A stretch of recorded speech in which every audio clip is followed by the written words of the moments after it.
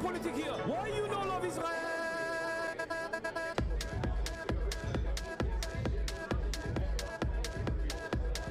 Oh, you hate it?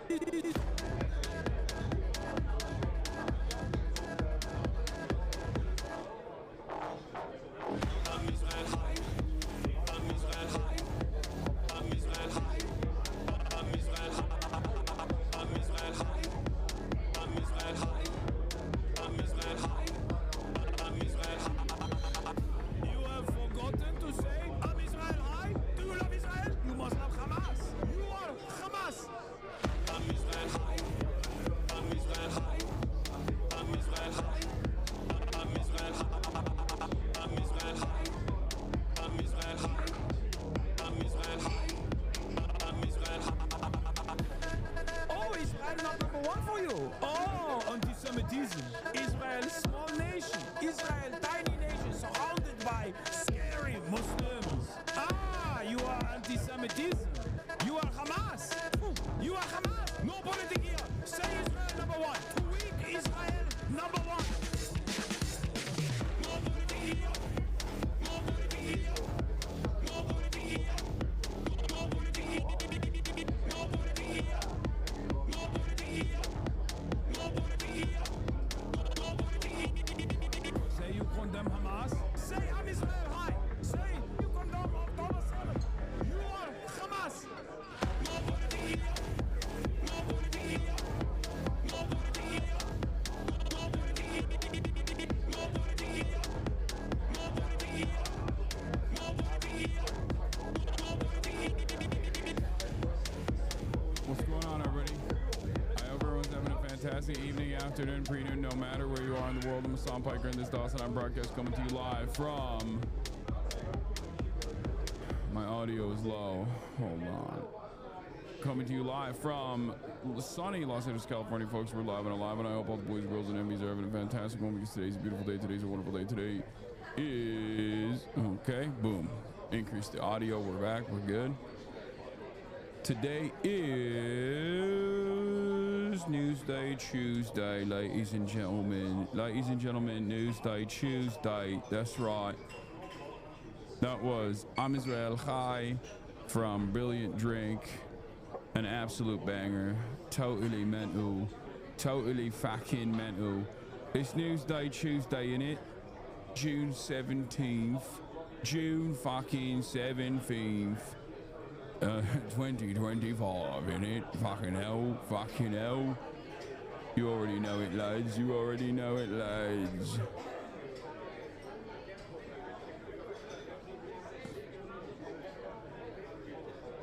Anyway, there's a lot happening in the world, obviously. But before we get to all the stuff that's unfolding around the world, all the chaos and disorder,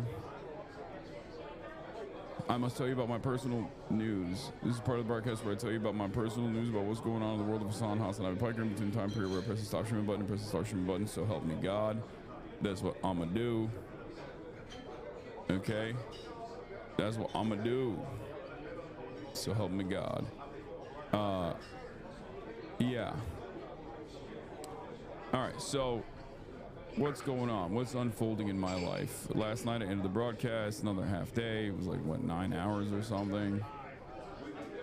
You know, light work, a little light work as always. Never a moment's rest. Never a moment of rest allowed. No moment of respite. Fit check, question mark? No fit check today. Anyway, what did I do? What did I do? I actually, ironically enough, someone just sent me this to be like, yo, teach your nephew, coach your nephew. But this is what I've been doing. I just go on TikTok and I watch nephew, Rizup, Kaide's sister, Sakura. And then I watch Extra Emily and Agent. That's what I watch. I watch Agent and Emily. And I watch am I a shipper? I'm a filthy shipper, dude. I'm such a filthy little shipper. It's disgusting. I am such a, it's like extra weird.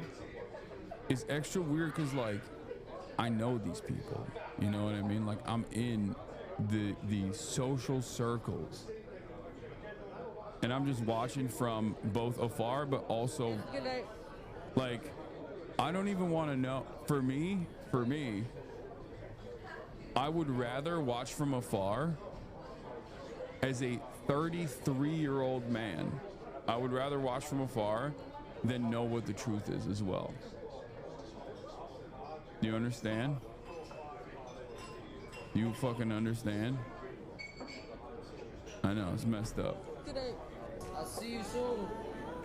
Oh yeah, I'll see you soon. Love you. Whoa. That was crazy. That was crazy. That's a crazy thing to say and do for the record. That's like, the fuck are we doing? Nephew, what are you doing?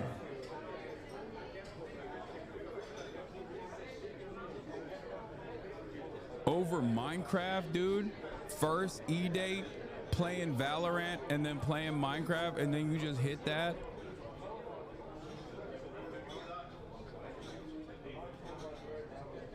Farming clips this generation. Yeah. It's funny because some of you guys also do that for me, but with like protest footage. Clip farming. That's what I need to do. I need to go to the protest and clip farm. You know what I mean? Let me see if I can find it. Someone was like, Unk is aura farming. It didn't help. At least in my experience. The mace and the tear gas, it adds a different flavor profile to the citrus Zin. Zin helps. W aura farm, W advice.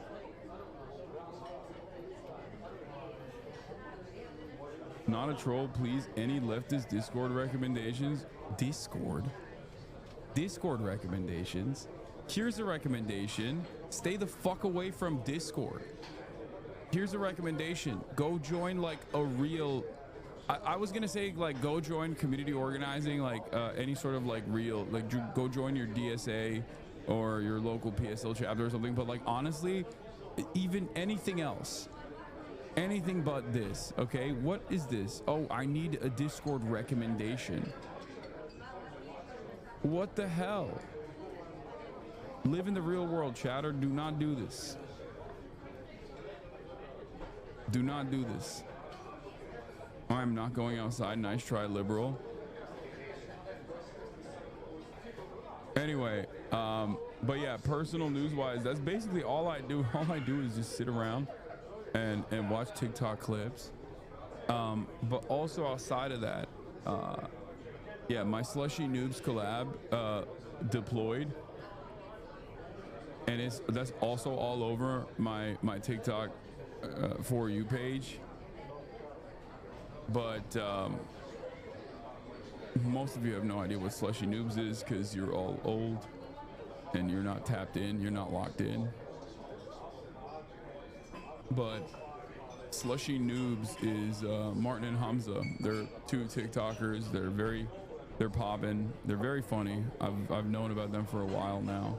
You might remember Martin from the incredibly precise autistic guy that chooses music clips that he used to do.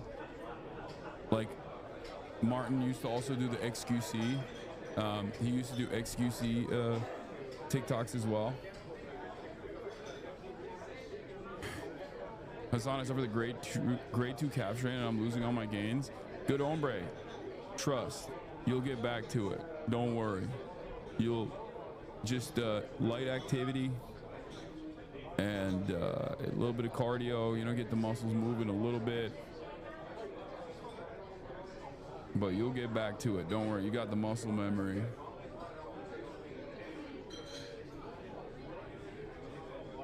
You liked my TikTok moments after ending the stream last week when it had under 1,000 views. You're kind of a TikTok demon. Yeah. So, where was I? Down 1K because Hassan isn't wearing a soccer shirt? No soccer shirt today. Okay. What was I saying? Oh, personal news wise, yeah, we finished with the fam. We finished Marie Antoine Carême, the show Carême, and it was pretty good. It's interesting that like Carême finds a way to always handle everything through cooking food. Espionage, everything is done through food. It was a fine show. It's a sex food show. If you like sex and you like food, or if you like French architecture, you will love Carême. It's very good. So other than that, woke up early this morning. I did actually take Kai to the park. I had an interview with Middle East Eye. I don't know when that will be released. I took Kai to the park after, and I also played a little bit of basketball. Like, I did a little bit of cardio. I did not actually like move my foot around too much, but I want to give a shout out to that one chatter who gave me the ankle brace brand, the German brand, because I got knee sleeves off of that brand as well, and I'm using both now, and I feel like it's pretty good. My leg is getting better every day. I crack a little Tylenol, okay, little paracetamol, little acetaminophen in the morning, and then I move the foot around a little bit, you know, and I keep that shit tight. Yeah, off the yerk. Play a little bit of ball, move it around a little bit. Gatekeeping the brand. Bauer Fiend is the name of the brand. Piker Broadcasting Service says Bauer Fiend. It's true. The name of the brand is Bauer Fiend. Ja, ist sehr gut. Ja, Bauer Fiend. Oh, ich möchte Bauer Fiend. Oh, ich liebe Bauer Fiend. Ich liebe Bauer Fiend. Ja, Bauer Fiend ist sehr gut. Means peasant enemy in German. Acetaminophen is not anti-inflammatory though. You should do ibuprofen or Naxprofen. I don't fucking know. It's fine.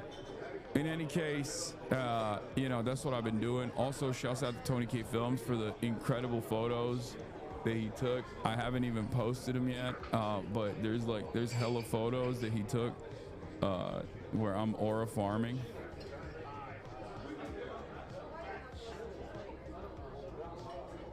I might just post them on my Twitter. Maybe post them on.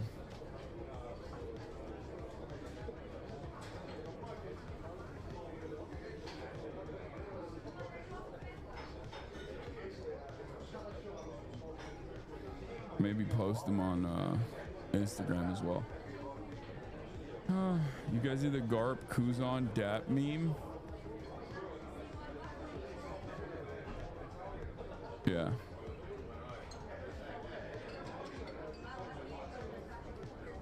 We did. Do you expect Cuomo to side with Lander or ICE? What do you think, dude? Uh-oh, GeForce Game Ready driver update available. I ain't downloading that.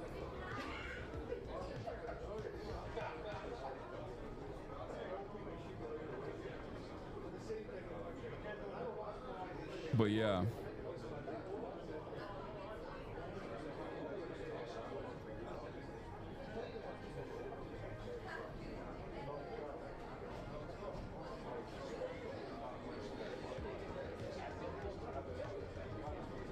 Hold on, I'm gonna post this.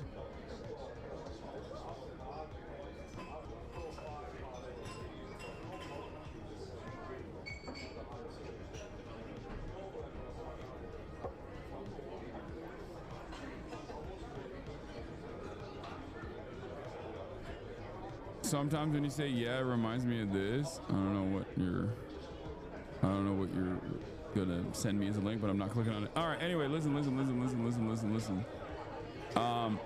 I thought we were doing Disco Elysium today. No, I'm not. That was never the case. All right, so yeah, that's all I got for personal news. All I got for personal news is that I played a little bit of ball. You know, I got my feet moving around. That's not a bad thing. And here we are. Here we freaking are. All right, let's get to it. There's so much happening in the world. Brad Lander cuffed by ICE. Trump keeps threatening Iran. I don't know if he actually will do it. Like, I don't know. This morning, last night after I ended the broadcast, I was thinking like, maybe it's just big talk. Maybe it's just big talk saying like America's gonna join, America's gonna join, right? But I don't know. I mean, I go back and forth. I go back and forth on it where I'm like, maybe this is just what is going on. He's just like doing the big talk movement. He's just not gonna do it. He's just saying he will.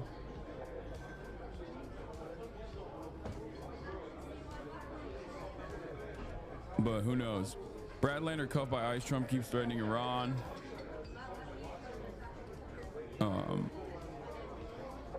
Israel's war is unpopular. Will this brick MAGA fucking taco law? I don't want to even entertain the taco shit when it comes to going to war with Iran and potentially kickstarting World War III.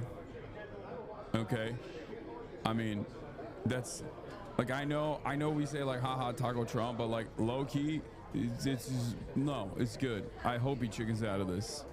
Okay, this is good for the entire planet.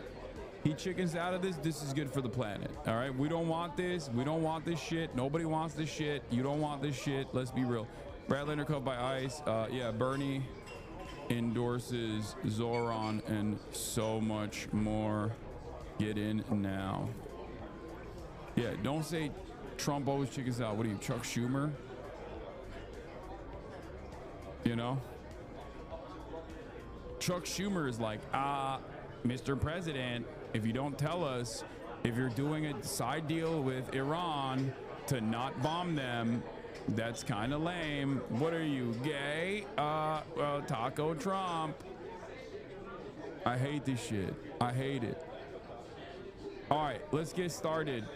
First and foremost, also, do we have the playlist? Why would Trump sending troops to Iran trigger World War III? I mean, listen, World War III is where battle lines are defined in one pole of the world, one plank of the world being China and the other one being America. Clearly, all of the Western liberal nations are on board with American dominance and the continuation of American dominance. They like it. They totally are on board with it. They want it. They also are very bloodthirsty. Shouts out to the fucking Germans, especially. Germans are baying for blood, it feels like. I would have never thought in my lifetime that I would see the Germans that post-World War II that like seemingly were pacified. They were like polite versions of the Nazis that they used to be. Turn around and start talking about in the lamest and nerdiest ways, like we must immediately go into war with Iran. Yeah, this is very important. This is the most important thing. Also, we hate that there are so many refugees in our country as a consequence of America's destabilization in the region. But also, we love the blood. We love the bloodshed. Am Israel Chai. Yeah. I love the bloodshed. I want the murder. I want the murders. We need the murders. We love it. We love it. I love being the liberal and doing the murders all over, yeah. Oh, meine Industrie.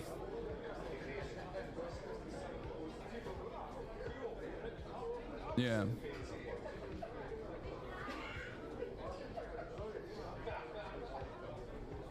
Friedrich Merz said Israel is doing the dirty work for the West in an interview today. No, I know. That's what I'm referencing.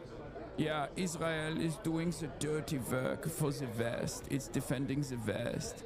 Yeah. It's crazy. It's like, bro, know your fucking place. Like, it hasn't even been 100 years since you did the fucking Holocaust, man. Why are you so excited to do Holocaust 2? I mean, you already are watching a Holocaust 2 unfold and you're defending it, but you also like directly want your hands to be bloodied.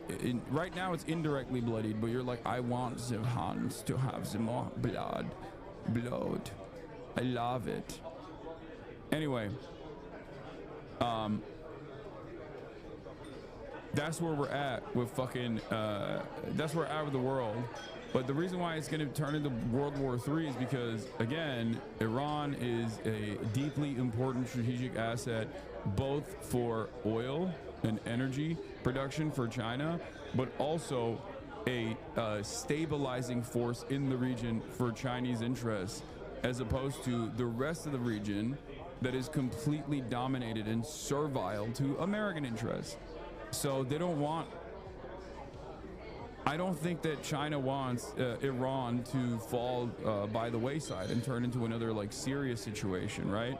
Because what happened to Syria and how Syria falling was consequential for Iran,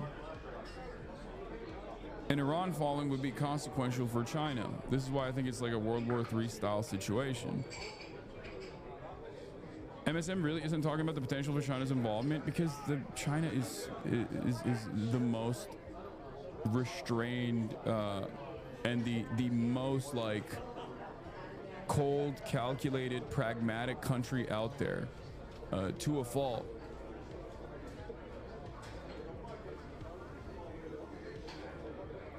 They got crazy weapons too.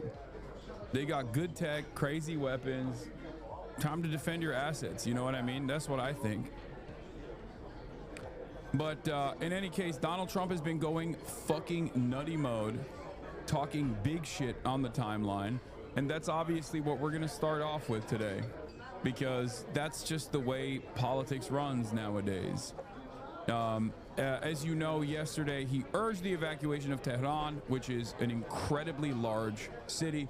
I believe it's like, by some estimates, people say like there's like 12 million people. Some people say even more. There's, in the greater metropolitan area, there's like at least 9 million people. You are not going to be able to evacuate 9 million, 15 million in the metro area. You're just not going to be able to do that. And people have been locked in. Some people have already started moving out of Tehran, and there's nowhere to really go. Because where are you supposed to go? They don't have gas. Israel hit the largest oil depot in Tehran already. So people are having a hard time getting gas, and people are having a hard time leaving the city to begin with. And Donald Trump is over here making threats like he's going to assassinate every single person, like they're just going to drop a nuke on Tehran or something. It's so psychotic. It's so insane. Like, Americans, we do not understand this feeling. We will never understand this feeling, because there is no force as powerful and as like, there's no force on the planet that can threaten us in the same exact way. Not even China cannot, at least right now, cannot threaten us in the exact same way, where they've like designed the entire rules of warfare and international rules and law and order to suit their purpose, and can strike and do genocidal things with impunity. Like, there's no comparison, which is why we can't comprehend what it's like to have like normal people have no say in what happens in their own lives. Something that Donald Trump might be saying simply because he thinks it gives him an upper hand in this negotiations process is ultimately so consequential for millions of people. It's terrifying.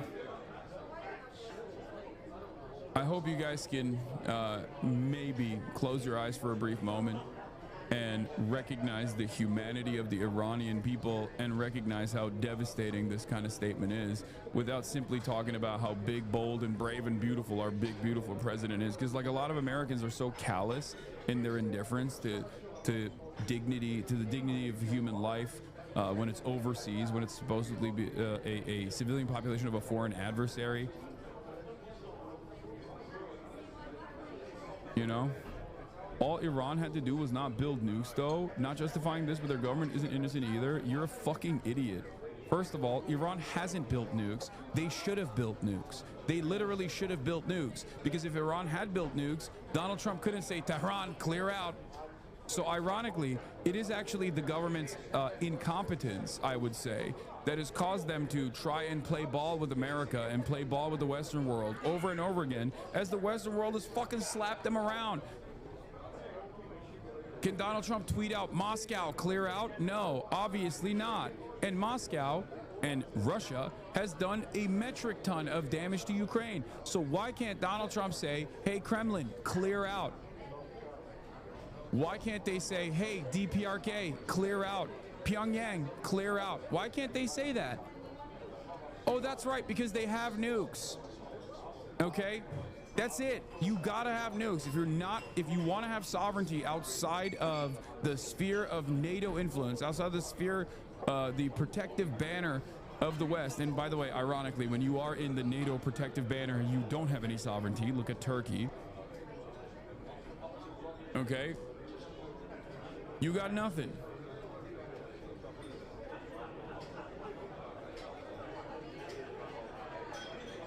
So yeah, it actually is an issue for Iran that they don't have nukes. They should have. They should have. If they did, the region would be more stable. Yeah, they have no nukes. They've been 3 years away for 35 years because they're not building them. Anyone who's buying this narrative is either politically illiterate or one of the new age conservative Zoomers too young to know the history. I know. Iran has been 3 seconds to midnight on the nuke stuff for the past 35 years, chatters.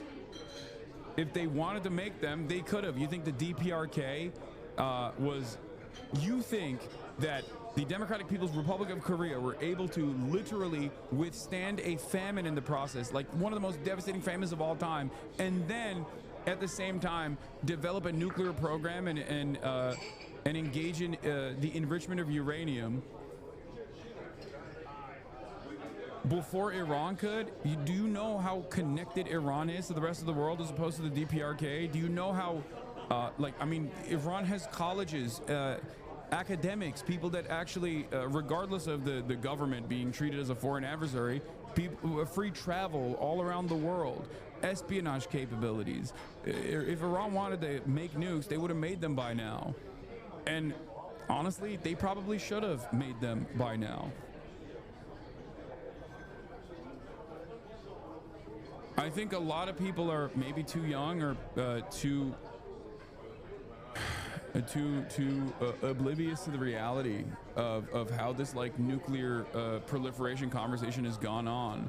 When a country, like, I mean, I joke, there's the Hasanabi doctrine, but it's a joke, but it's also real, okay?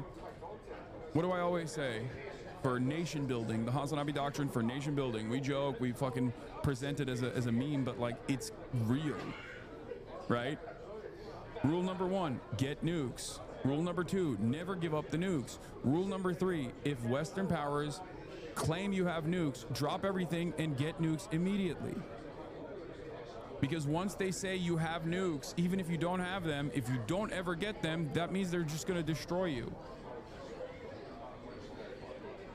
Ukraine is a great example of a country that gave up its nukes. Look at what's going on with Ukraine. Libya is a country that cast aside any sort of like ambition for nuclear proliferation, and America still claimed that they had nukes, and they didn't, and look at Libya now. Iraq, WMDs. Oh, they have yellow cake, enriched uranium, WMDs. We have to go in and we have to check it out. Iraq didn't have nukes. I say this as someone who is an advocate for denuclearization universally. I mean, nuclear power as an energy grid is fine. You guys have bullied me too much, and that's okay. I'm on board with nuclear power plants. But as far as like nuclear weapons goes, I'm anti-nuke. Okay, I think no one should have nukes. But as long as nuclear proliferation continues, and the West basically bullies every country that doesn't have nukes without any sort of scrutiny, without any sort of pushback whatsoever, you need nukes. All right, let's get to the State Department press briefing real quick. I believe it's starting soon, right?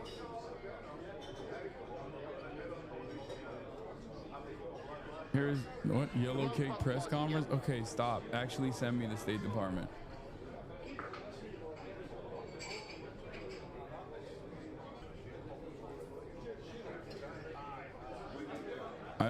I don't care about Jon Stewart's statement. Send me the link for the press department, please. Not have a nuclear weapon. Secretary of State Marco Rubio has also stated that fact as he has traveled the world working to implement President Trump's vision of peace and security. That statement has also been uttered from this podium many times. The fact that Iran cannot have a nuclear weapon is clear. As the White House reminds us, since taking office, President Trump has clearly stated no fewer than a dozen times that Iran cannot be allowed to have a nuclear weapon, for anyone who's unclear on that fact. President Trump has made the same pledge no Guys, fewer you don't than understand. 40 America first and being a peaceful dove actually meant doing the exact same thing that previous administrations have done, which is to go to war with Iran. America first actually means doing a decapitation strike on the supreme leader of Iran. America first actually means like violating any sort of isolationist principle that we might have actually run a campaign on. The task force is operating 24 hours a day. Over the past week, to help keep U.S. citizens informed, we have issued more than 30 security alerts to countries in the region and updated the travel advisories for Iraq and Israel. We remind U.S. citizens not to travel to Israel or Iraq and not to travel to Iran under any circumstances. We continue to monitor the complex and rapidly evolving situation on the ground as we continue to assess and address the needs of U.S. citizens.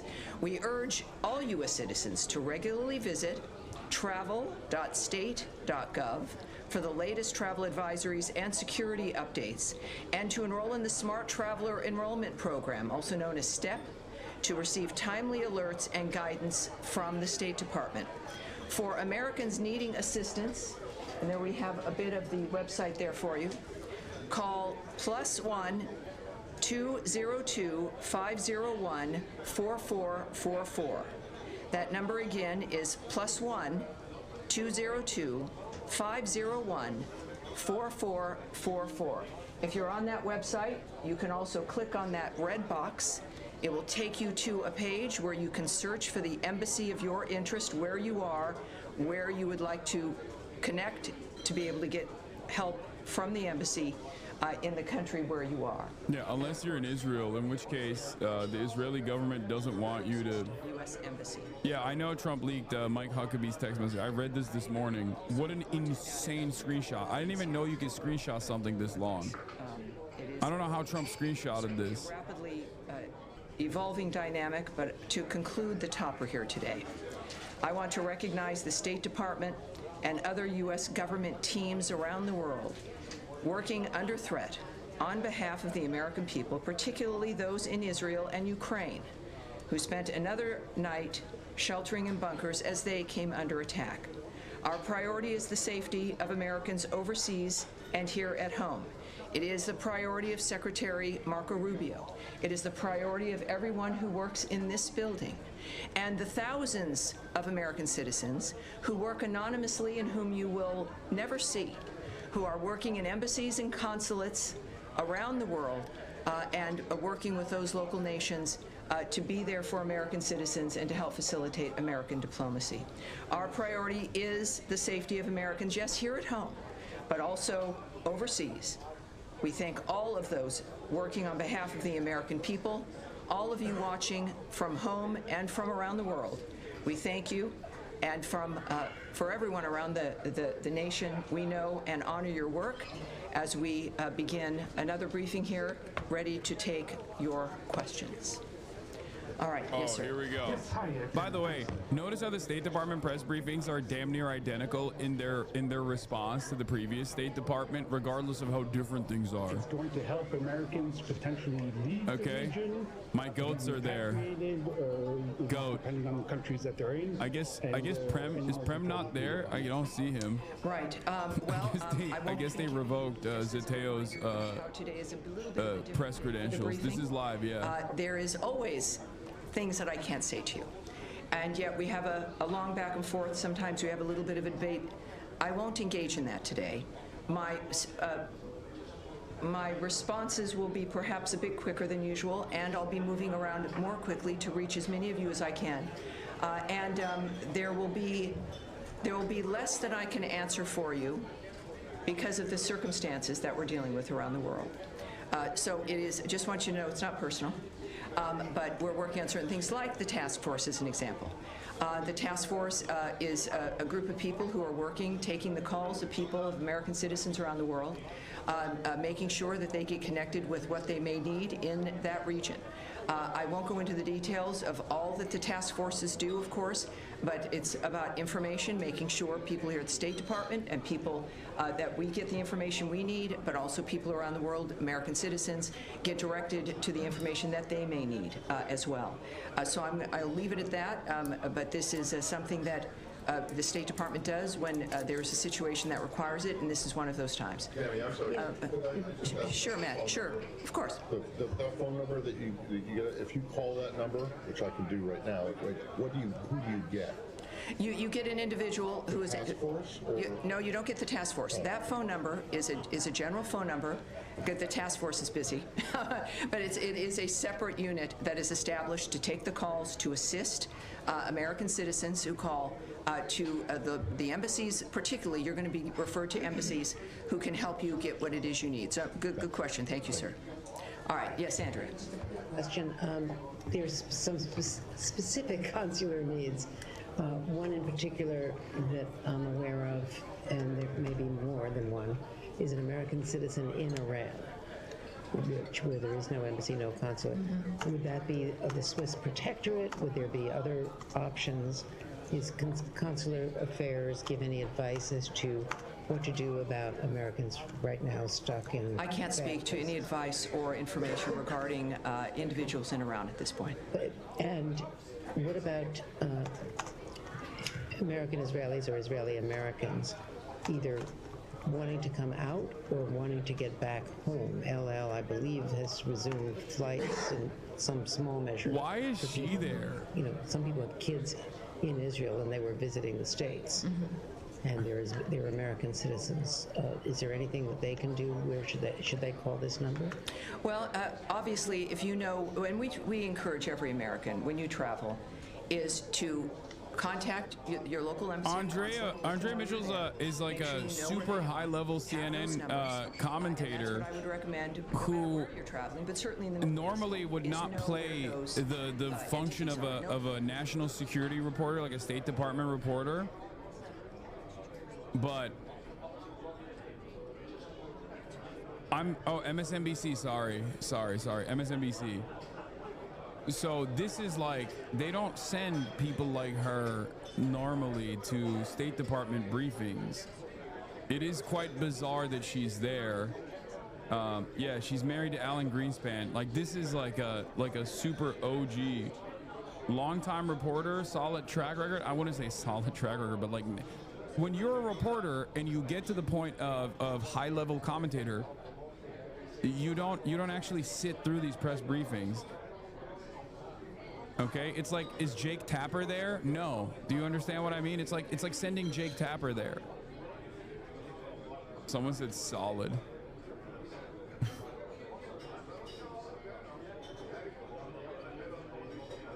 Oh, she stepped down from anchor chair on MSNBC and is now a correspondent for NBC. She got demoted? I'm certainly not going to characterize what President Trump says or tweets. Yeah, she's also, unsurprisingly, very pro-Israel. It's like sending Wolf Blitzer. Yeah. So like all these guys obviously at a certain point were, you know, loyal little soldiers in the media that did like their quote unquote journalism. They did their reporting only to get elevated to the highest status. The highest status in the media is like when you become like a New York Times op-ed writer, or when you become or when you basically become a commentator, like with your own show, with your name associated with it. To stop peacefully through diplomacy, that has been his commitment, and he wants these things, as he said about a number of situations, not for a month or 6 months, but durable ends to this nature of forever wars. And that has been his posture, and that's his posture now. Okay, I have an easier follow-up. Yes, ma'am. How many people... I'll take a hard one, too. I'd say. How many people so far have contacted U.S. missions in Israel or elsewhere, American citizens? I'm losing my mind. Stop asking about American citizens being allowed to leave Israel. Oh, my God. That is... Sure, it's relevant, but it's the least relevant part of this. Please ask about what the administration is planning to do. Please prod some questions. Why are tankers moving into the region? Why are there bombers in the region? Does Donald Trump need congressional authorization? We know the answer, but at least it's important to have it on the record. I know that our commitment is to the safety and security of Americans around the world. All right? Yes, sir. Yes, sir. Go ahead. Would the U.S. government like to see a regime change in Iran? First of all, I'm certainly not going to remotely address that. It would require me to speculate or speak on behalf of the president, which I will not do. What we've seen, though, is clear, is months and repeated statements that all he wants is a peaceful world. His activity and the nature of the action. Yes, the answer is yes. The answer is yes. Everybody knows this. Israel wants regime change. America wants regime change. They want it. The point is, will they try to get it by doing a decapitation strike? Who will they actually try to put in the position of power? Will a decapitation strike be successful? Okay. All right, I'm cutting this. This fucking briefing is so stupid. Okay. These press briefings are always bad. They are not designed to give you actual information. They're designed for the State Department to lie. And I just wanted to show you how the similarities are between like the previous one with, you know, Matt Miller, who now considers what Israel's doing as war crimes or whatever, as opposed to what is going on currently. Yap Miller. Trump's desire to handle the escalating conflict in the Middle East diplomatically is waning. Officials familiar with the ongoing discussions tell CNN Trump is growing increasingly warm to using U.S. military assets to strike Iranian nuclear facilities. This is basically the same fucking holding position, the holding pattern that we've been in. As I said yesterday, and I will keep repeating over and over again, the situation is basically identical to Iraq. Okay, it is identical to Iraq. We are we are at the precipice of a fake reason, fake justification, WMDs, fake pretext to go and wage war in an even larger country with an even more powerful military, in mountainous territory that is basically designed geographically to be like a natural castle, that will be incredibly costly in terms of human life and human casualties in Iran, first and foremost, and then also for American troops as well. This is Iraq War 2.0 coming from the guys who claim that they were anti-neocon, coming from the administration that successfully ran and won, positioning themselves as antagonistic to the Iraq War. But this time it's different. That's where we're at. Now, I don't know if they will continue along with this ambition or if they're just simply doing like the Trump madman doctrine, which has happened in the past as well, with like Qasem Soleimani's assassination, for example. Trump does something absolutely insane that under normal conditions would be considered a severe violation of another country's sovereignty, but then there is not much response from said country, this time Iran again, and then they get back to the bargaining table or whatever. And the only reason why this has worked so far is because of the unimaginable power that America has in the region, unimaginable power it has in terms of like doing damage to the civilian population, and the lack of appetite from countries like Iran to kill their whole fucking population, like throw their population in the field of fire under American munitions. That is the only thing that has stopped. Iran's restraint is the only thing that has stopped World War III from unfolding, and it's not because of the brilliant calculations of Donald Trump. It's almost identical to like the way that Kissinger operated, bullying all of these other smaller countries and just like brutalizing them over and over again, pummeling them, doing a fuck ton of war crimes in Asia, knowing full well that there was no retaliation that America would ever meet. The only major difference between what's unfolding right now and 2003, however, is that there is one, no 9/11 component. Two, we're living in the post anti-Iraq war meta, where Americans like recognize the war on terror as being overwhelmingly a failure, right? And on top of that, I would say that we have tremendous economic instability, which I think plays a role in Americans not feeling as patriotic, or the Western world in general not feeling as patriotic about their countries, like not feeling as though they are willing to go and serve in the military to like defend Western nations or whatever. It's like they can't pay rent. Why the fuck? Like most people, if you ask like Gen Z, they're like, oh, would you serve in the American military? Would you serve in the British military? And they're like, I'm not gonna die for someone else's wars. Like, why would I do that? I can't even pay fucking rent. And on top of that, there's tremendous enmity towards Israel. There's tremendous anger and resentment towards Israel in the public's eye. Politicians are united on defending Israel, but the American population even is not so united. It's one of the most common metas right now is like, I'm not dying for Israel. I'm not dying for Israel. That's like the rallying call of an entire generation. So when you look at that, when you look at the situation with deep economic volatility, deep uncertainties about people's futures, anger and resentment, and try to slap on a additional war that is even more costly than the previous wars that America is engaged in that are deeply unpopular, I don't know if Americans will be on board with this. I feel like this could potentially destabilize the entire Western world if implemented. Maybe I'm wrong. Maybe America will find a way to fucking nip this in the bud and have this like full-throated pro-war propaganda that they've been pummeling, that they've been pumping out on every outlet right now. They've been doing that. They've been doing that nonstop. If you notice, like CNN and New York Times is damn near identical with the way that you hear commentary from Fox News on this stuff. There are very few outspoken anti-war people out there. You got some crazies on the right. Some of the most like crazy MAGA people are coming out against it. But then also you got like the AOCs and the Thomas Massey and the Republican Party and the Bernie Sanderses of the Democrats that are coming out against it. But overall, Democrats and Republicans, especially at the highest levels of the party, are fully on board with escalating this conflict and moving in to Iran. You are genuinely stupid if you think the whole world will end because you acting like it's the combined 7-hour invasion of Earth, which was worse. You act like you're the leftist tough guy. You would not last a single second in City 17 and nobody is crazy except the people you hired to ban for you.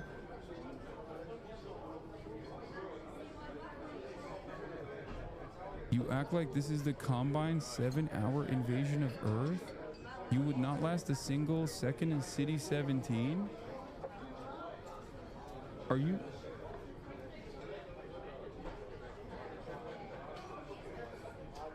Do you think Half-Life 2 is real life?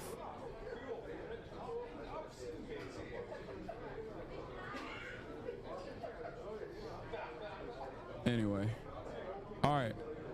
But yeah, let's get back to it. President Trump urges evacuation of Tehran as the Iran-Israel conflict deepens. Again, with Israel stepping up its bombing of Iran and a blunt new warning from President Trump, all while Iran continues to just fire back. Iranian missiles hit an Israeli city this morning after Israel's warplanes attacked targets in Iran's capital, including its state-run broadcaster. More Iranians are fleeing their homes. Take a look at these pictures of the cars just leaving in droves. Trump is urging them to go with an online post saying everyone should immediately evacuate. Deborah Pata is in Tel Aviv. Deborah, the situation certainly seems to be... Ken Leakenstein with new reporting coming out fresh off the presses. Trump has secretly greenlit regime change in Iran. Worst kept secret of all time, by the way. Israel wants regime change. The U.S. is fine with that, sources say. Donald Trump is lying almost about everything regarding Israel and Iran. Trump knew what Israel was going to attack Iran, knew the basic outlines of the strategy, and implicitly gave the U.S. okay. Trump also quietly and enthusiastically embraces Israel's unstated goal of regime change. Two high-level U.S. officials involved in the internal discussions tell me. Trump hasn't officially approved anything, hasn't committed anything to paper, and hasn't signed off on any specific act. But in the dance of phone calls and back channel messages and things said and not said, the two countries found agreement. Trump has given Israel the green light by not saying no. They're calling it the yellow card or the yellow light. They're saying it's not a green light, it's not a red light, it's a yellow light, which means basically functionally whatever Israel wants to do, you can do. We're not going to say no. This is the world of statecraft at the highest level where leaders say one thing and do another. This is not for... Yes, sirens in Jordan. I know.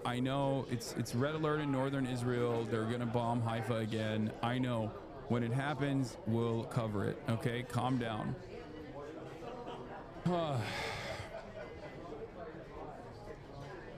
This is not only for deniability's sake or to intentionally mislead. This is not only for deniability's sake or to intentionally mislead the public. It's just the way the world. Way of the world that includes a set of rules and workarounds that allow leaders to never be frank. There are massive risks involved in Israel's campaign and in America's implicit support, but in the ways of national security, we just don't get to discuss them. It all started during the Biden administration. The two knowledgeable insiders tell me when Israel first pitched America on the campaign playing out now, fearing escalation and things spinning out of control, fearing the United States getting dragged in, fearing Iranian civilian deaths, Biden vetoed Israel's plan that is under the table and off the record in the shadow world of deniable diplomacy. Washington's lack of assent meant that direct action to operate outside the context of Hamas were off the table. Instead, Israel in 2024 carried out a spate of assassinations of extremely high-level adversaries. First, Israel killed Hamas leader Ismail Haniyeh in Tehran. Then they bombed an Iranian embassy building in Damascus, killing high-ranking Iranian generals. For the record, all of these things that happened under the watchful gaze of the Biden administration was directly a violation of numerous red lines, and it was reliant on a hopeful Iranian restraint that actually did exist, restraint paired up with Iranian naivete, I would say. And the Biden veto wasn't necessarily a veto in terms of like, oh, too many fucking civilians are going to die, as Ken is reporting here from these official sources, anonymous sources, but it's more so now is not the right time. Now that actually the axis of resistance has been entirely gutted, and there is very few striking capabilities that can come from all of the fronts, with the exception of Yemen, basically. Now that Syria is toppled and Hezbollah is decapitated, and even like all of the IRGC troop positions in Iraq have been compromised, it is much more difficult for Iran to create an air of deterrence and restraint around Israel. Okay? Now is a better opportunity for Israel to strike Iran, which is why they're doing it, which is why they're doing it right now, as opposed to under the Biden administration. Nobody expected these operations to be as successful as they were, which emboldened Israel. On April 1st, 2024, Iran attacked Israel in a massive and unprecedented missile and drone strike. Quietly, the U.S. military helped defend its #1 ally. The Arab states looked the other way. The Iranian attack was largely thwarted, which sources tell me came as a surprise to the U.S. government and further emboldened Israel. Even so, Joe Biden didn't want a broader war and the risk it entails, so we kicked the can down the road to Donald Trump. None of this, of course, began in 2024. Iran and Israel have engaged in a tit-for-tat shadow war for years, with Iran arming Hamas and other Israeli adversaries. This culminated in Hamas' October 7 attack, a traumatic event that could not have taken place without Iran's long-standing support and funding. That shadow war is what's at the background of all of this. Not Iran's nuclear capabilities, the hobby horse of a Washington unwilling to deal with the reality of decades-long war, and the absence of our own policy for finding peace with Iran. Yes, the Iranian administration, the Iranian government, whether they were secular or fundamentalists, it does not matter. As long as the Iranian government is outside of the sphere of American and Israeli control, they will always be a threat. And the American government will always find a way to say, these guys are our adversaries, they're terrorists, they're bad, they're wrong. It fucking doesn't matter. Because the ultimate goal here is the destabilization of Iran and exchanging leadership of Iran away from an administration that won't play ball with America or is not a willing participant in America's grand design for the region, to one that is directly controlled as a puppet state in the hands of the United States of America. That is the ultimate goal here, and the WMDs is basically the same. The nukes are the fucking repackaged WMD shit.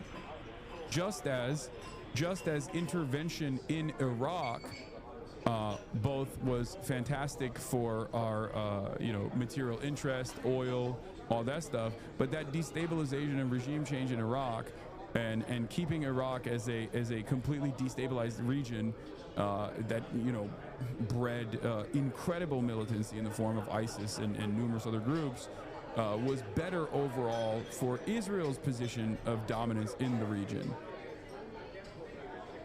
It is not an accident that every single country that is not firmly within the sphere of American and Israeli control and influence has been thwarted, okay?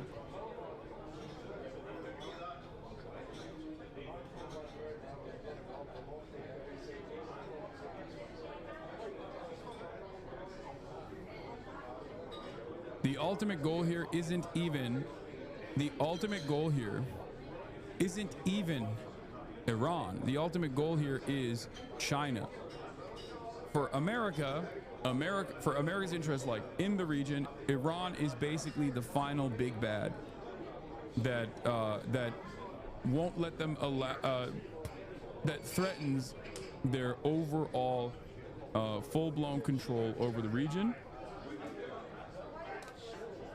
But the real reason why they want to completely control the region is because they want to have complete control. They want to have complete control over the energy production, or at least almost complete control over the energy production, and use that as a incredibly powerful weapon against China. Okay?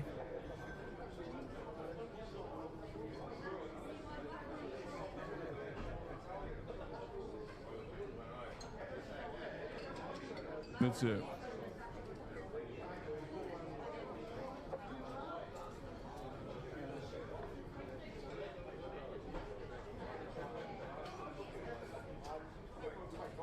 The president made it clear that Iran cannot have uranium enrichment, Vice President Vance said today. And he said repeatedly that this would happen one of two ways, the easy way or the other way. This is about the Strait of Hormuz, right? They could theoretically block it for a country like China. Yes, the Strait of Hormuz, where the overwhelming majority of oil tankers pass through. It is where the economic engine of the planet, the fuel supply of the entire planet basically goes through. And it's not just the Strait of Hormuz, it also is just like oil production in general. If you destabilize Iran, or put a puppet leadership in charge of Iran and turn Iran into like Egypt, for example, a servile state, then all of a sudden, a ginormous country that is aligned with China goes away. It's no longer a threat. You have complete control over the region. You have complete control over all of the oil that comes out of the region, and you can just shut it off. You can shut it off from going to China. Couldn't China just get oil from Venezuela? Additional complications, much further away, not as easily refined as like Saudi oil even. And ultimately, it's like that's the other reason why America wants to also destroy Venezuela as well. Goat questioner at the moment. Who isn't, no matter what the dynamic. The IDF has said a particular incident is under review, and that is helpful. And we'll see what their review comes up with. In the meantime, I think it is important also when it comes to the nature of the efforts to get aid and food to the Gazans. We now can report that the Gaza Humanitarian Foundation now is working at 4 distribution sites and has distributed nearly 26 million meals to date. So it is again a conversation. Matt Miller responds. Matt Miller ass responds, bro. Straight up. Anyway, getting back to this. In reality, while the negotiations commenced in secret chambers involving just a handful of principal officials, Trump and his closest advisors talked about Israel's long-standing plan. A hint of these discussions appeared this past weekend when Trump told the Wall Street Journal that his team had foreknowledge of Israel's plans.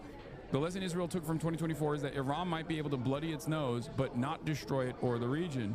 Not now, anyway. Israel also assesses that its many attacks on Iran's proxies, the emergence of a new Syrian regime, the failure of nuclear talks, and of course its precise intelligence on Iran's leadership makes this the best moment to act. We now have complete and total control of the skies over Iran, Trump blurted out today. His use of the word we tell that he is fully behind Israel. It will take a while for the military and the bureaucracy and of course Congress to catch up. The news media will be filled with stories about the contradictions of this and that, about how close Iran was or wasn't acquiring a nuclear weapon, about World War III, and how toppling the Iranian regime is just the next Iraq or Libya, right up until it happens, whatever it will be. Everyone should evacuate to Iran, Trump said on Monday. President Trump has been unusually tight-lipped about Israel's military campaign. Asked Monday about the possibility of regime change, the normally loquacious Trump said simply, I want to see no nuclear weapon in Iran, and we're well on our way to making sure that happens. Pressed further at the G7 before the president walked out about what he knew, he answered totally out of character that he didn't want to talk about that. Israel has not yet officially said that its goal is regime change. I mean, they have. They have. That's part of the game as well, but with much of Iran's military leadership eliminated in a lightning-fast series of strikes Friday, Israel's objectives clearly extend beyond just halting their nuclear program. According to the IDF, as of yesterday, Israel struck more than 865 targets, really aim points at targets, not targets themselves. The IDF says 20-plus senior military commanders have been eliminated. Israel's also attacking Iranian missile launchers, and it says it has already eliminated 120, a third of Iran's force. Aware of Israel's desire to mount a stronger attack, Trump publicly said he wanted 60 days to negotiate with Iran. I had 60 days, and they had 60 days, and on the 61st day, I said, we don't have a deal.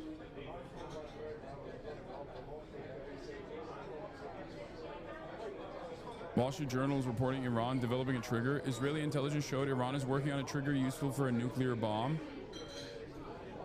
I mean, this could be real. It could be totally fake, phony Israeli propaganda. The problem right now is that as events are unfolding, most of the information that you see, especially from mainstream media, especially from Israeli outlets, are going to be bullshit. Okay? This is a funny headline. We can take Trump's word for his word, U.S. State Department says. Back at the U.S. State Department briefing, spokesperson Tammy Bruce is asked about Trump's comments that he wants a real end to the Iran-Israel conflict. We can take Trump's word for his word, Bruce says, but I'm not going to speculate in a larger sense on what that would mean. That is up to the president. He's the singular guiding hand about what will be occurring from this point forward. Anyway, I'm telling you, this is I think this has been the plan for a lot longer. There's only two options out of this. Either it's the Trump madman theory, which is how much appetite Iran has for retaliation and how much punishment Iran will dish out to American assets in the region, to Israel in general. And that calculation is what causes America to either go in full blown or to, I guess, simply use this as a threat against Iran and the Iranian population to, I don't know, ultimately get them to a further weakened position where they can be easily thwarted. I do think that no matter what happens, maybe I'm wrong, but I think that no matter what happens, like the goal here is military, a decapitation strike and violent regime change. That's what I think. I might be wrong. I hope I'm wrong, but I do think that the goal is to ultimately destabilize Iran and then inevitably down the line develop new leadership, create new leadership that is servile to American interests in the region. Has this not been the entire plan for a project for a new American century, which was Dick Cheney's think tank that spearheaded the Iraq invasion? Yes, some version of this exact plan has been swirling around in American right-wing NatSec think tanks in perpetuity. I mean, it's happened so many times at this point that I don't know how people don't recognize it when it's unfolding. Libya, Syria, Iraq. It's always the same method. It's not like they switch it around, okay?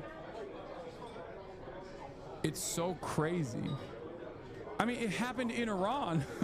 Like, it's not, this is particularly strange because it fucking happened in Iran already, okay? This is not the first time. It happened in Iran to a certain degree twice.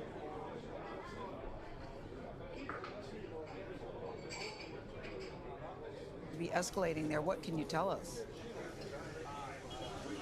Escalating indeed, and a very good morning, Gail. Israel has expanded its aerial assaults on Iran, not only striking nuclear facilities and assassinating senior military leaders, now targeting the regime-controlled media.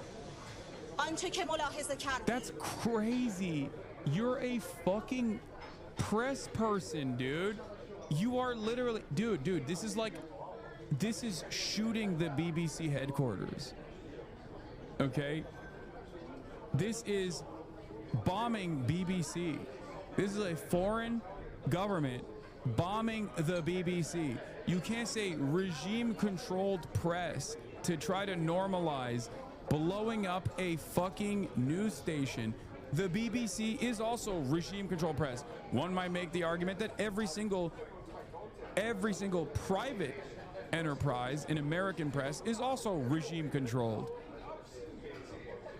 That is so twisted. Israeli forces have broadened their tactics. Last night, striking Iranian state television during a live broadcast. Thousands of Iranians have been trying to evacuate major cities since Israel launched its surprise attack last week. This dashcam video in the city of Isfahan caught an explosion on camera as the passengers were trying to flee over the weekend. The human cost of the war is escalating on both sides. Over 200 in Iran and at least 24 in Israel. This morning, Israel's air defense system fought off a barrage of at least 30 missiles from Iran. Most were intercepted, but some hit the affluent area of Herzliya just outside Tel Aviv. In the city of Petah Tikva, this is the moment an Iranian missile slammed into an apartment block, killing 4 people. Israeli-American Lihi Greiner was with her husband and 3 children. Hasan, you're a liar. You claim that only the LA Persians are against the Iranian regime, but you know that's not true. 70 to 80% of all Iranians hate the current regime and want it gone. Stop spreading lies. I never said the Iranian regime is popular, okay, in Iran or elsewhere. I'm simply stating, once again, that outside military intervention is not a celebrated act unless you are a complete fucking sociopath. Shut the fuck up. Get your stupid ass Hasbara out of here. Do you know how many people I know personally that have family members who are against the Islamic Republic and are now collectively saying, okay, well, there's a far greater evil here. American and Israeli intervention, military intervention. No one who is living under the rocket fire is going to go, well, at least this rocket fire is for a higher purpose. I know I'm gonna die. I know my home is exploded, but at least it's for a higher purpose. We will be able to dismantle the Ayatollah's treacherous nature. It's idiotic.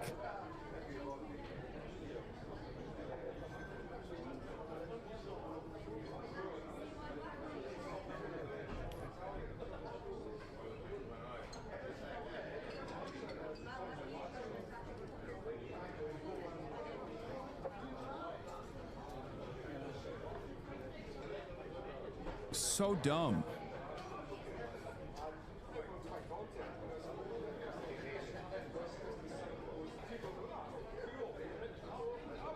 New report from the Center of Media Monitoring, a year-long analysis of BBC's coverage of Israel's war in Gaza reveals a pattern of bias, double standards, and silencing of Palestinian voices. Despite 30x more Palestinian deaths, Israeli fatalities received 33 times more coverage per month.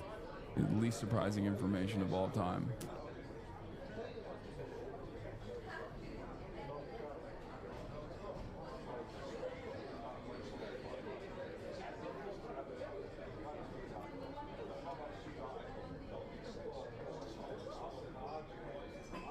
Anyway, let's continue. Hiding in their safe room at the time. It was the biggest boom ever. Even our safe room was shaking. Shattered glass was strewn across her apartment. Because we are not IRI. It's good if Israel hits Iran, because then it's gonna diminish the power of IRI. We are not them.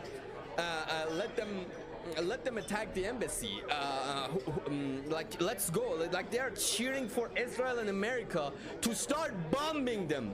How much of a cuckold you have to be like, oh, please, America, bomb us.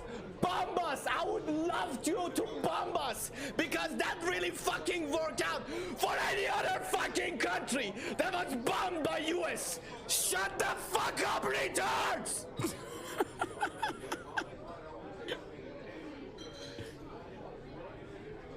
No, you guys don't understand. This guy is clearly an asset. He doesn't know what he's saying. No, I have it on good authority that every Persian in Tehran is saying, please bomb us, please. I am Iranian, I am Persian, please bomb us.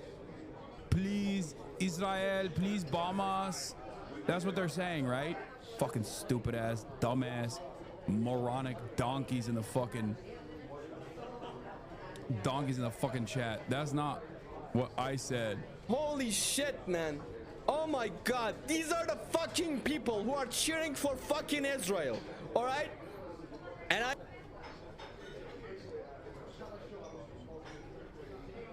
That's not what I said. Yeah, no, you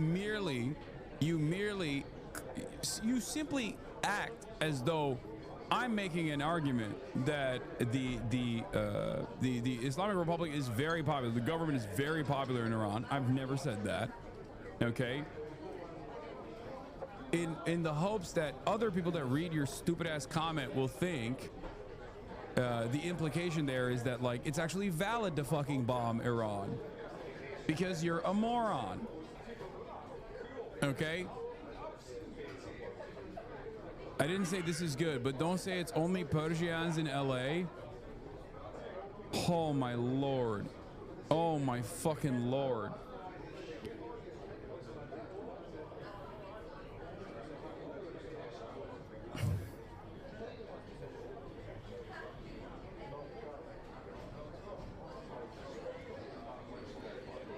Is that chatter even Iranian? Probably. Do you like what Israel is doing to Iran? Do you like it? Do you think it's good? Do you think it's valid? If you don't like the current administration, don't you feel like Israel bombing Iran only hardens, only puts people in a desperate situation where the administration, the current administration, the existing administration, and support for it hardens? Because all of a sudden there's a much larger problem. Don't you feel like this is consistent all around the world when a much larger superpower or regional power comes in and decides to engage in military action?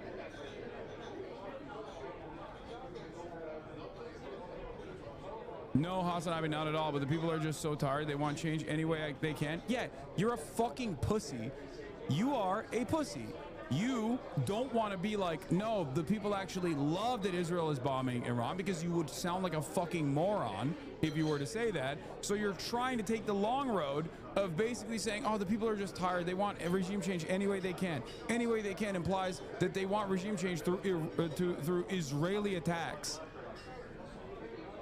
Okay? Shut the fuck up. Just say it with your goddamn chest. Say it. Perhaps you also recognize how stupid that sounds, which is why you're not saying it, which is why you get really butthurt when I fucking call you out.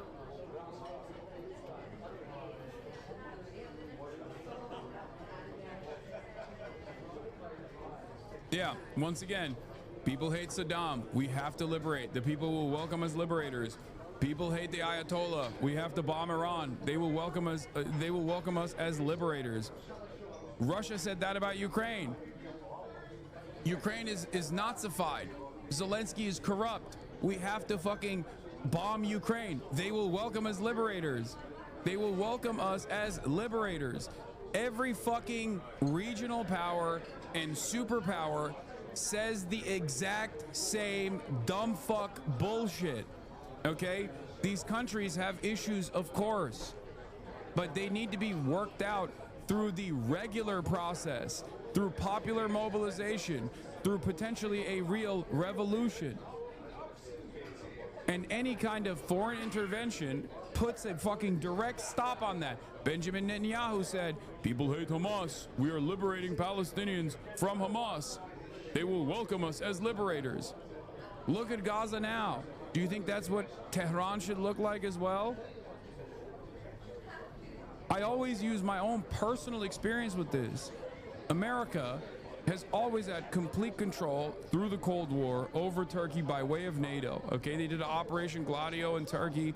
They have complete control over Turkey. Okay, Turkey has American nukes in American military bases inside of its national boundaries. But as soon as Erdogan stepped a little bit out of line, they tried to fucking do a coup d'etat. What happened? Every single person that despised Erdogan recognized that it was far worse if the American coup that literally killed Turkish civilians, by the way, utilizing Turkish military as a fucking parallel state that America had designed in the country, was far less popular of an outcome than Erdogan continuing to be the leader. Erdogan developed so much popularity that he was able to actually, one, implement martial law in the country for an extended period of time, claim that every single one of his political opposition and his enemies are actually Fethullah Gulen, a CIA asset, the one that America used, the cleric that used to live in the fucking Poconos before he died. Some of them were literally Fethullah assets, but a lot of people weren't. They just simply claimed, oh, you're Fethullah Gulen, you're a Gulenist, and arrest all opposition. And then also on top of that, he was able to put together a referendum to change the fucking constitution of the country from a parliamentary structure to a presidential one, basically solidifying his permanent power. Unnecessary turkey tangent. It's not unnecessary, you dumb fuck. The reason why I'm talking about this is because it's identical. It's always the same. I fucking despise Erdogan. But foreign intervention, especially American foreign intervention, unironically causes people's positions to fucking harden behind the only entity that is at a defensive posture. Do you understand? So if you want real democratic regime change in Iran, then fucking tell America to stay the fuck out of Iran. That is the only way.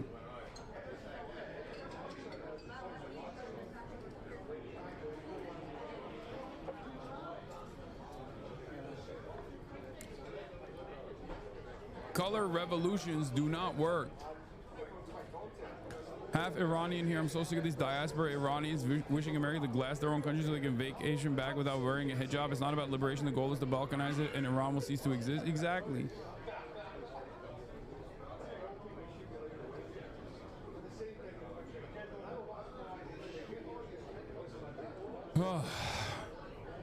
How frustrating. Regime change was not the primary goal. What? Have issues. They murder women for not dressing correctly, you libtard. America has issues. Iran is fucked. Regime change was not the primary goal. The primary goal was removing their ability to create nukes. Why are you framing it like this was the reason for the initial strike? Because regime change is the ultimate goal, you dumb fuck. And it's not even just regime change. It's to get Iran to fucking play ball with American interests. It's to turn Iran. If the Islamic Republic was as servile to the interests of America and as subservient as like the Gulf states were, perhaps these kinds of issues would not be happening. They could be fucking literally chopping hands or killing women for not wearing a hijab all day, every day, and America would never even fucking bat an eye at that. There's evidence for this already. There are other Gulf states where they do a fuck ton of horrifying violence to political dissidents, and America never fucking, never ever criticized them. I wonder why. This has nothing to do with like the repressive structures of domestic governance of fundamentalist countries, you fucking moron.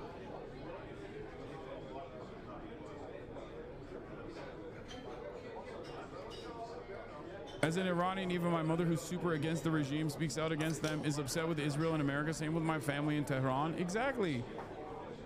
Of course. The current Islamic Republic was literally designed as a direct consequence of the anger and popular mobilization that took place because of the previous coup that took place with American intervention. They put the Shah in charge. He was fucking ruthless. He was a ruthless monarch and an autocrat, and he was destroying the population. And it was so frustrating that there was popular mobilization against it, and the only guys that were seen as like the uncorruptible anti-Western forces were ironically the what became the Ayatollah, okay? The Islamist forces. You think Iranians don't fucking recognize that? Anyway, I don't even know why I'm responding to this guy. He doesn't know anything. Regime change is not the primary goal. Yeah, okay, dude. Oops, that just seemingly happened.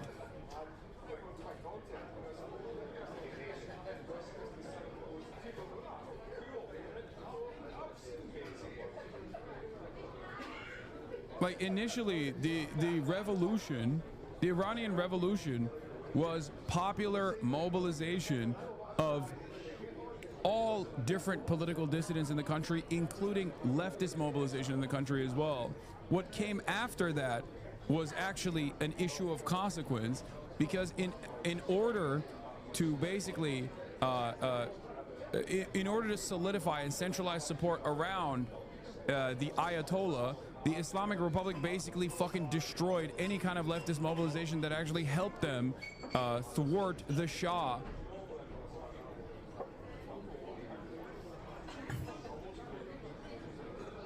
They turned around and implemented similar brutal policies, similar policies of brutality towards their own fucking allies that helped them, fucking win power. That's where a lot of this resentment and frustration towards the current regime comes from inside of Iran.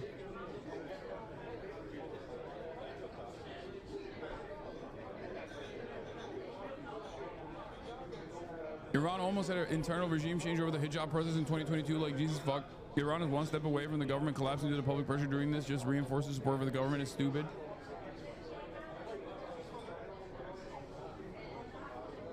The Ayatollah was propped up too, though. There was real communist mobilization during the revolution, and the Ayatollah used them and then executed all of them. My aunt was a member and got away from the raids that rounded up the commies. Yeah.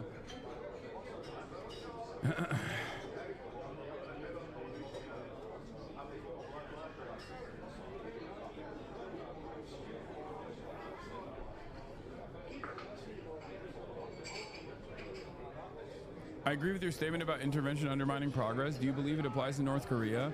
I would go so far as to say that the current North Korean government takes advantage of the economic strangulation that the country experiences and keeps the country and its information as limited as possible in order to maintain its power. So yes, it would make it quite difficult to maintain a stranglehold on the population in the way that like the Kim dynasty has if they had complete connection to the outside world. I don't like Israel at all. They're committing a genocide, but you don't do enough to call out the Iranian regime, Hassan. You make them seem like the good guys a lot of time when they're not. They fund terrorist groups and kill their own people like it's nothing. They've been stealing money, destroying the country, then sending embezzled money to the US and Canada for their kids living there. Their only goal is to oppress their own people and steal as much as possible. Oh. Brother, I don't know why we're playing this song and dance, okay? I don't know why. If you want to criticize the Islamic Republic, the largest criticism should be that they've been unimaginably restrained in an effort not to incur severe penalties for the Iranian civilian population. Remove the fatwa for developing a nuclear weapon now. Okay? Yeah. Do you think carpet bombing Tehran will actually solve this equation, will solve this problem? Because if the answer is no, then there is no reason for us to have this back and forth.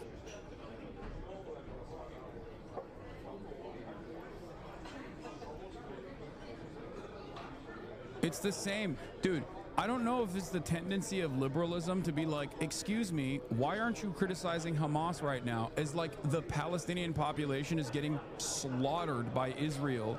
It takes liberals 7 to 8 months of total societal collapse and annihilation to finally recognize, yeah, maybe actually I shouldn't be criticizing Hamas here, and maybe Israel is the larger evil here, the greater evil here. Maybe I shouldn't be criticizing the Islamic Republic in this moment, you know? Maybe America and Israel are far more consequential and far worse for the Iranian population right now. Like, do you have to watch people from your country get fucking slaughtered? How many people do you have to see die before you go, okay, maybe Israel is worse, my bad?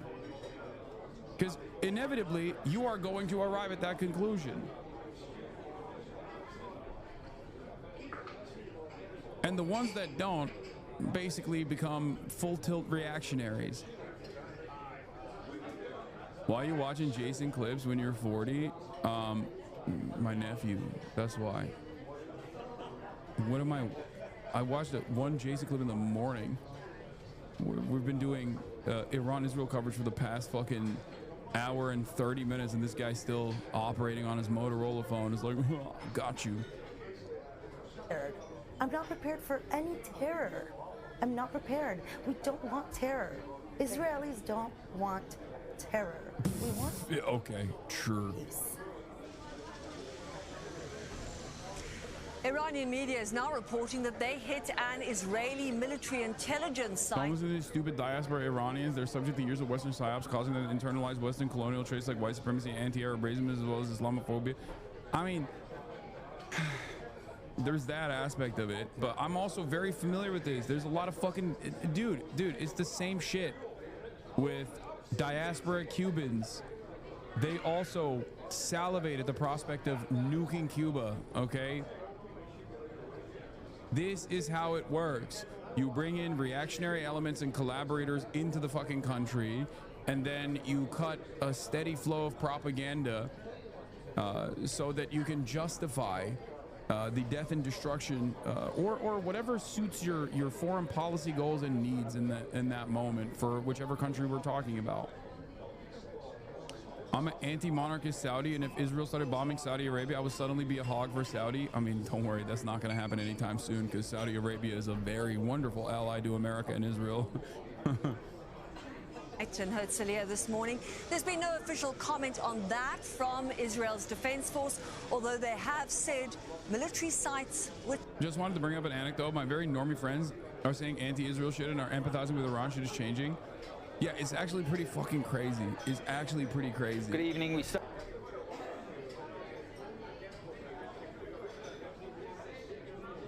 Like, I thought that right now everyone would be salivating at the prospect of nuking Tehran, you know? Under, like, if you were to tell me pre-2023, if you were to tell me there would be a moment where I would see a shit ton of people actively celebrating Iran striking Tel Aviv, the LGBT movement, the Let's Go Bomb Tel Aviv movement, I'd be like, you're an insane person. You're a madman. What do you mean? What the fuck are you talking about? It's like a Luigi Mangione style change of attitude, you know? It's crazy. It's crazy to see. It's crazy to watch unfold.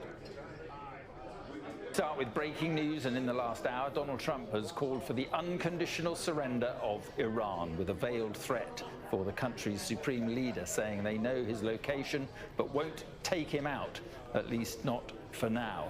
The president is convening his National Security Council after telling reporters he's looking for better than a ceasefire and wants a real end to the conflict between Iran and Israel. Looking at better than ceasefire. We're not looking for a ceasefire. I didn't say I was looking for a ceasefire. That was Emmanuel. Nice guy. See, he did the same thing. He did the same meme I did last night when you guys were like, Macron is saying that Trump is looking for a ceasefire. I was like, Macron who? Who's Macron? Macaron? Is that what you mean? That's a delicious pastry. I love it. The cookie, I love it. Macaroni? Macaroni and cheese? Mac and cheese? See?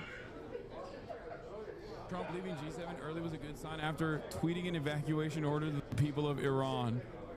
Macron has said that Trump's early departure from the G7 summit in Canada is positive, given the objective to get a ceasefire.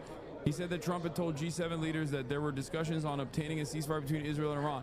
Trump literally refused to sign a de-escalation agreement at the G7. What the fuck is this little man talking about, bro? Macron is so desperate to be at the table. It's so funny. Get out of here. But he doesn't get it right too often. But we're not looking. We're looking for better than a ceasefire. That's just what you're looking to get into this more. You're not going to involve the U.S. in this conflict. Trump called him a publicity seeker. Publicity-seeking President Emmanuel Macron of France mistakenly said that I left the G7 summit in Canada to go back to D.C. to work on a ceasefire between Israel and Iran. Wrong! He has no idea why I'm on my way to Washington. But it certainly has nothing to do with a ceasefire, much bigger than that. Whether purposefully or not, Emmanuel always gets it wrong. Stay tuned.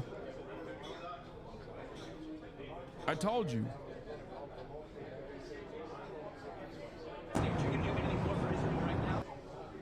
Yeah, here. That Trump has made an offer for a ceasefire between Iran and Israel. It's got like a cool little flavor. Trump has made an offer for a ceasefire between Iran and Israel. Who the fuck is Macron? Do you mean the French pastry? You know, the ones that they make with like vanilla? Like it's like a cookie and it's got like a cool little flavor in the middle? Is that what you're talking about? Who the fuck is Macron, bro? Fuck's a cookie gonna do about 40 plus years of American dominance in the... Anyway. We're doing pretty well. Right now, we're doing pretty well. Remember, Iran cannot have a nuclear weapon. It's very simple. You don't have to go too deep into it. They just can't have a nuclear weapon. What was the thinking on the call for Tehran to evacuate? Is there a threat or is there incoming? What was the thinking on the full evacuation? I want people to be safe. And that's always possible. A thing like that could happen. I just want people to be safe. Is there any new concern about U.S. troops or assets in the region at all today? Great people, they know how to protect themselves. And in the last hour, the president said this on his Truth Social channel. We know exactly where the I'm Iranian, and from my opinion, I think the IRGC government was never good to his people. Maybe 75% of people resent them and want them gone, but this is our country and our history, and we're not going to be cuckolded and ask them to liberate us by killing us and bombing us. I think 70 of that, 75% will fight for their country and resent Israel more for the killing and destruction. I mean, yeah, that is my assessment as well. I think it's ridiculous to assume that there is, no matter how much resentment exists for the current administration, when Western intervention comes around, Western military intervention comes around and starts fucking killing your people, you're gonna resent them more than the admin. I said this even about Ukraine. What did I say? A lot of people constantly point to me saying Russia would never invade Ukraine as a way to be like, remember when you got it wrong? My analysis also featured a second part that people never fucking talk about, which was that Ukraine is a nation designed around not being a part of Russia, okay? Its entire national project and its mythology is quite literally about not being Russian, okay? So as soon as Russia goes into denazify, the only thing that it will do, and I was 100% correct on this, is that every single person that previously fought against Nazi elements, for example, like the paramilitary groups that existed with football hooligans that were doing like security work, right? All of those, like the Azov battalion or whatever, they would then take up arms alongside them. They would see the most nationalist elements, the most militant elements as liberators. And that's precisely what has taken place. Because the moment that you're attacked by a much larger fucking power is the moment where it's over, you know? You don't give a shit. Same thing with Hamas. There's plenty of people in Gaza that don't like Hamas, but it doesn't matter because those are the only people that have arms right now that are fighting against the Israeli ethnic cleansing campaign.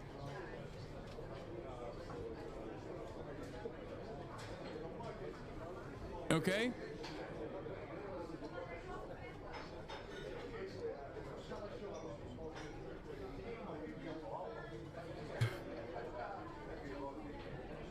About Ukraine, you said Russia deserved Crimea, then you said Poles under guns and threat of violence under a fascist regime. No, none of the things that you just mentioned are correct. Joke, I love you. Don't forget to do the ad break. I like that every single thing that you said here is just completely incorrect. I did not say any of those things. You just watched clips. And you took your nose from a dude who fucking made shit up about my position.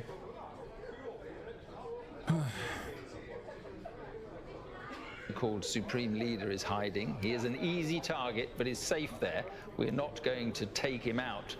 Kill, exclamation mark in brackets, at least not for now. But we don't want missiles shot at civilians or American soldiers. Our patience is wearing thin. Yes, this is my, I just did this another post. He this said, morning. Unconditional surrender. Well, our US correspondent Mark Stone is in Washington. Well, Mark, obviously Donald Trump facing a major decision. Difficult to know really what is going on in the Trump mind. What? Side tangent? Why are you anti-Erdogan? Wouldn't you say he's progressed the country into the right direction since he's been leader? I feel like the fascist accusations are completely incorrect. Erdogan is a fucking corrupt charlatan and completely subservient to Western interests. He is America's attack dog. Even on his foreign policy stuff, which is what like a lot of Turks actually give him credit for, I still think that easy to do foreign policy when your ultimate goal is to serve America as a NATO ally. He also arrested his most popular political opposition unjustifiably.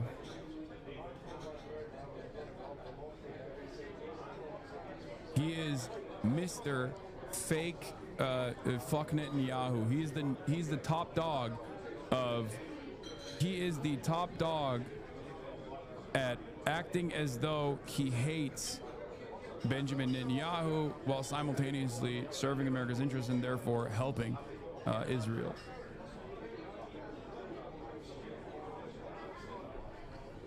Great argument, Hassan, but what if I just lied and pretended you were wrong? Well, then I can't do anything about that.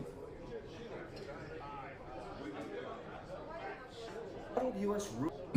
America, if the news covered it like those countries over there. Deployed armed troops against U.S. citizens amid mass protests over the regime's increasingly repressive kidnapping tactics.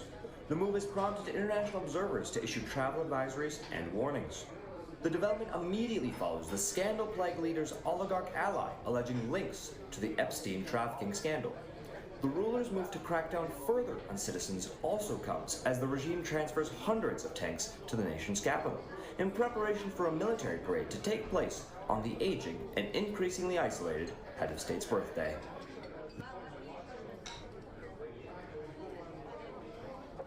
Erdogan is responsible for the slaughter and bombing of Kurdish civilians. Every single week there's a new civilian site getting drone bombed. The other day they blew up a grain silo in a Kurdish village. For what other reason other than being a deterrent for civilian populations? The fucking point of that shit? I mean, it's just like, yeah.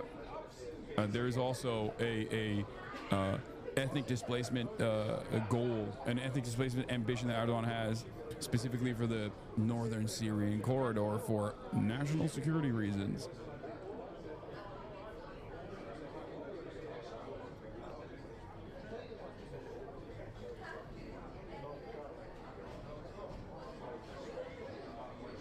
Iranian here. My family left Iran when I was 9 months old to get away from the Islamic Republic. My family hates the regime, but we don't want to see our home in rubble. It's hard to see the area where we lived in West Tehran getting bombed. My uncle is stuck in Tehran because there's no gas. We want internal regime change, not external. We don't want to see our country fracture or go into civil war. Exactly. It makes total sense, even though there are some diaspora Persians that do take it to that level.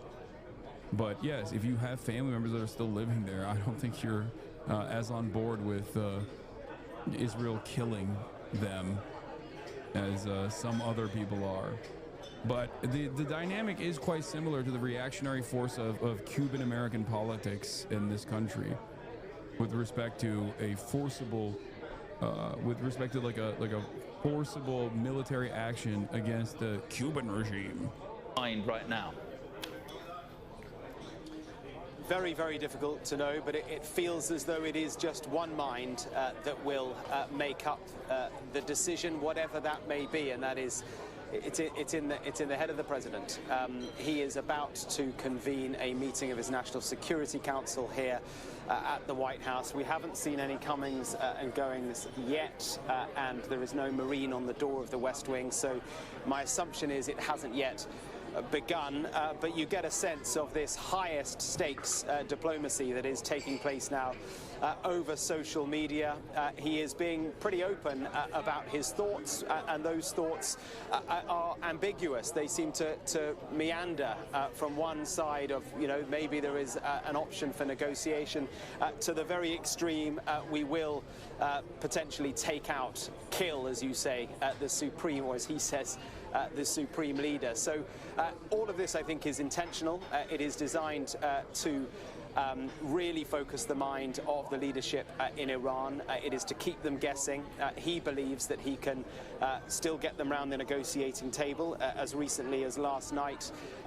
Again, very intentionally, White House sources were briefing US media, Axios in this case, that Steve Witkoff, the president's Middle East envoy, is prepared and ready to meet the Iranian foreign minister. But then at the same time, Donald Trump talking about bunker busting bombs being dropped on Iran's nuclear sites. So that is the sort of backdrop, I guess. And into that, world leaders don't quite know, I don't think, what the game is, even though they were around a table with Donald Trump just yesterday at the G7, a meeting which he left early. Again, that I think is designed to add jeopardy and a sense of the unknown to what might happen. He left in a hurry last night, was posting on social media well into the night, and again early this morning. What is this? Isn't the Iranian government's fault for not working with the West like Saudis to prevent this war, even for its own survival and people's benefit? Long before this war started as a foreign policy, would it not be truly sovereign then, or what? What the fuck? Dude, that's crazy. Why are people not kissing the ring is wild. This also just simply does not take into consideration what Western intervention looked like. The current administration in Iran is a direct response to how angry people were at the previous Western-backed puppet state leadership, which was a fucking monarch. Like, what are we talking about? Also, in spite of all that, they did fucking do that. They did the Obama denuclearization agreement. In spite of their understandable resentment, they literally followed through.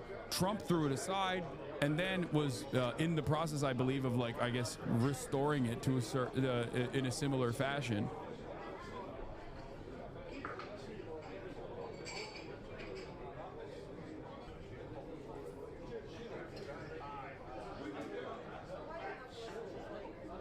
So far, Israel has launched. Ayatollah Khomeini could fix this with 3 words: Trump Tower Tehran. Yeah, true. Hundreds of ballistic missiles into Iran, striking 35 critical sites during Operation Rising Lion. Now, new reports out today indicate there is damage to the infamous underground nuclear facility in Natanz. The former Israeli ambassador to the United States, Michael Oren, joins us shortly from Tel Aviv, and Fox team coverage is ready. Mark Meredith will have live reaction from the White House. We start, though, with our senior correspondent, Mike Tobin. He is live in Tel Aviv. Selçuk Bayraktar, Leonardo ile güçlerimizi birleştirecek kullanımız LBA Systems hayırlı olmasını istiyorum. Wishing the very best for LBA Systems joint venture with Leonardo. Turkish chatter says, "Did you see this?" Wait, is this where you find out, Turkish chatter, that Bayraktars actually used to get components from Israel directly? And I don't even know if they still do, but they might.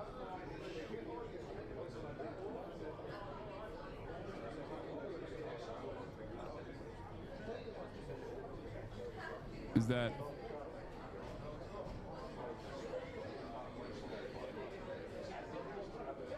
Are you a tanky? I have to pee, I'll be back. Are you a tanky? Are you a tanky?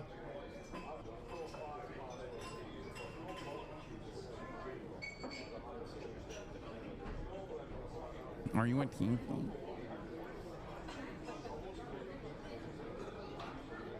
What many people don't realize is that doing an agreement with the other side, reneging on it, moving the goalposts, and then blaming the other side has been the foreign policy playbook of both the U.S. and Israel for decades. Yes, and they always get away with it. They get away with it because no one turns around and says, like, no one ever calls into question. Erdoğan'ın damadı bu. Hayır be abi, millet inanmıyor. Bayraktar bu adam bu şirket İsrail'e parça mı ne yolluyor? Evet, İsrail parçaları da Bayraktar'ın aslında bir parçasında yani. Bayraktar İsrail parçaları da kullanıyor. Hayır ama millet inanmıyor. AKP'liler. Evet salaklar. Tamam işte. Onlar Erdoğan'ın da İsrail'e yaptığı yardımları görmek istemiyorlar bence. Turks hate Israel and they hate America. But it's really funny because Erdoğan, in his theatrics, is always positioning himself as like anti-America and anti-Israel, especially anti-Israel. And yet, he plays such an important role in maintaining America's strategic interests in the region. And Turks have no idea. They're so oblivious to this. They literally go, oh, that's my goat. Erdo goat. Reis. He's doing it. He's doing it. Reis.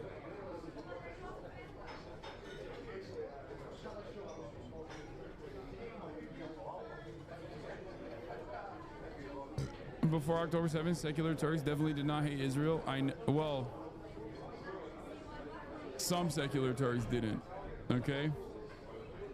Oh, we know you hate America, Lamau. I mean, I live here. I remember because they yelled at me. They fucking yelled at me nonstop. I remember. They all quieted down real quick though. They all, every single fucking Turkish, every single Turkish movement that ripped my asshole apart after October 7 for saying that they were being servile to Western interests by defending Israel because they fucking hate Arabs. Every single one of them turned around and now act as though they were not antagonistic to Palestinians in the immediate aftermath of October 7. Every single one of them. You guys don't know this because you're, you know, most of you are English speaking and you don't speak Turkish, but the websites, all the fucking forums, like all of the Turkish online, like especially like the nationalist secular movements that were somewhat in opposition to the Erdogan government, like all these other like new movements that were building online, they were super loud about saying shit like, oh, if you love Palestine so much, why don't you go and fight there? That's what they used to say. Very quickly. Well, at least they were willing to change their opinion. It's not that they changed their opinion necessarily. It's that they were forced to change their opinion.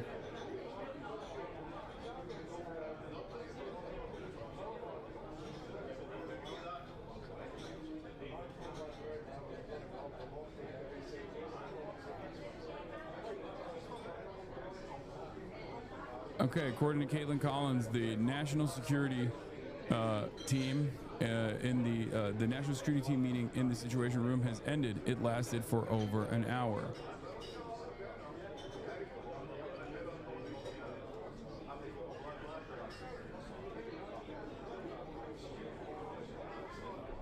We'll see which direction they move in now. Are Iranians fleeing Tehran amid this fighting? We know what's going on there in Israel. What's happening in Iran? Well, as far as the missile attacks that are coming out of Iran, their size and intensity have decreased dramatically. We've had a couple of missile attacks today. One of them, just about an hour or two ago, could have involved as few as 2 missiles. The IDF says one of them was intercepted. I've never seen a neck like this, bro. This guy is all neck. Holy moly.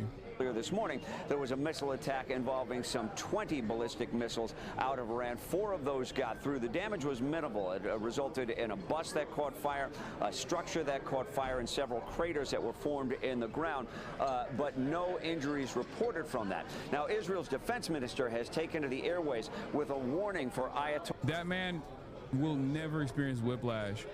If you actually rear end that man when he's driving his car, you get whiplash from how much the shock waves push back into your neck. That's how strong his neck is, dude. He's got the Formula One driver neck. Ayatollah Khamenei saying if he continues to fire missiles at Israel, he could meet the same fate as Saddam Hussein. Correct me if I'm wrong on this, but wasn't one of the targets they struck this morning actually a Mossad base?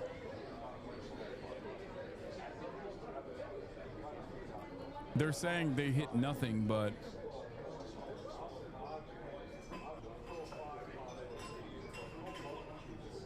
Unit 8200, yeah. There were a couple intelligence targets. I warn the Iranian dictator from continuing to commit war crimes, firing missiles at Israeli citizens. He should remember what happened to the dictator in the country neighboring Iran, who took this path against the state of Israel. And that is in line with... Yeah, here is from I Really Hate You. One of the Iranian missiles fired this morning hit the entrance to the intelligence division's logistics centers in Gilad.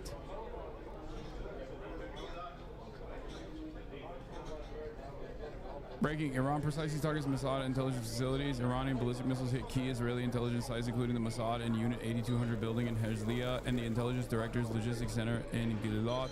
I don't think it actually hit the... I don't think that it hit like center mass though. I think it hit the at the entry point.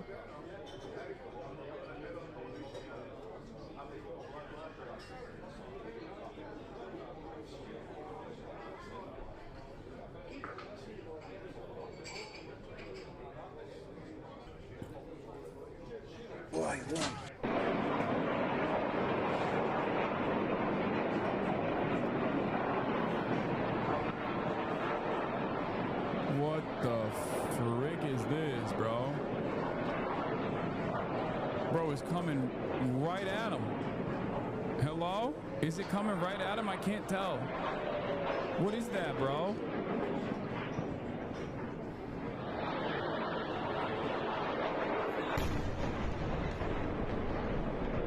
Oh, I thought that was the missile. I thought that was, I was like, it's not moving. It's the sun. I'm so stupid. Oh, dude, I was like, what is happening? Don't act like you didn't think it too, bro. What do you mean? Yeah, that's the, I think that's the entrance, right? Or I don't think that's like directly, is that a target directly on the facility? Oh, shit. Oh, never mind.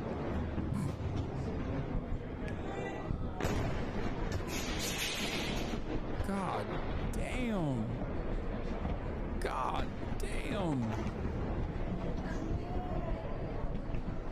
Yeah, that's only real ball knowers know this is the false sun. This is the Chinese false sun.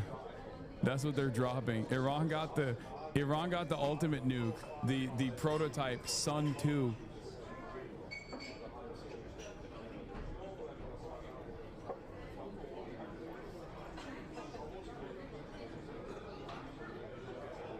Don't try to lie your way out of this. What? Yeah, I mean, I'm stupid. Hey guys, I don't know if you know this, but like, there's nothing wrong with fucking admitting that you're stupid and wrong. I already did that. I don't know why you're like freaking out over it.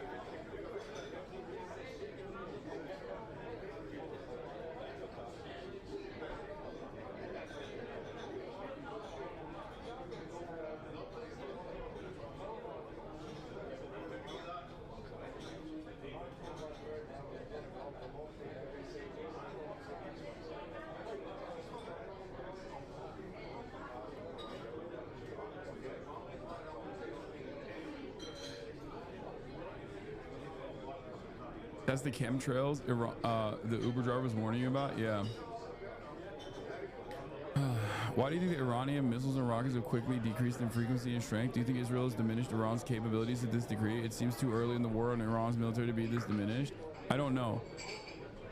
It could either be because they're not increasing the intensity because they don't want to invite American intervention. With the hopes that America, with the hopes that America still demonstrates restraint, or perhaps they are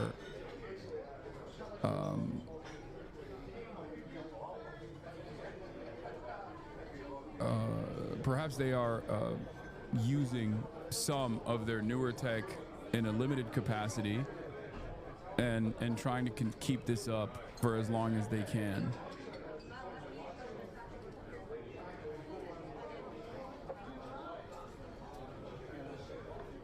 With the Truth Social post we've just seen from President Trump. But it could, we know exactly where. It could be because like it could be because Israel has like struck a bunch of their missile launchers too.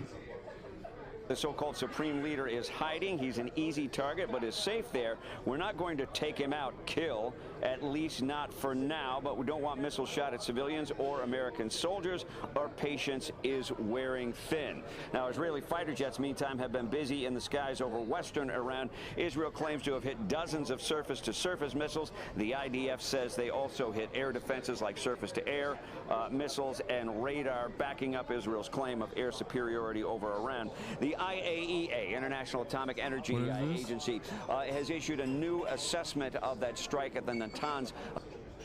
Aiden Ross has the record for the most expensive house purchased by a streamer, totaling $25 million. Wow, I'm cooked. I'm so washed. I'm so washed, dude. Second place now. No, mine was depending on who you. The Iran military Twitter account is going insane. This is not the actual Iran. This is literally says a commentary account, chatter. It says commentary account. This is not the actual Iranian military account. It says it right here. Even with new Twitter, you can still tell that that is not a real account. I'm an Aiden fan now. You fell off. That's true. I did. Nuclear enrichment facility, saying that facility took a direct hit from Israeli airstrikes, sustaining significant damage. That new assessment was issued after they reviewed satellite imagery of the Natanz facility. John, back to you. All right, Mike Tubba with the latest from Tel Aviv. Mike, thank you. Jillian? All right, well, President Trump cut his G7 trip short as Israel and Iran broadened their attacks yesterday. He's expected to spend the day at the White House today, meeting with his National Security Council in the Situation Room. Mark Meredith is at the White House for us this afternoon. Hey, Mark. Jillian, good afternoon to you. The White House has President Trump himself throwing cold water on the idea that the U.S. is going to be brokering a ceasefire between Israel and Iran anytime soon, even though there's growing political pressure on the White House to limit any U.S. military exposure to what's happening in the Middle East. The president cut his trip to Canada short by a day, given the developments, the escalating violence between these two countries. And as you and John were just talking about, he's been quite active on Truth Social. Mike Tobin read one of the posts, but I wanted to read one of the other ones where he also said this, and it was interesting. He said the word we, because we now have complete and total control of the skies over Iran. Iran has good sky trackers and other defensive equipment, but it doesn't compare to American-made, conceived and manufactured. By the way, this is what the chief of staff of Iran's armed forces has said. That the attack against Israel so far has merely been warnings for deterrence, while a punitive operation will be executed soon. He calls on the residents of Haifa and Tel Aviv to evacuate. They've been kind of saying that, though. They've been saying that. A punitive response for Israel is coming soon. Iran's army commander-in-chief Abdul Rahim Musawi warned Tuesday. The operations carried out so far have merely been warnings for deterrence, and a punitive operation will be executed soon. They also mentioned that they're every now and then testing out the defenses to see what is penetrating through the Iron Dome, and that there will be a major retaliatory attack. But they've been saying that every single day.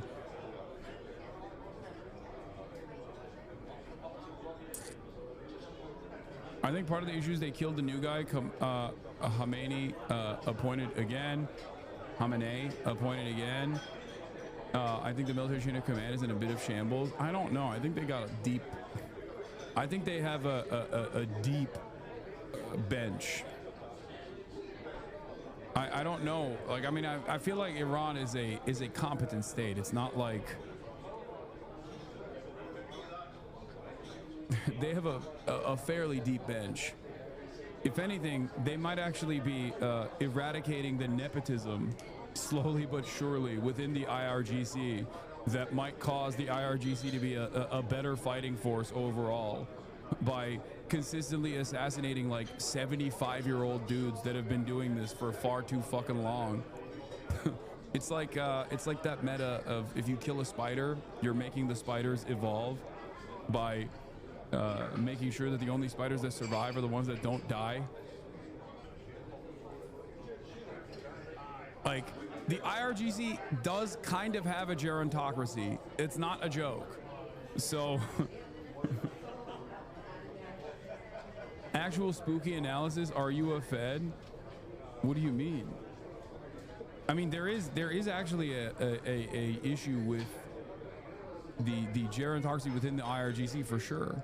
There is definitely an issue with nepotism. But yeah, Iran is in Hezbollah. They have a robust chain of command and the resources to direct the war while taking command casualties. Yeah, they've also designed their whole government around this. They've designed their entire government around this. It's the same as Israel. Like, we talk about Benjamin Netanyahu potentially being assassinated or something, but like that doesn't change the dynamic for Israel at all.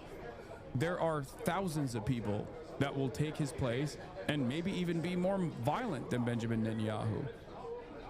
It's not like Russia, where I think like if there was a direct decapitation strike against Vladimir Putin and heads of state in Russia, I think that Russia would fall into a state of collapse because there's no contingency plan as far as I know.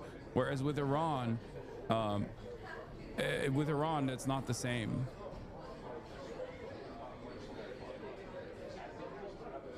And the same goes for Israel too. Like, they would suffer a tremendous propaganda blow, but I think they would, it would not actually destroy their operations at all.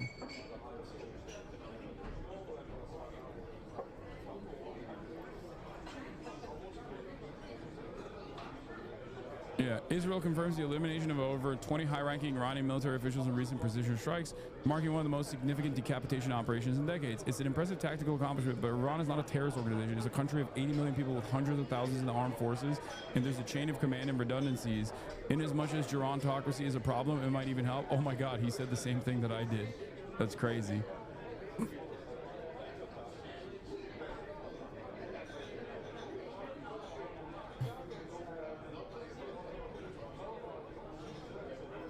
Like,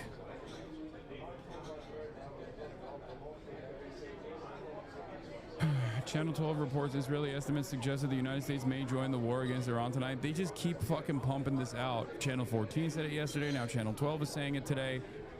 Any day now, any moment now.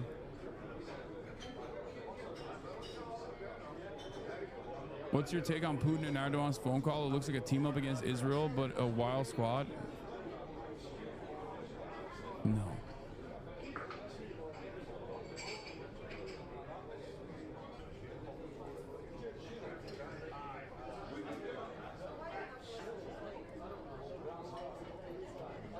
No.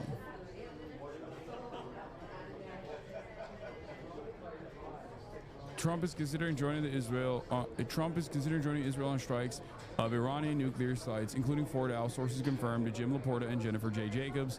CBS News reports this was expected to be discussed in today's Situation Room meeting. There is not a full agreement among Trump's closest advisors. This is from 9 minutes ago. They're moving one step closer. Two things. There's only two outcomes here. One, this is the pre-planned, preordained final strike against Iran with the hopes of destabilizing the country. Or Trump is doing this thing where he's like, oh, I'm going to be violent. Just you wait.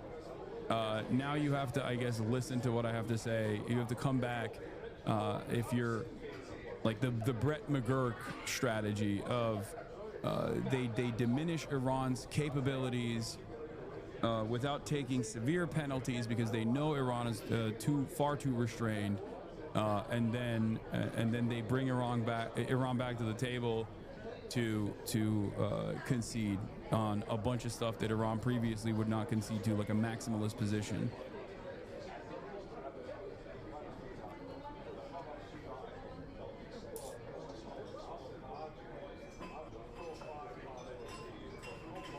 If something happens to America as a result of this, Trump will actually go down as the worst of all time. I mean, this is Trump's George W. Bush moment.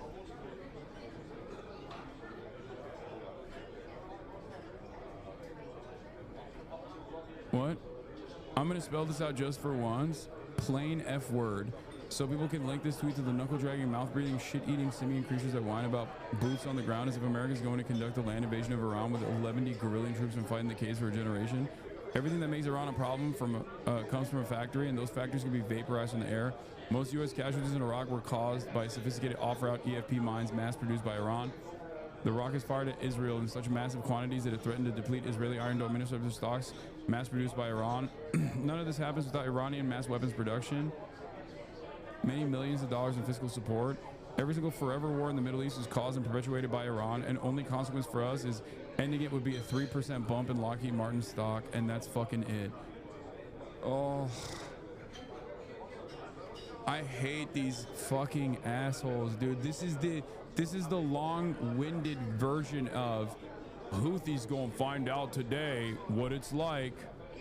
Houthis gonna find out what it's like, why Americans don't have health care. They just do this over and over again, and it doesn't fucking matter. Oh my God, why is it that people have so much fucking overwhelming confidence? Anti-ship ballistic missiles aren't cobbled together by fucking Jihad Cletus in his garage. They literally are. That's the IRGC's entire design philosophy, because they presume that they just bomb their factories. That's the point, is why DOD's brains, barring General Kurilla, who's never seen a war that he hasn't wanted to get balls deep in, has pointed out that going to war with Iran is a horrendous idea. Their tunnel complexes, the Iranian military and IRGC are basically just the Houthis with a master's degree in engineering instead of being self-taught from practice and YouTube tutorials. Their tunnel complexes are bigger, their factories are bigger, their internal security state, as garbage as it is bigger. That's why they woke up, flipped the switch, and started rolling up the cells Mossad has scattered around the country, and most importantly, their allies can actually supply them. I can't stress this enough. The IRGC's entire philosophy is that they're professional guerrillas. That affects everything they do from the strategic and tactical level. It's why their infantry units are trash at firefights, but insanely good at making IEDs that kick like a kangaroo. They're what you get if you elevated the Green Berets to the level of a service branch, but simultaneously took away all their range time. They don't bank on making good ballistic missiles or drones. They focus on making so many of them so easily that it doesn't matter if they're good or bad.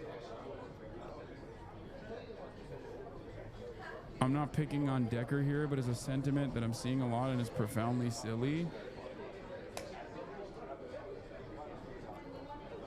I mean, parts of what he's saying are not wrong, as far as like Iran having, one, a deep bench, and two, focusing their output specifically on being able to design these things and being able to mass produce these things. Weapons, explosive ordinances, munitions that can fucking strike, with a potential American bombing campaign in mind is correct.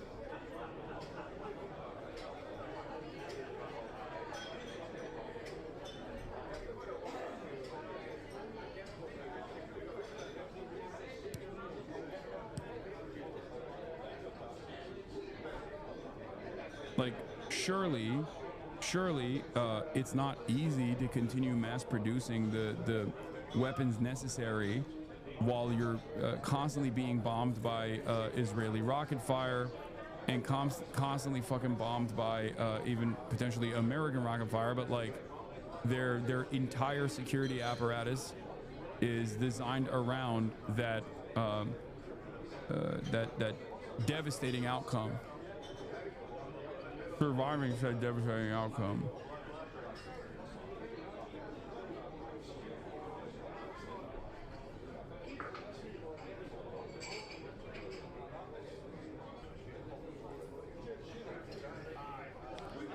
Iran is not India, Pakistan, Israel, the US, Turkey, Russia, or China. Iranians don't labor under the impressions that their militaries are invincible or even good by Western standards. They have Google, plenty of Iranians even on this app. They understand that most of the Iranian military's kit is at best technologically backwards. It's the same principle of you don't have to tell a poor person they're poor to know that they're poor. There's a general understanding that the Iranian military operates janky shit. The problem for anyone who wants to get at Iran is that they have a fuck ton of shit. It's easy to manufacture, it's hard to get to. You know who doesn't have janky shit? China.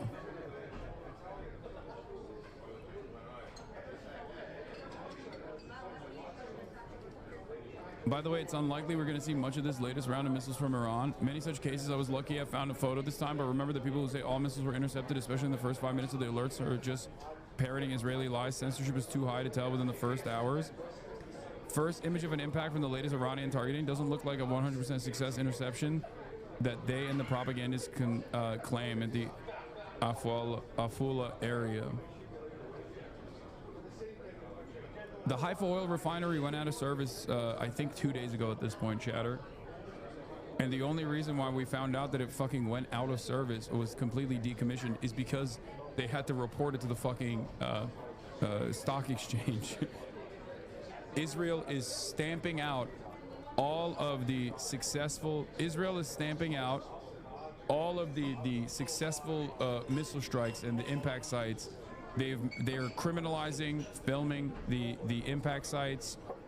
They're saying it's a matter of national security.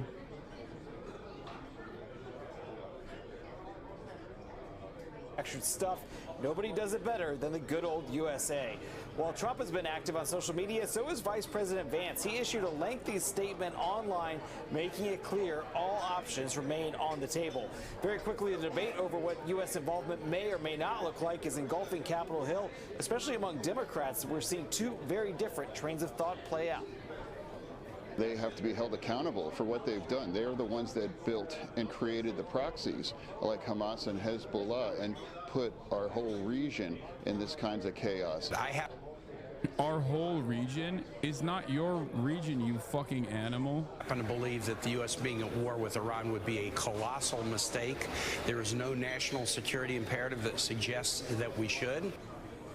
And it's not just Democrats who are speaking out against the possibility of any U.S. involvement in Iran. We know that today, House Republican of Kentucky was also Thomas Massie, was one of the ones who said he would try to limit the president's ability to use U.S. military against Iran without Congress to say so. Jillian.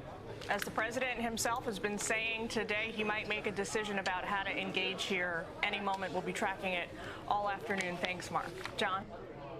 Breaking Germany's MERS. If Iran returns to the negotiating table, there would be no need for further military intervention. First of all, haha, Germany's MERS. Like, you're a fucking party to this. You're just a fucking servile little piggy for American interests. Know your fucking place. This is no different fundamentally than what Macron is saying. The only difference is he's actually saying something that is in line with American interests as opposed to Macron claiming that fucking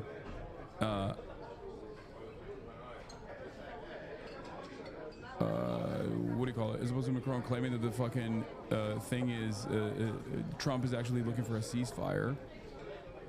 Okay.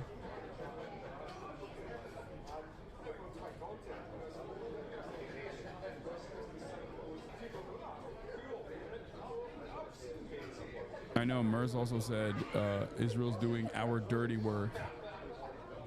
I know. They were at the fucking negotiating table when this started. What's the point of even saying this? Anyone moved by this bullshit lacks the capacity to remember things that happened more than a day ago. All right, let's go live to Tel Aviv now, bringing the former Israeli ambassador to the United States, Michael Oren. Michael, it's good to be with you. I want to start you here. This is the latest from President Trump. A couple of big posts on Truth Social. He said, first of all, we know exactly where the so-called supreme leader is hiding. He is an easy target, but is safe there. We are not going to take him out, in brackets, kill, at least not for now, but we don't want missiles shot at civilians or American soldiers. Our patience is wearing thin. And then a few minutes later, the president followed up with this, said unconditional surrender. Sounds like he's done talking to Iran. He just wants them to lay down their arms. He wants them to agree to end their nuclear program, or it may escalate from here. What are you thinking in this moment? I think it's extraordinary. We're in a truly historic moment. John, Jillian, always good to be with you. Who would have thought? This is one of the world's most wicked regimes. It's not just that they have tried to destroy the state of Israel again and again for the last 46 years. They are the world's largest state sponsor of terror. They're responsible for thousands of deaths of Americans too around the world. They are the major backers of Hezbollah and Hamas that triggered this horrendous Middle Eastern war for the last year and a half. They supplied the drones and the the rockets that kill Ukrainians. I can go on and on. This is a truly wicked, wicked regime. And when the president says total surrender, unconditional surrender, we couldn't agree more. And we hope it's not just about their nuclear program. It's the end of Iran's support for terror. It's the end of Iran's attempt to assassinate American leaders, including President Trump himself. I mean, who lets a regime get away with that? It's not just about their ability to enrich uranium. So it's an extraordinary moment, and we greatly appreciate the president's support for us throughout this crisis. It's providing us with munitions, even with jet fuel, and if the president decides that he, in the United States, wants to intervene directly, we're the last people who are going to say no. Well, let me ask you this question. Can Israel accomplish its goals of eliminating Iran's nuclear program without U.S. help? But about eliminating, we certainly degrade it extremely. And if the Iranians do come back to the negotiating table, they're going to negotiate about dismantling the program and not just capping the enrichment. And the great thing is they'll be discussing dismantling nuclear facilities that are already dismantled to a certain extent. And yes, we do not have strategic bombers. We don't have B-52s or B-1s, B-2s. We have these wonderful American-made jets, F-15s, F-16s, and F-35s. So they've just done an extraordinary job, and the president praised American weaponry today, and we couldn't agree more. But again, we don't have planes that can carry these bunker-busting bombs. They weigh 30,000 pounds that can penetrate an underground facility like the facility at Fordo. We could take our time. We could begin to sort of peel off various layers of that mountain, but that would take a very long time. The United States can do it much more swiftly, cleanly, and effectively. Well, the issue, though, is Fordo. And if there were to be a ceasefire declared and Fordo was intact, do you have any belief that the Ayatollah would actually agree to dismantle that, or would it be left intact and eventually, as he's done so many times in the past, drag this out, at the same time reconstituting and rebuilding his nuclear program so that in a couple or 3 years you'd be right back here where we are now? Exactly. That's our feeling, too. That the whole system, the whole architecture of the Iranian nuclear program has to be dismantled and has to be verified, whether it's dismantled through... I will say this much. The only thing that causes me to lean on maybe Trump is just posturing and not like full tilt ready to go to war and you know, put American troops on the line and like bomb Iran directly at the behest of Israel is because I see tweets like this from Charlie Kirk. And, you know, Charlie Kirk is an inside guy, as close to an inside guy as you can get. And he is a firm and committed MAGA supporter. On the one hand, he says Trump has been consistent for a decade, no nukes for Iran. On the other hand, he says Lindsey Graham quickly went from we need to take out nuclear facilities to we need to take out the Ayatollah. Taking out nuclear sites with direct strategic violent precision is a defensible position. Toppling yet another regime is pathological and asinine. This is insane. Regime change will result in a bloody civil war, killing hundreds of thousands, creating another massive Muslim refugee crisis. Toppling a leader is never as easy as you think. It almost always results in further involvement, a civil war, and chaos. Resist this. I think this makes me feel like their goal is to actually strike Iran with American weapons and then try to force the Ayatollah to concede and say you're done, no more nukes for you because you don't have your nuclear program any longer.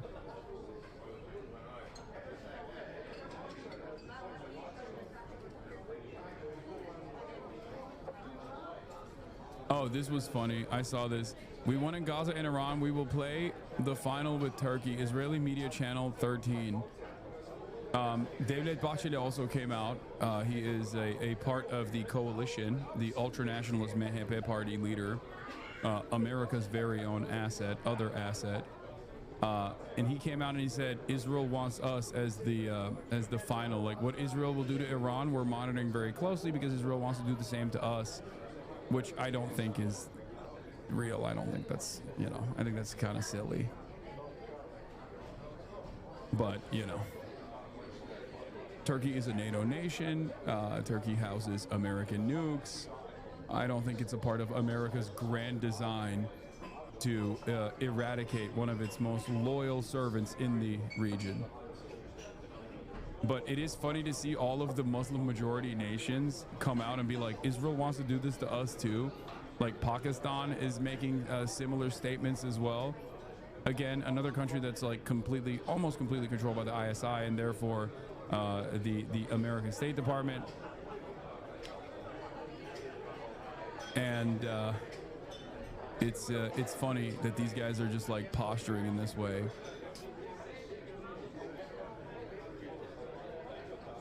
Do you think Pakistan will be next? No, I don't.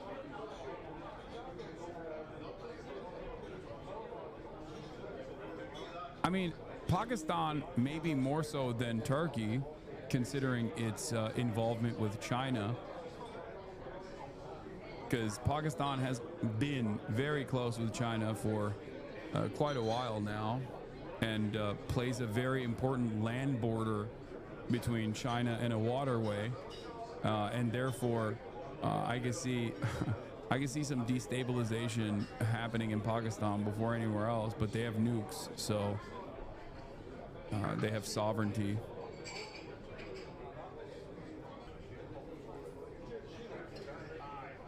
Through an agreement, or is mantled through a kinetic measures, as they say euphemistically, by military measures, that is okay too. That's the goal, though. But I would stress it shouldn't be just about the nuclear program. It has to be what we used to call, sort of the euphemistically, Iran's malign behavior, as if Iran was sort of wrecking its room in some way. Iran. The war has killed hundreds of Americans.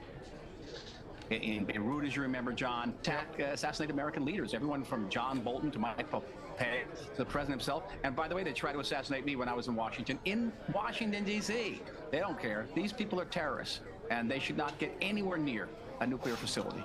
So, we talk about the head of the snake, and President Trump has said we know where the Ayatollah is. He's safe for now, at least. Apparently, there are reports that the president vetoed the idea that Israel would take him out. Senator John Fetterman was on Fox earlier today and said he thought that was a mistake. Listen here. I think they should have targeted him, absolutely taken him out. I think the way Israel operates, they just take out the leadership just like they did with Hezbollah. And they've already done that with the Iranian leadership. Just took them out even laying in their beds. And they didn't take down the whole building. They actually targeted where they lay in bed. So what do you think about that, Michael? I mean, you took out the head of the military and the new heads of the military. They were just taken out this morning. You took out Nasrallah. You took out Haniyeh. You've taken out Hamas leadership time and time again. He snuck Haniyeh in there. like Hassan Nasrallah is a high priority target that has tremendous military worth.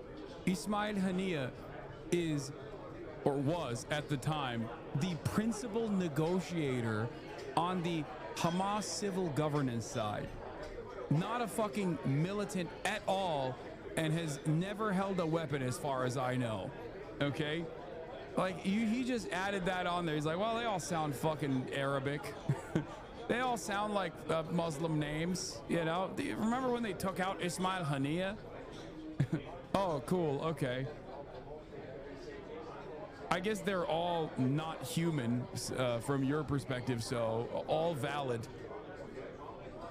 And on the ground there in Gaza, why not just get rid of the Ayatollah? Or are you concerned with what might follow in the power vacuum? I think it's more that I don't think anybody in the state of Israel would shed a slightest tear if Mr. Khomeini would meet his maker. I think the maker would be very happy to see him. What I really thought, is my background is in military history. When the president said unconditional surrender, what does that evoke? It meant when Roosevelt said that about Japan in World War II. And when Japan surrendered, Roosevelt and the Allies said, well, we're going to keep Emperor Hirohito, even though he bears a tremendous amount of responsibility for the attack on Pearl Harbor and the horrors that Japan affected throughout the world during the war. We're going to keep him because we need his legitimacy to legitimize the surrender. Now, that was the first thing that came to mind. This guy's connection is so ass cheese. Moments ago, this post on Truth Social, perhaps the key line is the first sentence. The thing that doesn't make sense is, like, if Israel has complete control over Iranian skies, then does that mean that like Israel is allowing Iran to still continue striking inside of Tel Aviv and inside of Israel? Like, that makes no sense. They're like, oh yeah, we have complete control over the skies of Iran. So every time a fucking ballistic missile actually successfully hits Israel, as it did this morning, around the same time that this fucking dumbass tweeted about how he has complete control over the the Iranian skies, I guess like Israel is allowing that to happen. They're like, nope, that's great. We love it. We love when. Also, I love that he just says, we now have complete control. Like, he's like, yep, me and Israel, we both, we're in it together. We now have complete and total control of the skies over Iran. And he seems to say American equipment is overcoming Iranian defenses. CNN's Jeff Zeleny is at the White House. First and foremost, what do we make of that post? And just before we came on the air, the president put it up there about we having control of the skies over Iran. Dana, Dana is so funny. Come on, Dana. You really hate that. You really hate that. You hate that the GOAT is saying we when talking about Israel. Really? Come on, Dana. I've heard you speak about Israel before. Are you acting different right now, Dana? Word is the central point there. We, of course, joining the longtime ally of the U.S., Israel, but using that construction. Jeff Zeleny, of course, longtime ally of Israel. We certainly implies that the United States is working in a partnership, in cooperation with. Yeah, Dana Fash went from Dana Fash to Dana Bothist. Israel. And now this is the most declarative thing that the president has said yet about the question that is hanging over this entire debate here at the White House. The president, of course, flying back overnight to Washington from the meeting of the G7 leaders in Canada. He believed that this was an urgent moment that he needed to be back here for. Just a few moments ago, Secretary of State Marco Rubio arrived here at the White House. So we do believe that there will be that meeting convening at some point in the Situation Room. But again, the central question, how directly will the U.S. be involved in ferreting out and perhaps destroying? Iran has readied missiles and military gear to strike U.S. bases in the Middle East if Washington enters Israel's war. Source, the New York Times. Iran's capabilities. That is really a central question, not only for the Trump foreign policy, but certainly for the world. And this is something that the president, when he was being sworn into office on Inauguration Day, he talked about being a peacemaker. He talked about ending long wars. Of course, that has been the anthem of his really last 10. By the way, new polling out for Newswire, Insider Advantage poll. 74% of Americans say Iran must be stopped from developing nuclear weapons. I'm seeing a lot of these like inconsistent polls because the YouGov poll that just came out show that there is major opposition amongst Americans, amongst the American population, of intervention in Iran. But I'm seeing like a lot of these wonky ass fucking polls left and right. And that could be a matter of like Americans and their inconsistency. It's the same principle behind like, you know, majority say they want amnesty and majority also say they want mass deportation, right? Like that happens all the time. But this could also be a byproduct. It could be a byproduct of the framing, the way that the question is framed, or it could be a byproduct of the media manufacturing machine, the consent manufacturing machine working in real time across every spectrum, across every single outlet, no matter what the ideological component is, claiming that like Iran must not have nukes, Iran is going to nuke us, Iran must not have nukes. So who knows?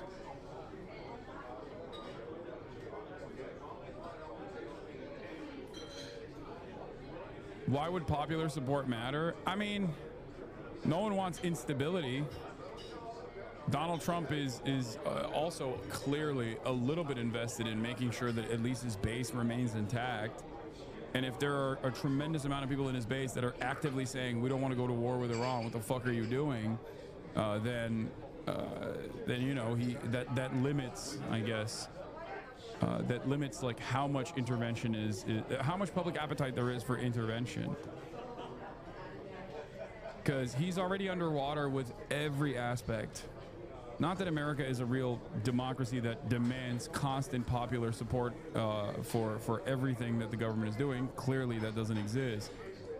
But you know, that's still somewhat of a concern. I think that's always going to be a concern of every administration, no matter what. And years in American political life here, but by saying we, that clearly is implicit there. But he's also responding to the vice president, to J.D. Vance, who offered some commentary just a short time ago as well, pushing back against this growing divide inside the MAGA movement. Some supporters of the president believe the U.S. should not be involved at all. And a very interesting window into part of the administration. Hasana's base does not care. We're not putting boots on the ground unless Iran directly hits military assets and kills directly military personnel. Yeah, that's the difference. That right there is not the incorrect assessment. You're right. If Americans have broad appetite for, you know, Air Force campaigns, as demonstrated by Yemen. The difference here, however, is that if they are doing bombing campaigns and Iran retaliates against American troop positions in the region, which they can very clearly strike, okay? Because there is a fuck ton of American bases in the region, which Iran says they will. At that point, it's a matter of how much restraint will Iran apply? Will they actually eat American missile strikes without any retaliation whatsoever towards American military, American troops in the region? Because, as you said, then it's full-blown war, right?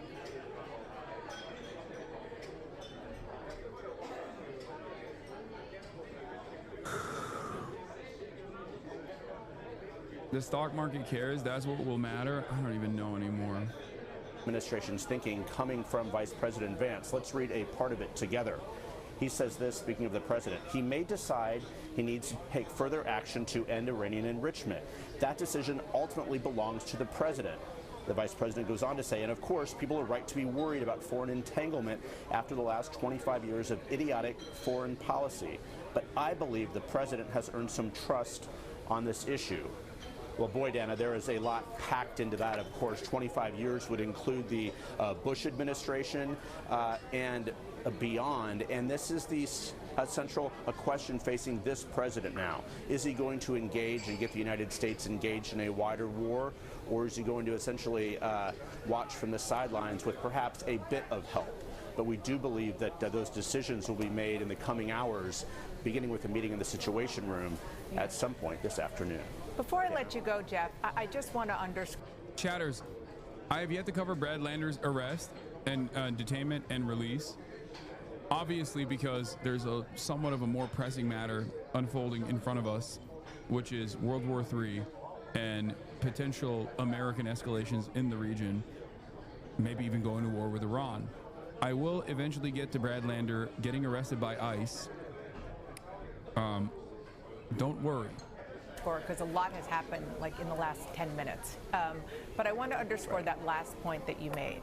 And that is that the Vice President of the United States is not only speaking for the White House here, but he's clearly speaking to the president's MAGA supporters who are really pushing him not to get involved because they're saying residents of Tel Aviv and Haifa in Israel should leave these areas to save your lives, Iranian Brigadier General Sayed Abdulrahim Musawi said in a televised message on Tuesday, though it is not clear that Iran can make good on such threats. He said Iran's barrage of missiles against Israel so far were deterrents, and soon Iran would move to retaliation attacks. I don't know either. I don't know. I don't know if Iran is simply posturing to create fear in Israeli society, create a sense of panic in Israeli society, or if they actually have the capacities to deliver a fuck ton of payload to these areas and truly damage like Israeli infrastructure. Iran Arabic News just said Iran is aiming their rockets towards American bases in the region in case Trump chooses to join the war. I struggle at reading Arabic, slow as fuck. Please read this. I saw. Iranian officials told the New York Times that their country could start to place mines in the Strait of Hormuz if U.S. joined the war.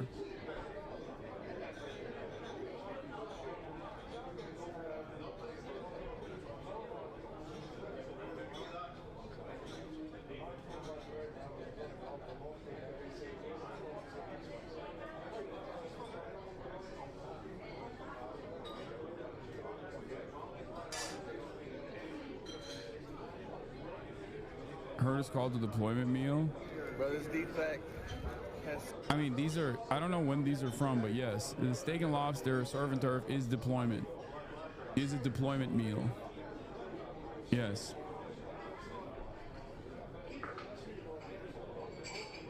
I still get the World War III angle here. Who would back Iran in this scenario? Russia and China. Also Armenia. Maybe Pakistan, who knows?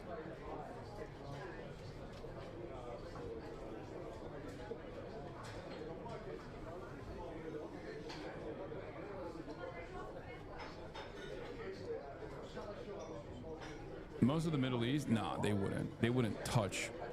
They would fucking join the war on the side of America and Israel.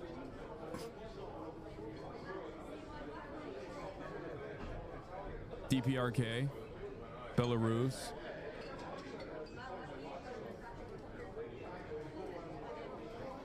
I mean, every day they've just been talking about how America any moment now is going to join. Who has historically been one of the leading voices opposed to the U.S. getting involved in foreign conflicts. It really was a remarkable, lengthy post that he put out for many reasons, but especially the internal GOP politics. It certainly was. I mean, in one hand, it's sending a message to the dissenters out there, Tucker Carlson and others who've been critical of the president, and just the idea that the United States would deepen its engagement. So the vice president basically told them to pipe down, and they should follow and trust the president. But Dana, also speaking potentially to divisions inside this own administration. Secretary of State Marco Rubio, of course, has been much less of a disciple of the American First agenda, at least by brand. So it's very interesting that the vice president decided to put out that very lengthy statement before there is really a meeting or before there is a decision. But certainly, I'm told it's designed to quiet the outside dissenters. But even more, he of course has a seat at the table here. It's to perhaps push the president in one direction as well. Policymakers are free to ignore intelligence assessments, but I hope there was serious conversation between Trump and his national security team regarding any claims made by Israel to include a U.S. intelligence community assessment on those claims before any decisions were made. I raised earlier the point of having the intelligence community's take on Israeli claims was crucial. This means that, in effect, that Trump has chosen to believe the Israeli conclusions over those of his own intelligence community. Israel shared intelligence they claim showed that Iran was working towards a bomb. U.S. intelligence agencies didn't see it that way. Oh, that's the other side of the story, by the way, that the American intelligence community's assessment, what you're hearing on mainstream news is entirely different than what is actually unfolding behind the scenes. The American intelligence community's assessment is that Iran is not fucking 3 seconds to midnight on a nuclear weapon.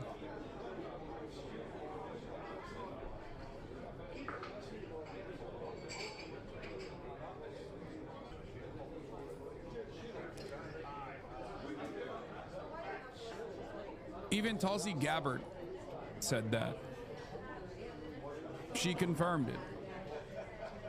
And of course, Vance's statement was a wishy-washy way of trying to fucking fix it. Look, I'm seeing this from the inside, and I'm admittedly biased towards our president and my friend. God, I hate him. He's such a pussy. I hate JD Vance so much. Oh my God. Oh my God. I think the thing that really pisses me off is this incredibly millennial way of posting when you're the goddamn vice president.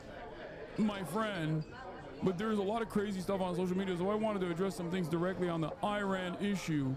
First, POTUS has been amazingly consistent over the 10 years that Iran cannot have a nuclear weapon. Over the last few months, he encouraged his foreign policy team to reach a deal with the Iranians to accomplish his goal. The president has made clear that Iran cannot have uranium enrichment, and he said repeatedly that this would happen one of two ways, the easy way or the other way. Second, I've seen a lot of confusion over the issue of civilian nuclear power and uranium enrichment. These are distinct issues. Iran could have civilian nuclear power without enrichment, but Iran rejected that. Meanwhile, they've enriched uranium far above the level necessary for any civilian purpose. They've been found in violation of their non-proliferation obligations by the International Atomic Energy Agency, which is hardly a right-wing organization. It's one thing to want a civilian nuclear energy. It's another thing to demand sophisticated enrichment capacity. Interesting, because they're hitting the fucking civilian nuclear sites. So that's weird when you're saying that they should not be allowed to have nukes, and then you're simultaneously saying that, you know, these are distinct issues, but for Israel it seems one and the same.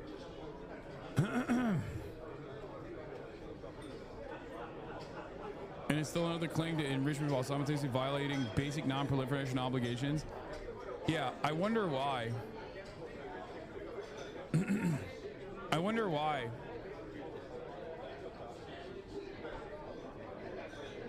You know who also is in violation of non-proliferation obligations because they never signed on to it? Fucking Israel, man. Israel. Okay? Israel has nukes, has never signed a non-proliferation treaty, refuses to sign it. Everybody knows they have nukes. You're in the American government. You know they definitely have nukes. You know exactly how many nukes they have.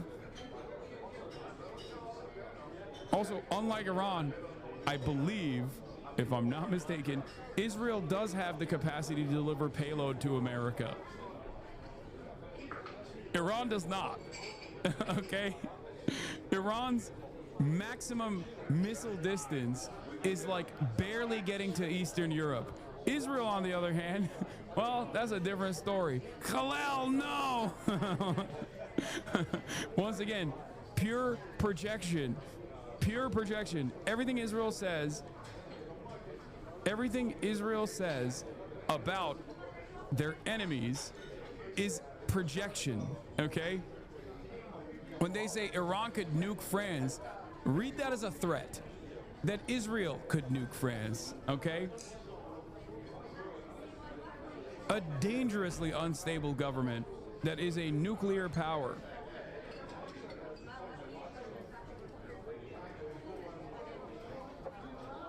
I've yet to see a single good argument for why Iran needed to enrich uranium well above the threshold for civilian use. I've yet to see a single good argument for why Iran was justified in violating his non-proliferation obligations. I don't know, maybe because the previous Trump administration ripped apart their denuclearization agreement. The previous Trump administration did that. Trump did that. He did that. Okay? And also, amidst a denuclearization agreement that was brought to the table, Trump came out and said, haha, we were just doing a fake negotiation so Israel could fucking shoot you guys. That just happened. That happened like yesterday. Sure, maybe you forget what took place in, I don't know, when you were a pussy-ass libtard who fucking said Donald Trump is actually Hitler. Maybe you weren't paying close attention to what Donald Trump was doing with ripping apart the Obama-era denuclearization agreement. But don't act like you weren't in the fucking room 3 days ago. You know, that didn't happen that long ago. What, like a week ago, there was a fucking denuclearization negotiation taking place. There were maximalist positions that America was abiding by, but as is the art of the deal, you're supposed to make concessions, right? You called Trump Hitler. Yeah, I think Donald Trump is a fascist, yes. Are you talking about J.D. Vance? Because he did as well. Meanwhile, the president has shown remarkable restraint in keeping our military focused on protecting our troops and protecting our citizens. He may decide he needs to take further action to end Iranian enrichment. That decision ultimately belongs to the president. He's so like weepy. He's so weepy in the way he talks. I hate him. It's just like, I thought homo-fascism was going to come from the Democrats as opposed to the homophobic fascism from the Republicans. But J.D. Vance is fucking carrying the torch of homo-fascism on the fucking Republican right, single-handedly. Okay? The fucking weepy, condescending, like, oh, you guys are really doing it again, huh?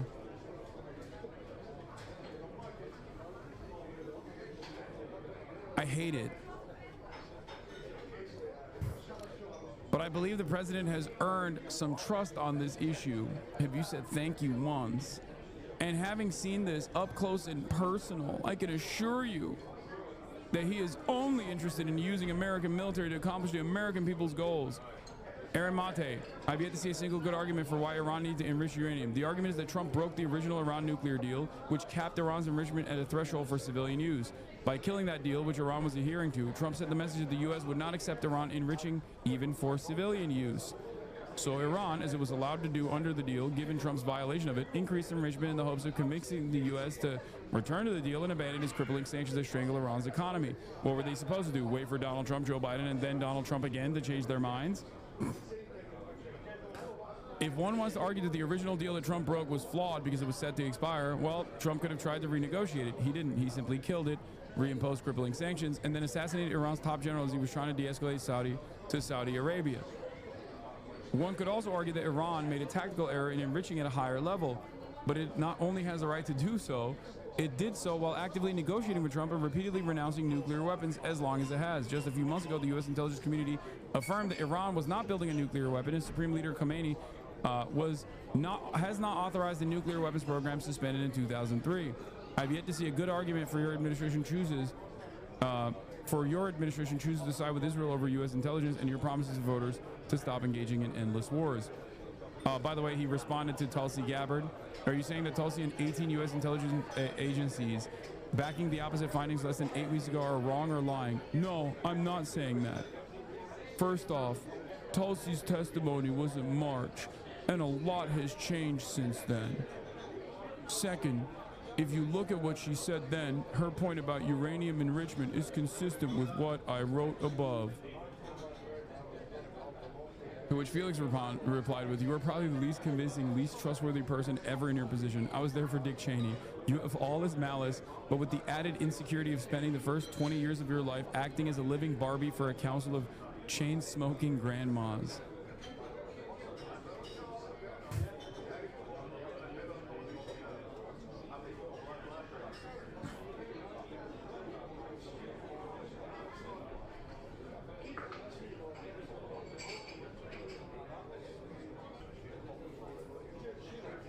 Once again, this conversation should not be held around denuclearization. That is what they want you to talk about. That is what they want you to think is the main point of contention. This is not the main point of contention. Is it a fear that Iran may arrive at nuclear weapons? Yes, of course that's a fear. But it's not a fear because Iran will use said nukes. It's a fear that Iran will threaten to use said nukes and develop sovereignty. That's the real fear. That would make it impossible to overthrow the Iranian administration. That's it. A sovereign state would render American ambitions of destabilizing Iran and bringing it under the banner of American influence impossible. Because then you never know you never know how unstable it might be if they have nukes after all. Why would Iran want to enrich uranium? Asked the vice president of the nuclear superpower currently demanding Iran surrenders unconditionally to the rogue nuclear power currently bombarding it. 7 years after it scuttled its treaty, it solved the issue through negotiations.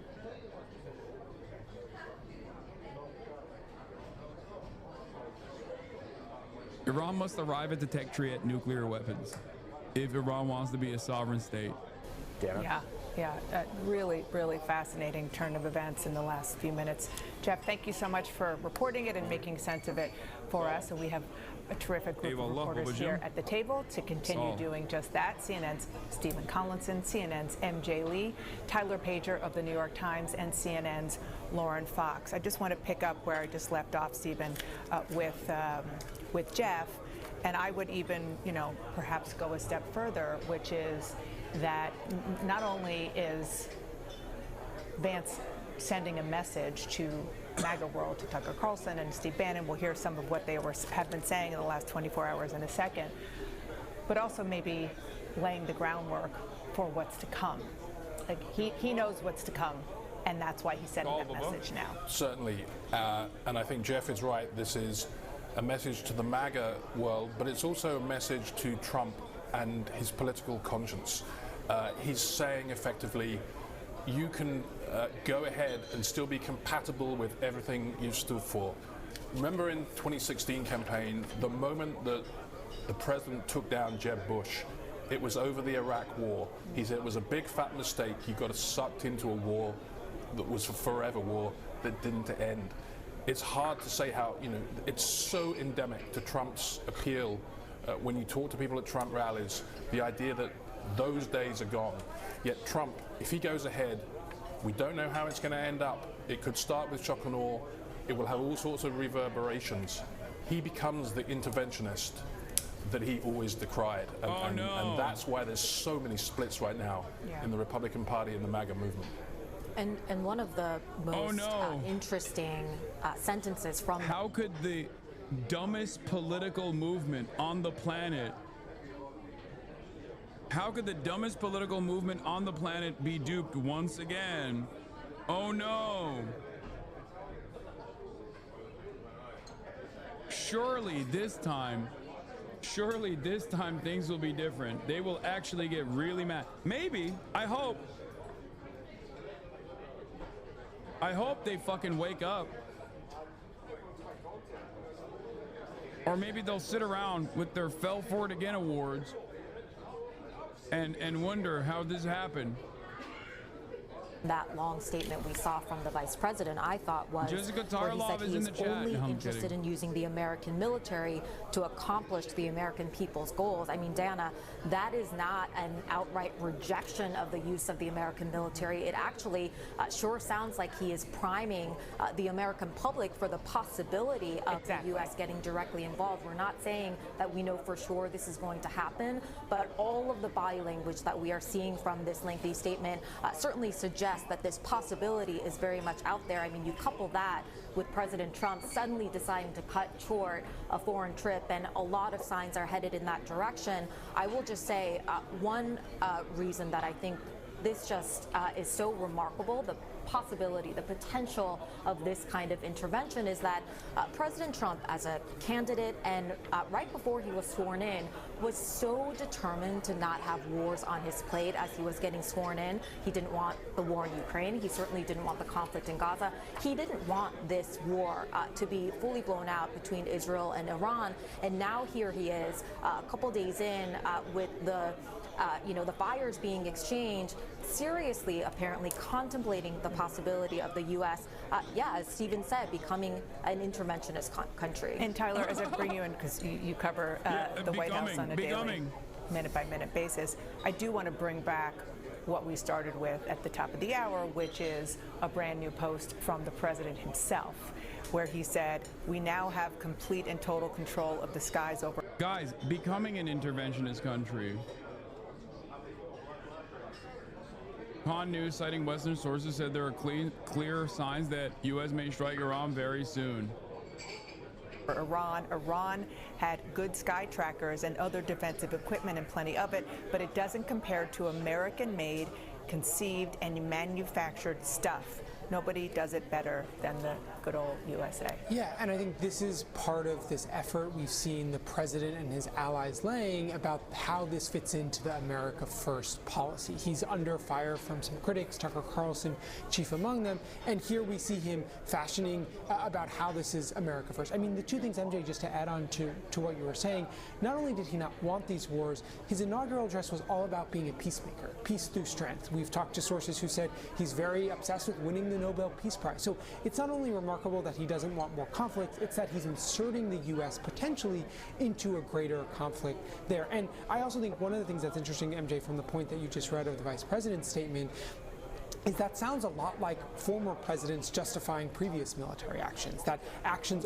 overseas are in part to protect American interests, not just at home, but all around the world. And so it's just so interesting to see that language being used by two politicians who have made their name promising no forever wars, and promising not to engage in additional military conflict. Right, especially, again, from J.D. Vance, who is effectively the ambassador because he has such credibility with that part of the Republican Party, the newer part of the Republican Party, as opposed to what used to be most of the Republican Party, which is more hawkish.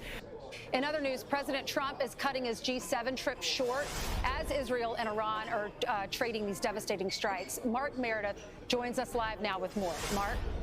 Ainsley, good morning to you. President Trump is back at the White House after cutting his trip to Canada short. The president making it very clear he does not believe in any uncertain terms that Iran should have any nuclear weapon capabilities. But the president was also asked on Air Force One on his way back to D.C. why he decided he needed to come back to D.C. so quickly.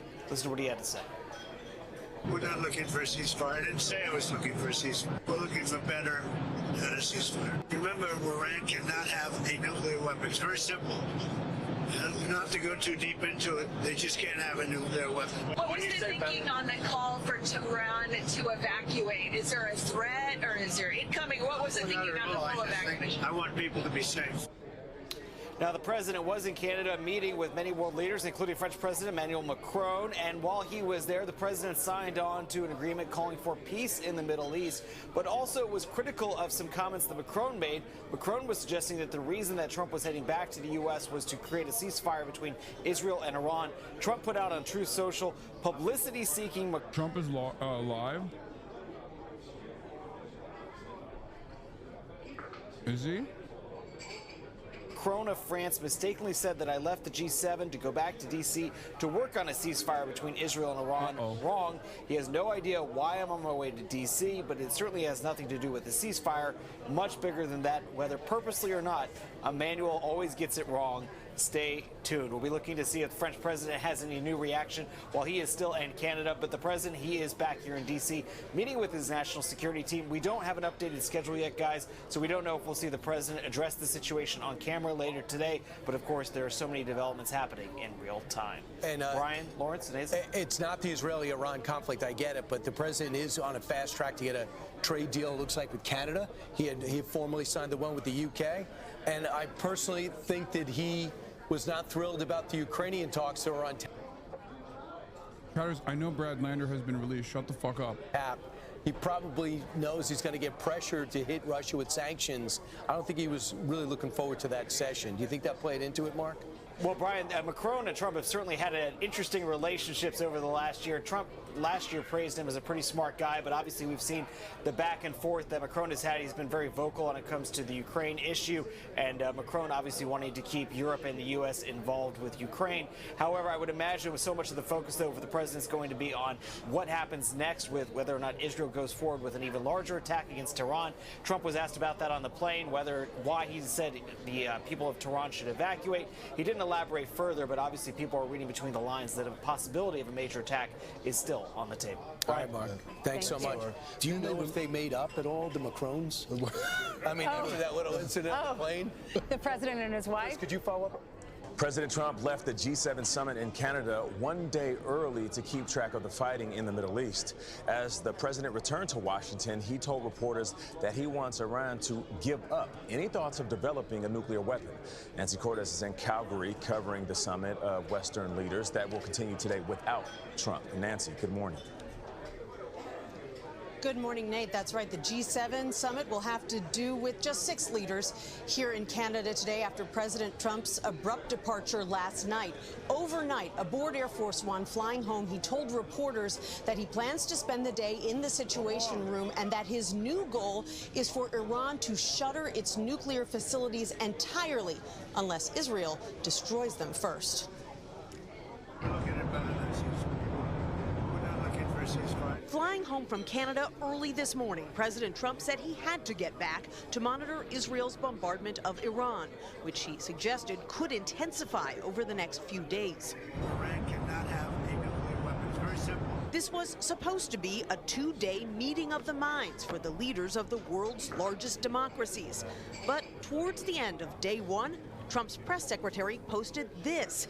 President Trump had a great day at the G7 and much was accomplished. But because of what's going like a baby. They're talking about him like he's a kindergartner, dude. Going on in the Middle East, he will be leaving tonight. And I have to be back early for obvious reasons. Before departing, Trump posted this ominous message, urging everyone to evacuate Tehran. I want people to be safe. And that's always possible. A thing like that could happen. I just want people to be safe. White House officials say the U.S. has no plans to join the fight, though refueling jets and a second carrier strike group are moving closer to the region, just in case Iran tries to strike U.S. bases. Well, we'll come down so hard if they do anything to our people. We'll come down so hard that the gloves are off so beautifully. Now,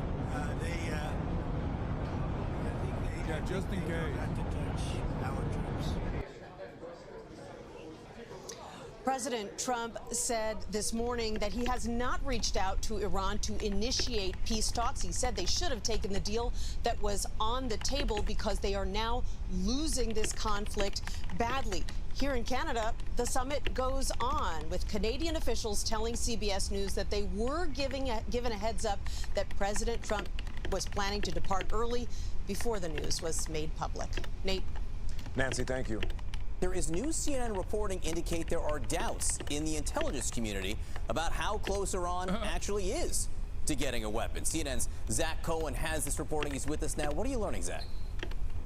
Yeah, John, there appears to be some daylight between the U.S. intelligence community and Israel, and I guess now Donald Trump, on this question of how close Iran is to obtaining a nuclear weapon. And specifically, sources telling me and our colleague Katie Bo-Lillis that the intelligence community assessed before the most recent Israeli strikes that Iran was years away, as much as 3 years away, from not only obtaining a nuclear weapon, but developing the system meant to deliver it at a target of its choosing. And that does really run counter to the more urgent and dire timeline that Israel and Donald Trump have put forward in recent days. Israel, of course, saying, and Israeli Prime Minister Benjamin Netanyahu saying that Iran has been working in secret to develop nuclear weapons over the last several months, and that it's very close to having a nuclear weapon. Donald Trump, of course, addressing this question today when he was asked by reporters about his Director of National Intelligence, Tulsi Gabbard's testimony in March, where she said that Iran is not actively working towards a nuclear weapon. Take a listen to what Donald Trump said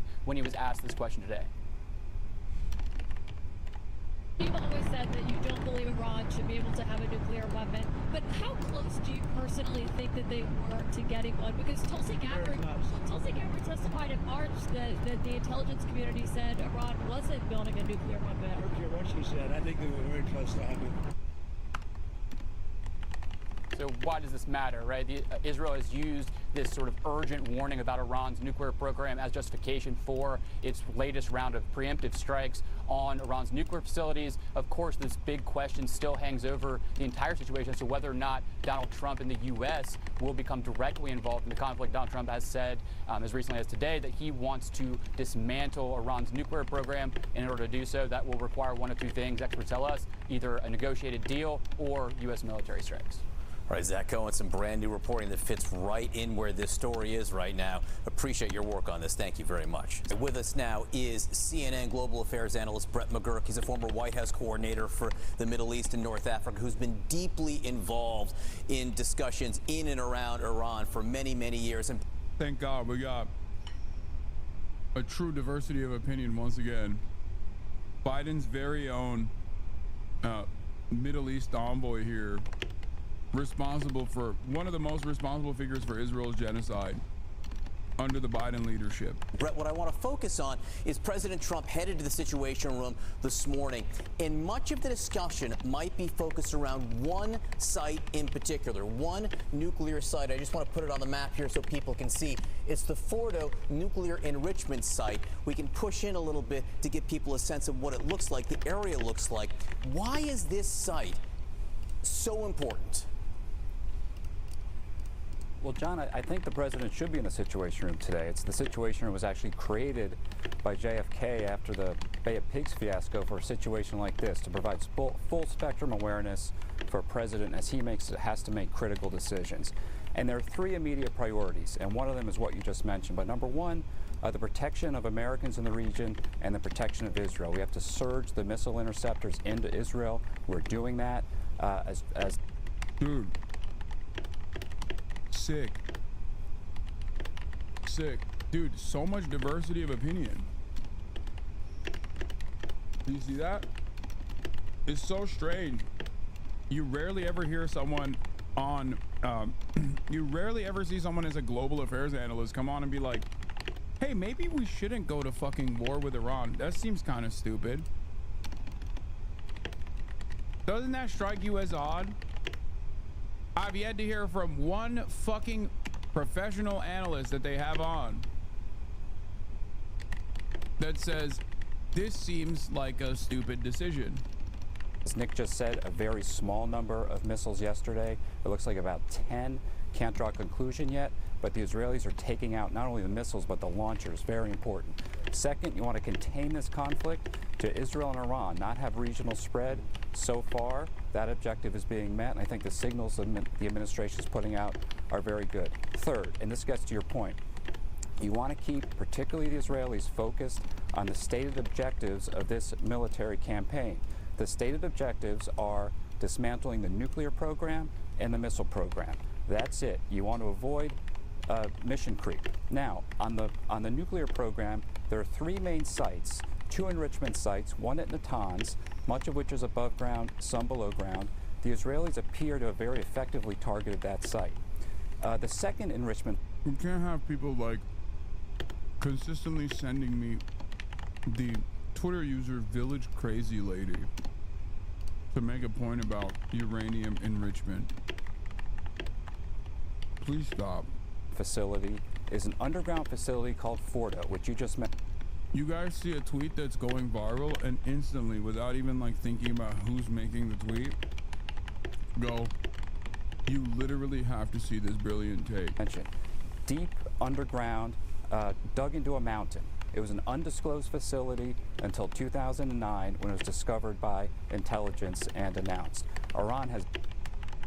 Oh, damn, I was about to address the one chatter that said, why are you always eating stuff? It's because I'm a human being and I need to consume food over the course of a 10-hour broadcast. Very advanced centrifuges in that facility. Just last week, before this started, they threatened to spin fuel through those advanced centrifuges. Iran is cooking tonight. Yeah, the Iranian state media claims there will be a surprise tonight that the world will remember for centuries. There's also another thing that,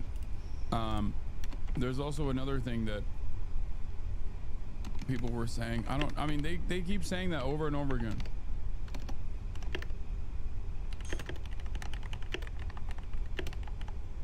Iranian media outlet Noor News reported that the confession of the Israeli F-35 pilot whose jet was downed by the Iranian Air Force will be published soon. Since Israel's aggression on Iran began on Friday, June 13th at dawn, the Iranian Air Force has downed 4 Israeli F-35 fighter jets.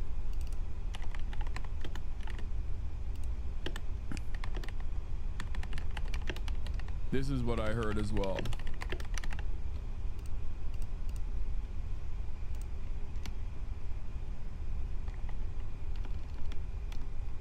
Iran doesn't realize that their veiled threats against Israel don't only keep Israelis up at night, it keeps us up at night as well. We are the real victims here. Okay? Every time they say, oh, just wait. Just you fucking wait. It's like oh shit. Quick F, mini F, calm down. Calm down. It's gonna be fine. It's fixed. It's fine. We're fine. It's okay.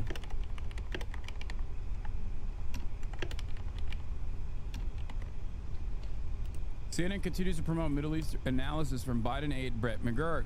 I read this yesterday from Akbar Shahid Ahmed, who directed the U.S.-supported bloodshed and strategic drift in Gaza and Lebanon. Okay? The reason why they promote him, the reason why they present him as like the most competent person is because this creates a permission structure from the liberal side. This is the guy most responsible for Biden's fucking death and destruction in the region. Now, basically saying Trump's ambitions with respect to Israel is actually valid. Centrifuges enriching just below weapons grade. Now, to take out that Fordo facility, it really takes a U.S. military operation with a B-2 bomber, and you can see our military actually positioning for that possibility. But there's an off-ramp, and the president's made very clear there's a deal on the table. Steve Witkoff, his envoy, put a deal on the table about 6 weeks ago. Iran did not answer that. They actually escalated their program in response. And what the president is saying, the White House is saying, is to Iran, hey, go back and take another look at that. Tell us you're ready to take the deal, and this will be over. So that's where we stand right now. At the end of the day, John, this has to end with Iran's nuclear program dismantled. And Fordo really is the key. It can be a deal, and we can all hope for a deal, or it can be a military operation.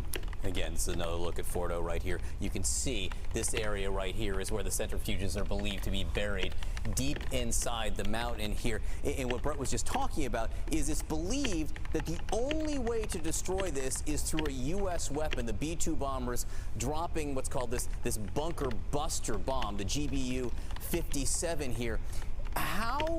What do you think that discussion is like, Brett, about whether or not the U.S. should get involved here? Benjamin Netanyahu has all but explicitly said, hey, come on, drop this bomb.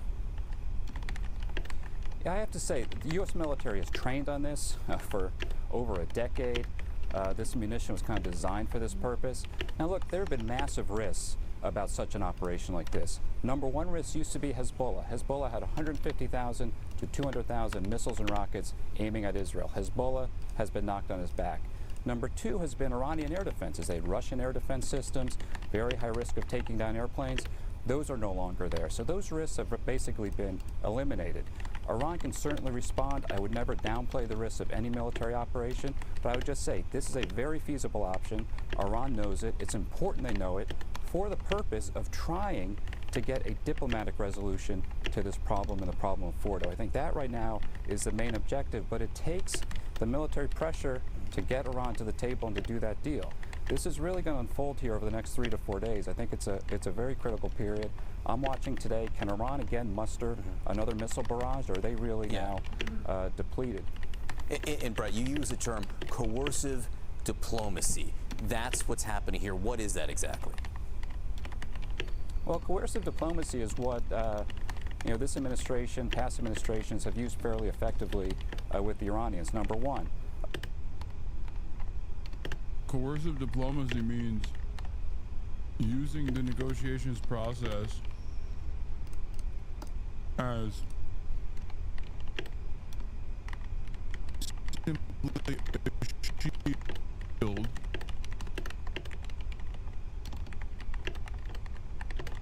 ambition basically is, here, I'll give you an example. It's not even the denuclearization, right? Oh, fuck. It's fine. It's cutting in and out, but it's fine. Calm down. It's okay. We're back.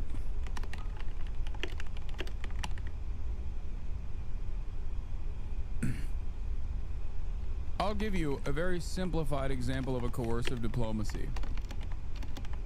Someone robbing you at gunpoint. Someone comes up to you with a gun and says, "Give me your wallet and your phone." You say no, they shoot you in the foot. They repeat, "Give me your wallet or your phone, or else I'll shoot you in the head." And if you don't give him your wallet and your phone, they kill you and take your wallet and phone anyway. That is what he means. That's it. That's all this is.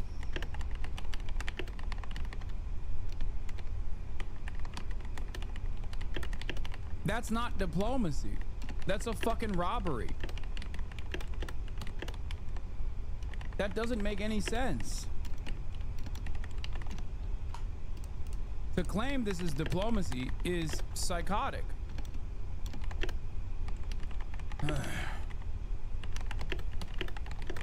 Once again, as we're in the process of eating a bunch of different Fs, it feels like there is a minor delay. As is the case of recognizing when the delay actually starts, I'm going to ask you to subscribe now to the Piker Broadcasting Service, and we will figure out exactly how long the delay is. And seems like there is like almost a 10-second delay. Maybe, if not longer. You can subscribe to the Piker Broadcasting Service by subscribing for free with a Twitch Prime, or for $6. Twitch Prime is free. Some people are reporting a 5-second delay, some people are reporting a 7-second delay.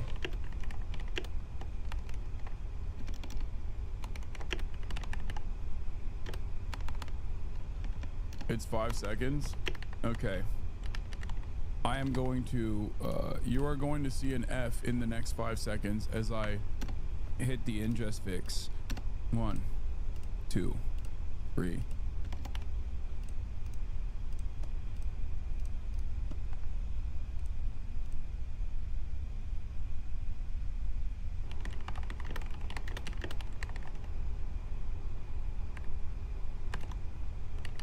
I think it's fine.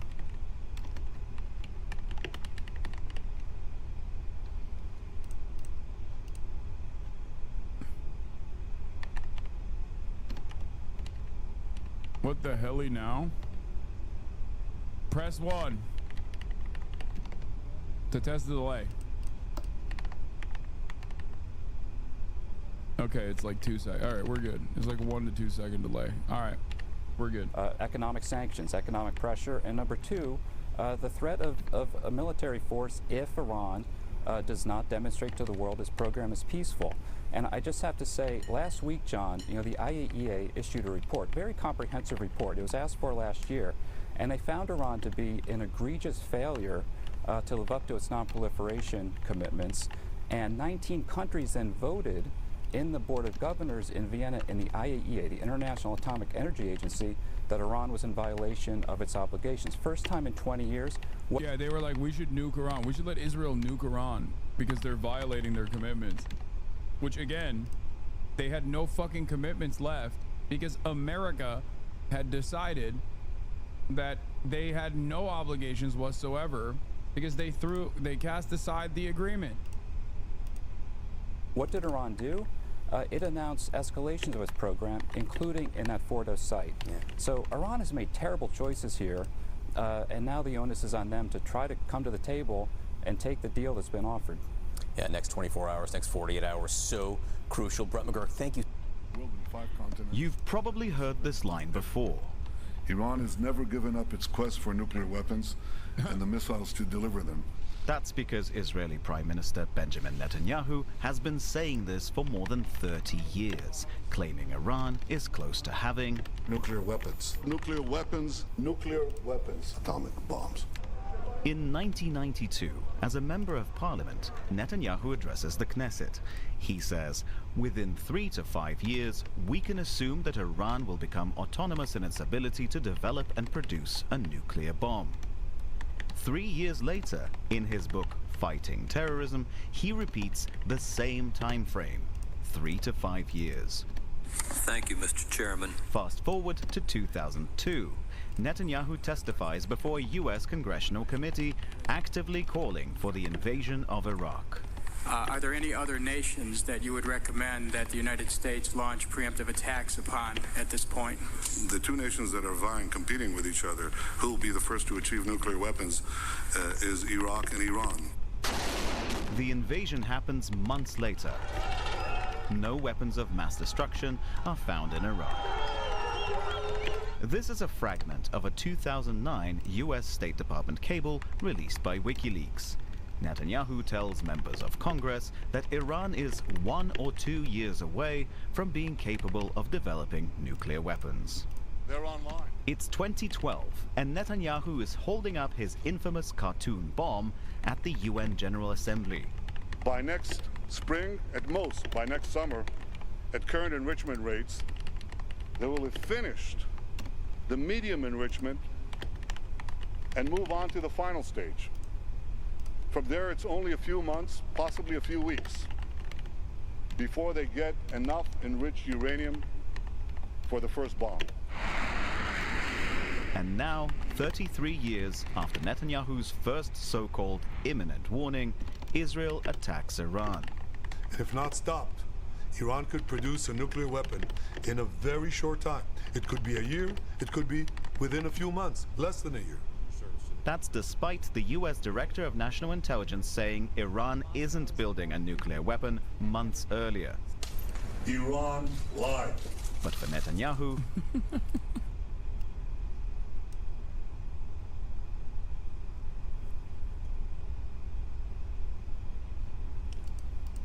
he loves his little PowerPoint presentations, man. Big time. The slogan has been the same for decades. Dmitry Medvedenko, Al Jazeera. Make sure to subscribe to our channel to get the latest news from Al Jazeera. We're going to take a closer look at the 5 days now of fighting between Israel and Iran. The Israeli military saying it's targeting military and nuclear targets all throughout that country, and it appears those strikes have succeeded in damaging at least some of Iran's nuclear sites. But here's the question. Is that enough to achieve Israel's stated goal of preventing Iran from ever? Yes, Trump is about to deliver a massive speech from the White House. A major address.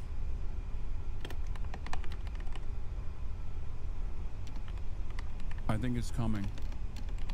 I hope not.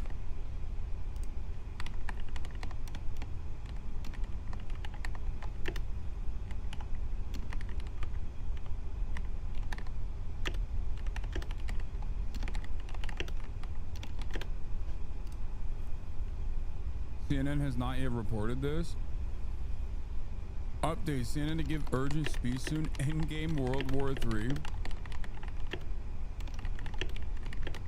They've been saying Trump is going to, all day there's been statements about potentially a major address coming after the National Security Council meeting. It is yet to happen. Achieving a nuclear weapon. That's the bigger question. At the moment, international journalists are unable to enter Iran, but our Holly Williams has managed to get all the way to the Iran-Iraq border. Israel has Iran's nuclear program in its sights, including the Natanz facility, where Iran's been enriching. I want to stress this one more time. This is how it works. No mentions whatsoever of why this would be spectacularly stupid. How dangerous this is. How stupid this is. No mention of this whatsoever. No opposition to this whatsoever. The only difference between liberal mainstream outlets and right-wing media is aesthetics. One side is demonstrating maximalist bloodlust about why we must bomb Iran racistly. The other side is doing a cold, calculated, logical reasoning for why we must bomb Iran, sometimes for gay reasons. You know, they're homophobic over there. That's the only difference. Actually, that's not even true. Lindsey Graham literally also said they're homophobic over there. We must bomb them. So I guess we must do regime change because they're homophobic, which is hilarious for fucking Lindsey in the closet Graham to say.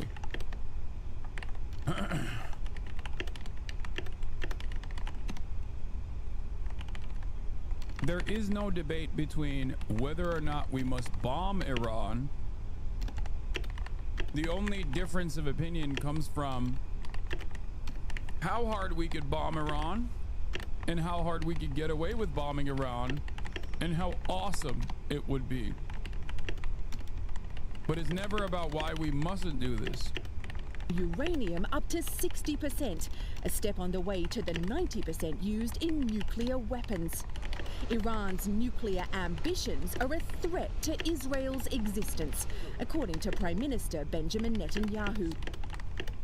I mean, Markbar Mohammed isn't wrong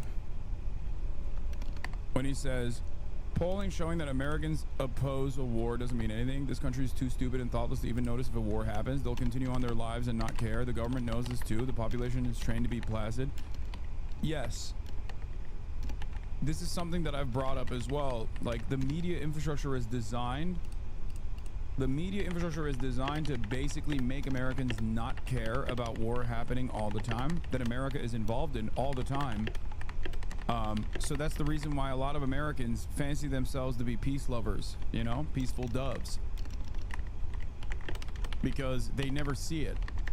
The difference between war in that region versus war with Iran, however, is that Iran does have direct access to measures. Iran has the capabilities of launching measures that would make you feel the pain as well.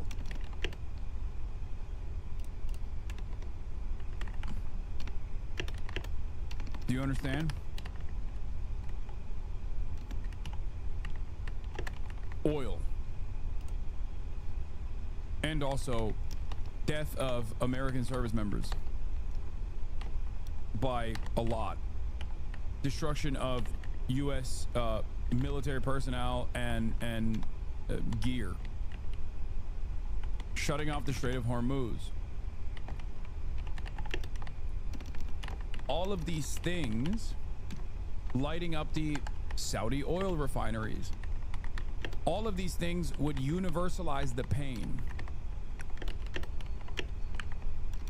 At which point, the nothing ever happens Andes would come to the recognition that things do happen. Because as I've said time and time again, the nothing ever happens guys are basically the Gen Z version of like Fukuyama end of history people, where it comes with the this sheltered opinion that you can only arrive at if you live in the heart of empire, if you live in the comforts of Western empire, like countries in the West. Nothing happens to you. Things are always happening. They're just not happening to you. When someone says nothing ever happens, what they mean is I never get impacted by the things that are happening because the entire system is designed so that you never actually feel it.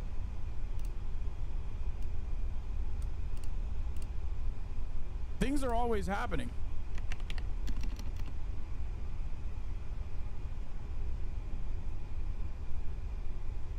So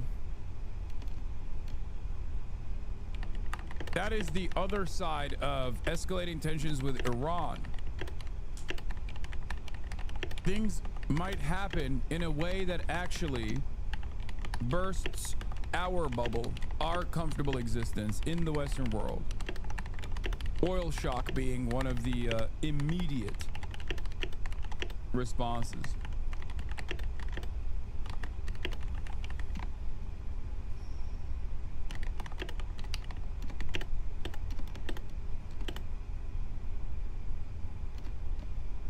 A former deputy secretary of the DoD said many of the U.S. bases in the Middle East do not have the capability of protecting themselves with ballistic missile barrages like the one they've been launching at Israel.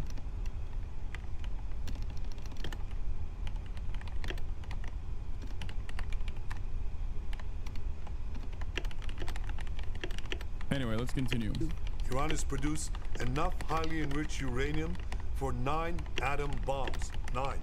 But experts say Israel's war will be in vain unless it destroys the Fordow nuclear site, where Iran is also enriching uranium while denying any intention of building. What is this? Unfortunately, this is where liberals are at.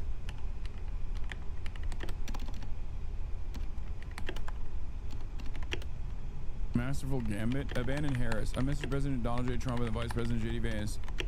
Let us be clear. If this administration leads the U.S. into this war, we will respond with the full strength of our movement.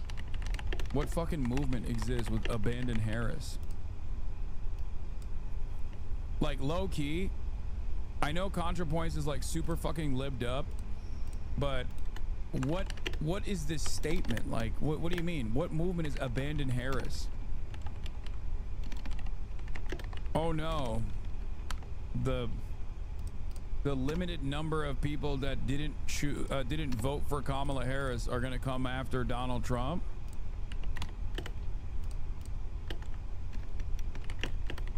Hey Hasan, I've been following for some time. I wouldn't say I'm a huge fan, but one criticism I have of you is your lack of coverage of the Pahlavi family and the direct connection with the Israeli government. I don't support Israel or Iran, by the way, but I think you need to shed more light on it. What does that even mean?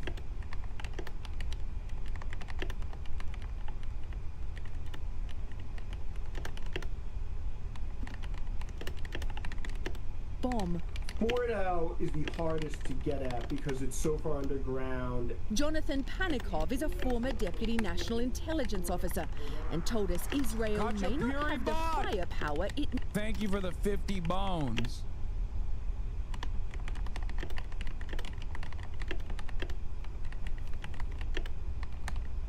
God damn. The Piker Broadcasting Service is brought to you, the viewers, by you, the viewers. Your continued support keeps the broadcast ad-free for all and also allows me, Mr. Piker of Piker Broadcasting Service, to maintain my editorial independence. Thank you. Bye-bye. Needs. And it would need to use what are called bunker busters. In other words, a bomb... Did you miss the memo that you are the #1 Iran political streamer right now? Brush up on the dynasties right now. I mean, that's not surprising. I have seen like low-key, I have seen a lot more Iranian chatters chiming in the broadcast. And has the biggest penetration of any ordinance that we have. Netanyahu's also called on Iranians to rise up against their government. But at Iran's border, we met Iranians more concerned with survival than revolution. What have the big conditions been like inside Iran since the strike started? This man said Iranians are stockpiling food and gas. Others were too fearful to speak on camera, but told us they believe the Iranian regime is frightened. Israel may come up with an innovative... They're chanting Mark Bar America. Don't look that up. Solution to target the Fordow nuclear site, but it could also turn to the US to ask for help. Here on Iran's border, one Iranian man told us he fears that if the US gets involved in airstrikes, it could lead to a world war. Gail. Thousands leave as Tehran issues first evacuation orders in the Iranian capital.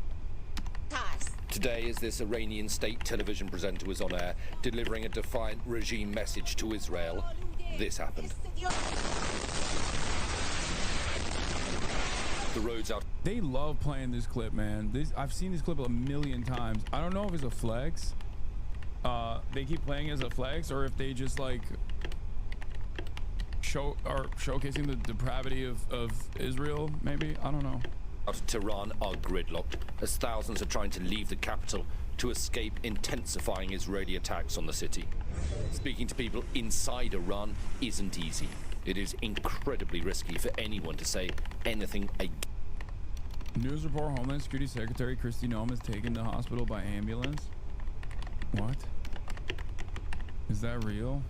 I feel like this is we're getting maximum fake news in the chat more than ever before.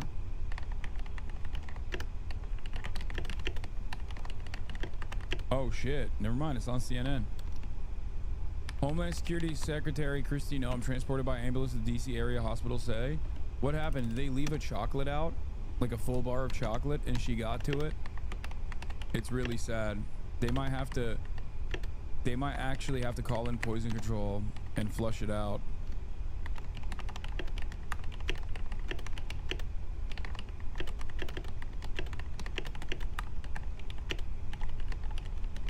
Yeah.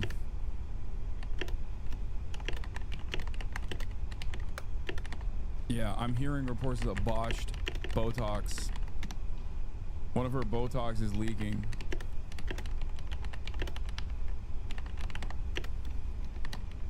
Homeland Security Secretary Kristi Noem was transported by ambulance on Tuesday to a hospital in Washington, D.C. Noem has been conscious at the hospital and has spoken with their security detail, one of the sources said.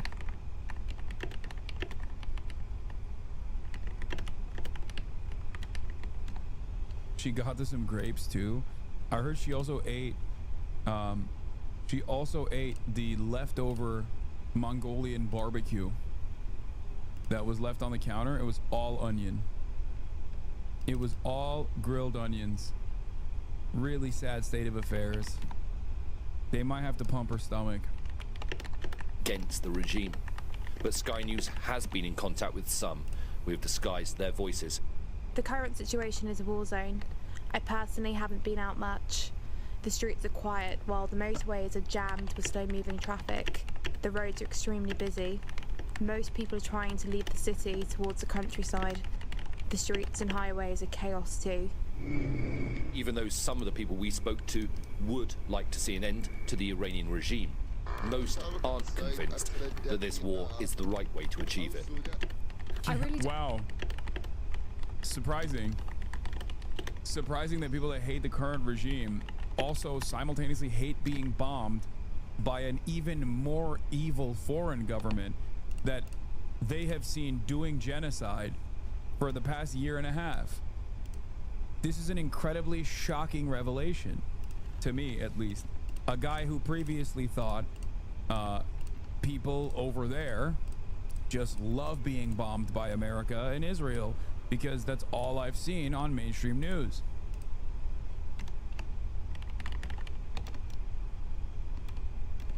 I don't think that the way for us to reach a better regime in government is through foreign military interference. This is clearly a conflict between two states, and as a result, ordinary people caught in between are being sacrificed. Israel says that it has now destroyed a third of Iran's ballistic missiles. But barrages are still being fired at Israel every night. And this is what happens when they get through the air defenses. 4 people were killed when this apartment block took a direct hit. And we think actually the ballistic missile hit one of the safe rooms where people were sheltering directly, which is what caused some of the fatalities here. The emergency services have cordoned it all off. They're still working here. That's not it, Hassan. An average Iranian is not thinking about Palestinians. If anything, a lot of Iranians were pro-Israeli, older Iranians. The switch has been because of the damage Tehran has taken and how many innocent children have been killed. Yeah, no, I know. That's my point as well. It doesn't matter how fucking selfish you are, or it doesn't matter how much you have valid reason to fucking despise your country, your regime, when a foreign country, specifically one that's like America or Israel especially, bombs the fuck out of your capital and kills a bunch of children and women. I suspect everyone's opinions are going to change very quickly.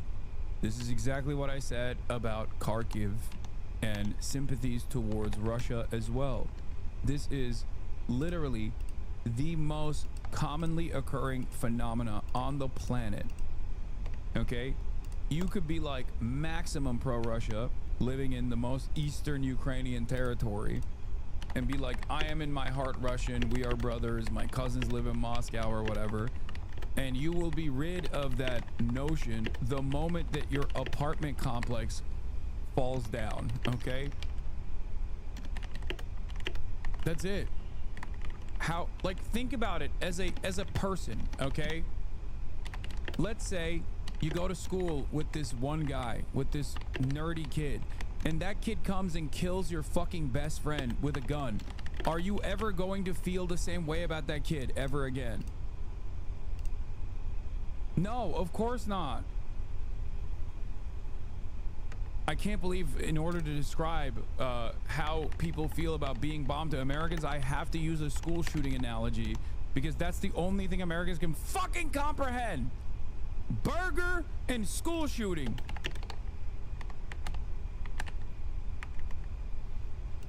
Seeing them operating on some of the upper floors, and they are working to make sure that nobody is still trapped inside there. Michael lives in the next door building. He was sheltering when the missile struck. We ran away to shelter, and in a few minutes, destruction. Like I can't even explain the situation, the feelings. And that's it. Frightening. Yeah. Oh yeah, it's so scary when fucking buildings are carved out by ballistic missiles.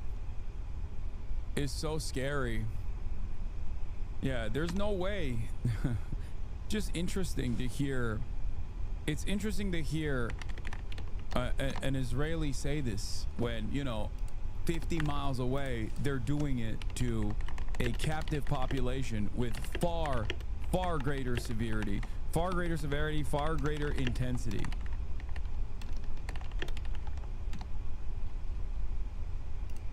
What is this? Itamar Ben-Gvir to Amir Bar-Lev. Why did you provoke Iran? Bar-Lev responds, we didn't realize the power of Iran's missile capabilities. No shot. Is that actually what they're saying? I don't speak Hebrew. Someone translate it. That seems too good to be true.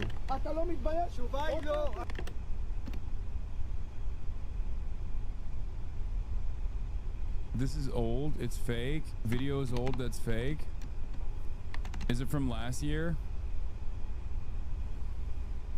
Oh, it's from 2022. God damn, it's not even from like Operation True Promise 2. Oh, guys, stop sending me fucking Sprinter shit.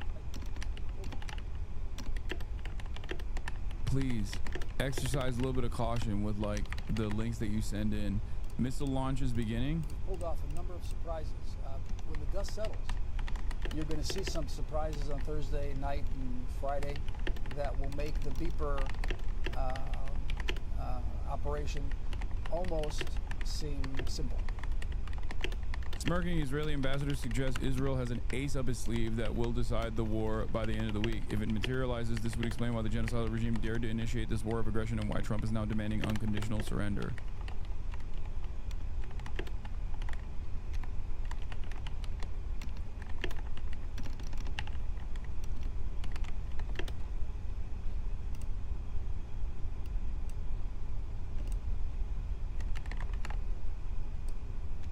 Sprinter observer PFP is a Syrian war criminal who burned people and took selfies with them. Wait, what?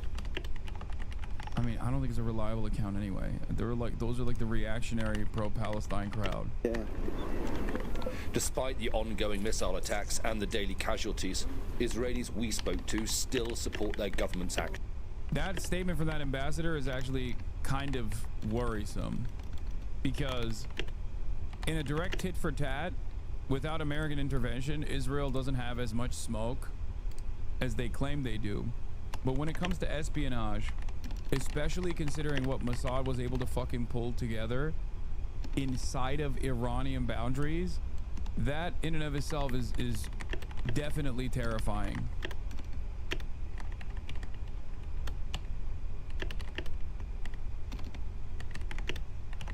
Turn on CNN. I know Kristi Noem was hospitalized. Calm down. It's not, no one gives a shit.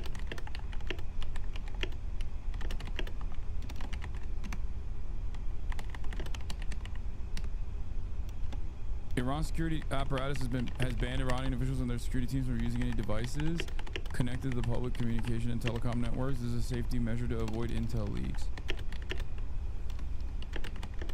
I still think that they have infiltrators within the IRGC, and I don't even know how they'll be able to figure it out.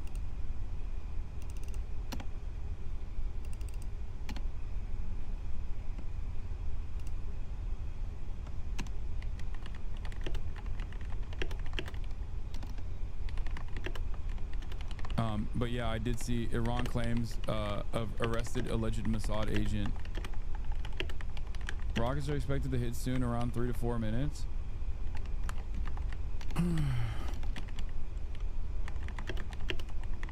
Misinfo op telling a destination to see which one gets bombed.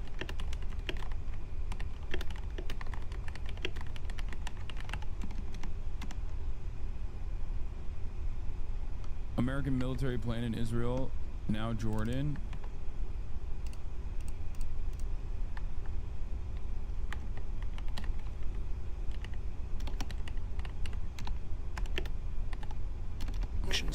We need to stop the...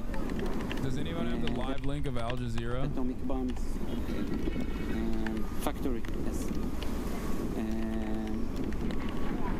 No one has the right to create this kind of bombs and to aim on us. For the first time in the 4 American refueling planes and 4 escorting fighter jets took off from Ben Gurion Airport in the last few minutes. What? They will have finished the medium enrichment. They're not even on live coverage, they're on pre-recorded.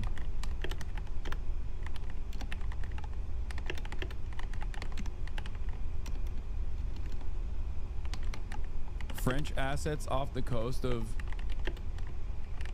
French deploys an A330 tanker Mirage, E3 AWACS aircraft detect incoming missiles off the Israeli coast. Yeah, that's just for defense.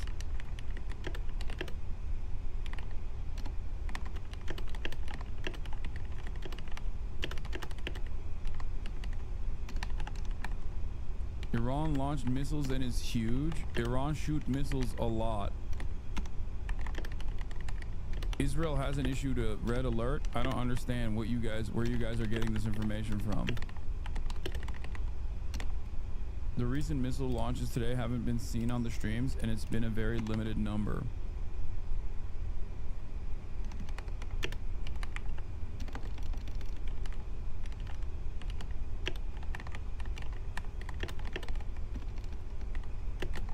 سيمنحه نصف لم يتعبه كثيرا.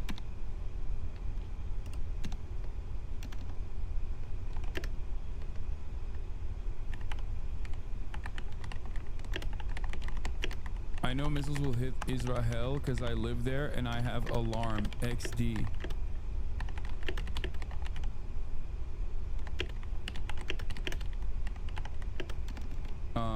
Last update 3 minutes ago, but it's the usual.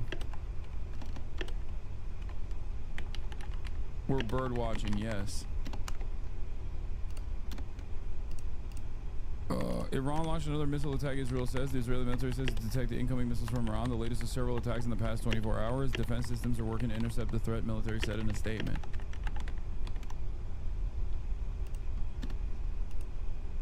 Sirens are expected in central and northern Israel soon. They also changed their sirens from 15 minutes prior to 10 minutes, I think, right?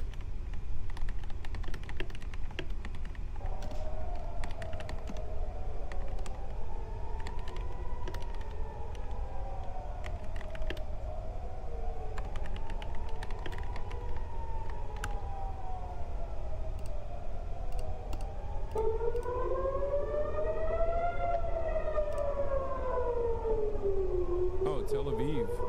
Wait, what? Why is that showing? Oh, it is showing interceptors. See?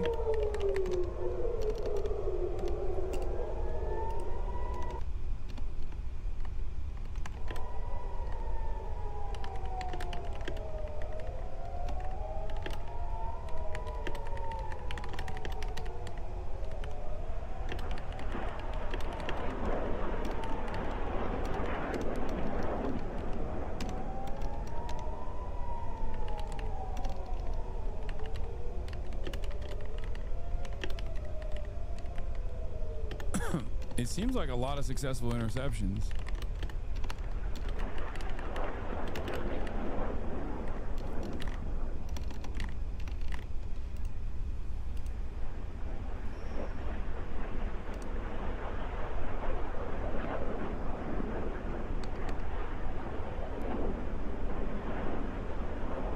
Am I crazy, or is this like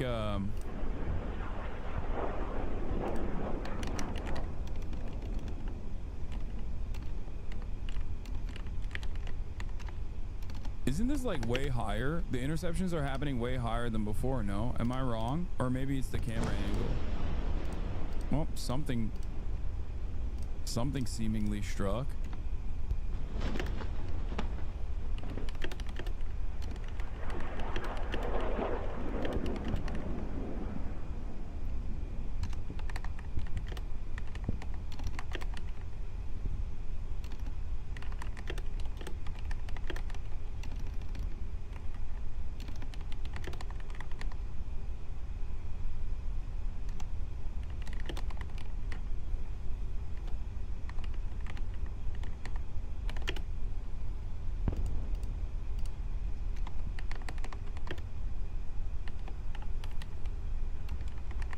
Your tax dollars at play, baby.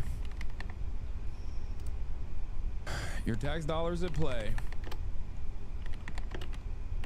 Remember, if your tax dollars weren't defending Israel's defense capabilities, Israel would not be starting so many wars. Israel would be a far more restrained country without unlimited American support.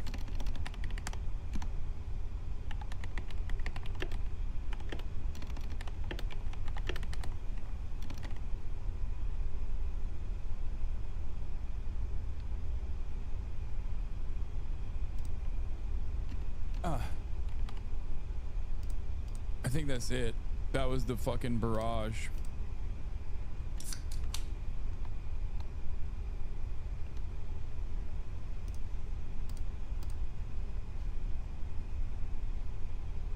Lots of explosion sounds now. Khamenei is tweeting. What is he tweeting?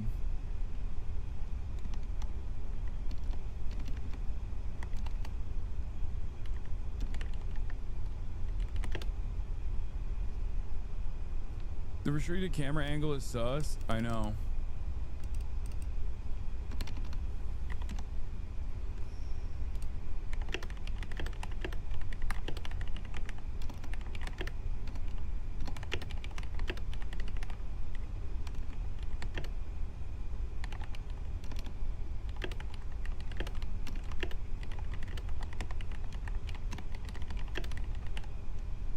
Two minutes ago, he tweeted, "In the name of Nami, the battle begins. Ali returns with his Zulfikar."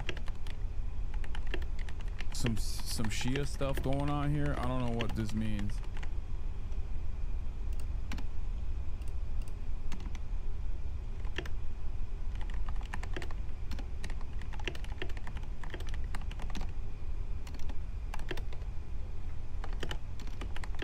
But no, is this a fake account? No, this is a real account.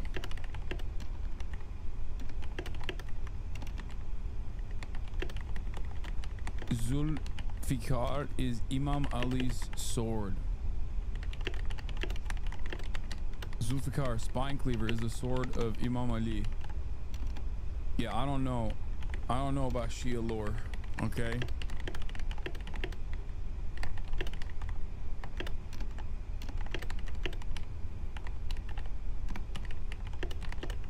Referencing a famous battle Imam Ali won when he dueled an infidel and won with his Zulfikar sword.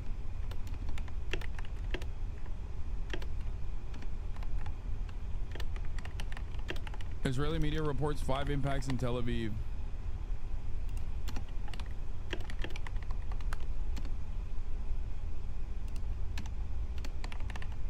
It's Sunni lore as well. I'm Sunni. I mean, I don't know enough Sunni lore either.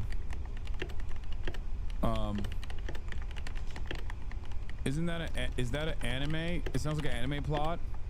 Yeah, I mean, every fucking religion is an anime plot. Have you seen the lore that evangelicals believe?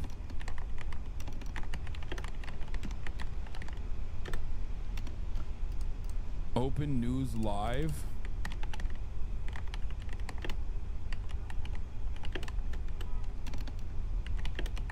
Also going off, and several explosions heard in the Israeli city as the Israeli military said its defensive systems were operating to intercept missiles that were launched from Iran towards Israel. Let's bring in Bernard Smith, who's keeping an eye on things in Israel for us from Amman, Jordan. Bernard, bring us up to speed with what's been happening. What have you seen or heard?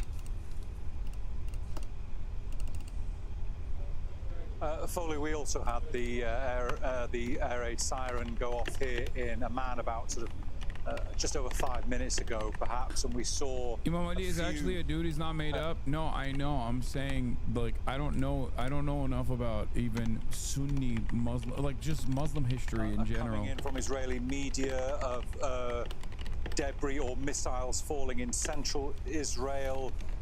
Perhaps in the Jerusalem like area, the Prophet Muhammad, and parts of greater peace be Tel upon Aviv, him. and the sirens sounded in, excuse me, Tel Aviv, Haifa, Jerusalem, and areas in southern Israel. This is about the 8th wave of missiles from Iran in the last 24 hours. As we reported earlier, the number of missiles Iran seems to be firing at any particular time is less than it was a few days ago in the initial 24 hours of this war. A couple of hundred fired overnight, Saturday to Sunday, 65, say the Israelis, Sunday to Monday, and 30 from Monday to Tuesday. The Israelis say they've destroyed about 200 missile launching locations in Iran, and they believe that the Iranians can't fire the number of missiles they want to. Clearly, they are still capable, though, of firing missiles. Israel says most of the missiles that are fired are intercepted by the Iron Dome, but as we've seen by the defense systems, but as we've seen in the last 3 or 4 days, missiles, some do get through and cause considerable devastation when they hit a target. Yeah, I was going to ask you about the impact of the Iranian attacks over the past 5 days. I mean, even as you say, it's been less intense in the last 24 hours.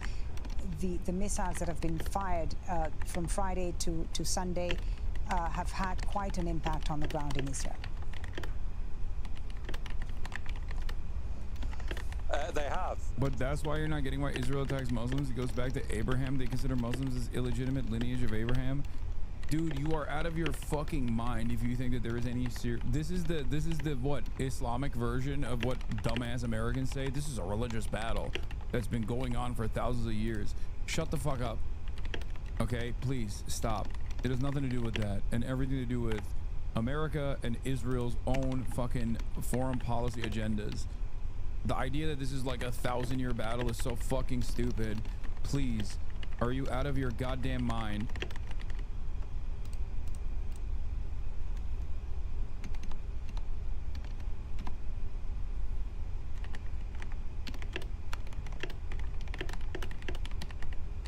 Why you think he calls them Amalek? I know why, but that is just seasoning that they add on to the genocidal ambitions.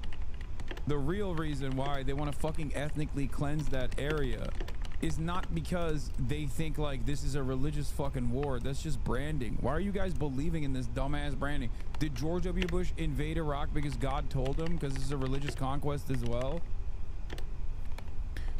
Oh my God.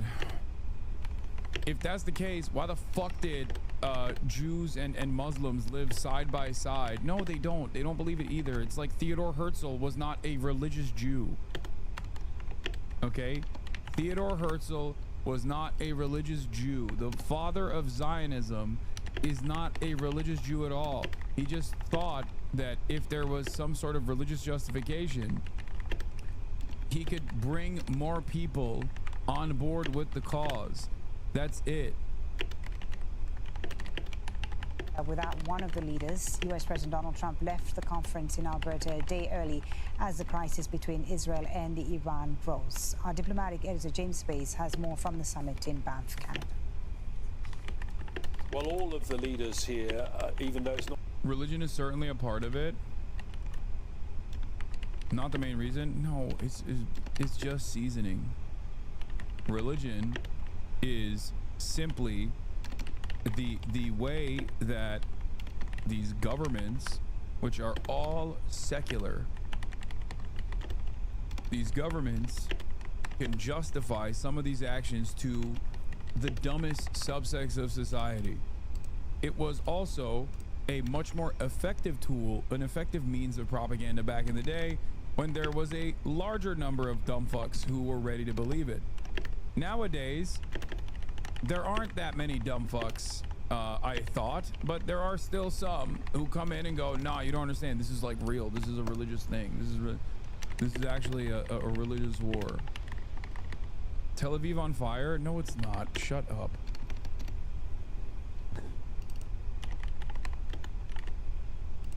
Oh, never mind. I think they might have actually struck something in Tel Aviv.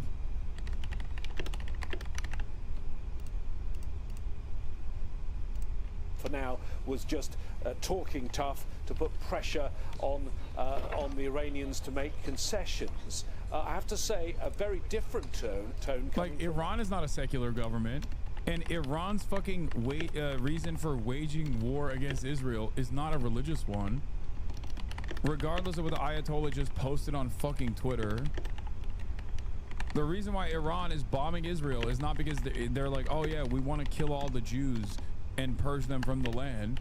The reason why Iran is blowing up Israeli targets right now is directly because Israel fucking attacked them and violated their sovereignty. So you're saying to ignore the religious intricacies of this issue? I'm saying if you believe in the religious intricacies as a primary justification for why these kinds of events are unfolding, you are kind of silly. I have a degree in Christian theology. Religion is just a pretense for governments to capture a monopoly on truth from religion and power. It has been since Constantine. Kenya, at the death in police custody of an anti-corruption activist, has turned violent. Wait a minute. 31-year-old blogger. Wait a minute. Air defense malfunction again?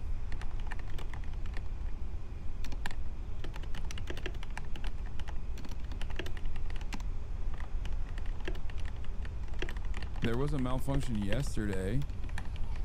This seems like it happened in a different area, but I can't tell. It's too far. There was another Israeli interceptor failed to stop an Iranian missile which hit Tel Aviv.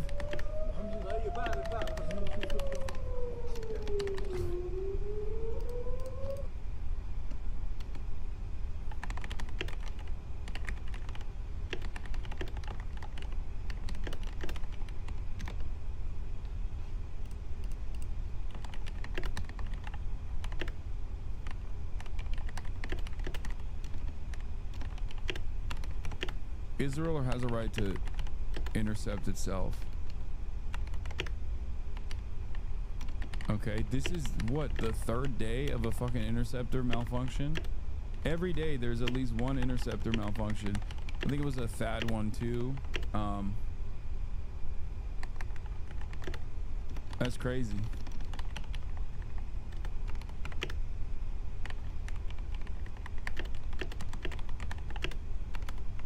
I mean, I guess it happens. Like, there's just not close angle of the interceptor malfunction just now.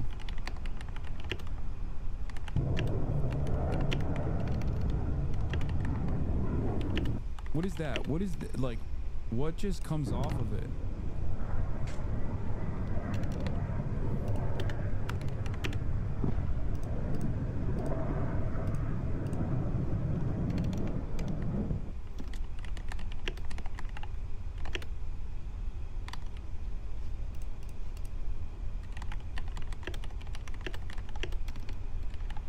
Trump spoke with Netanyahu, unclear what he told him.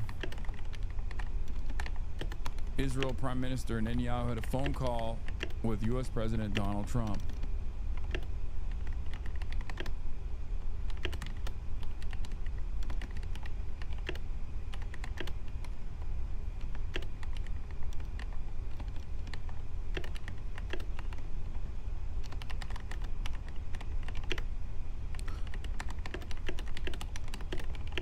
This is not funny.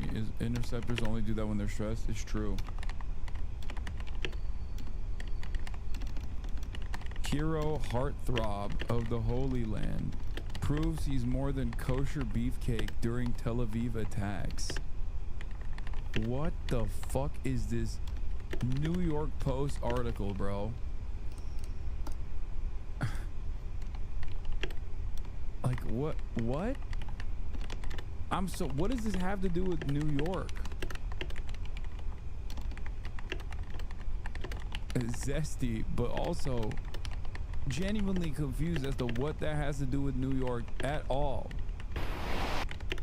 Malfunction and dud rates for military stuff is surprisingly high and common across ordinances. Why things like cluster bombs are terrible, because a smooth 20-30% don't explode and just sit on the ground waiting for someone to maim.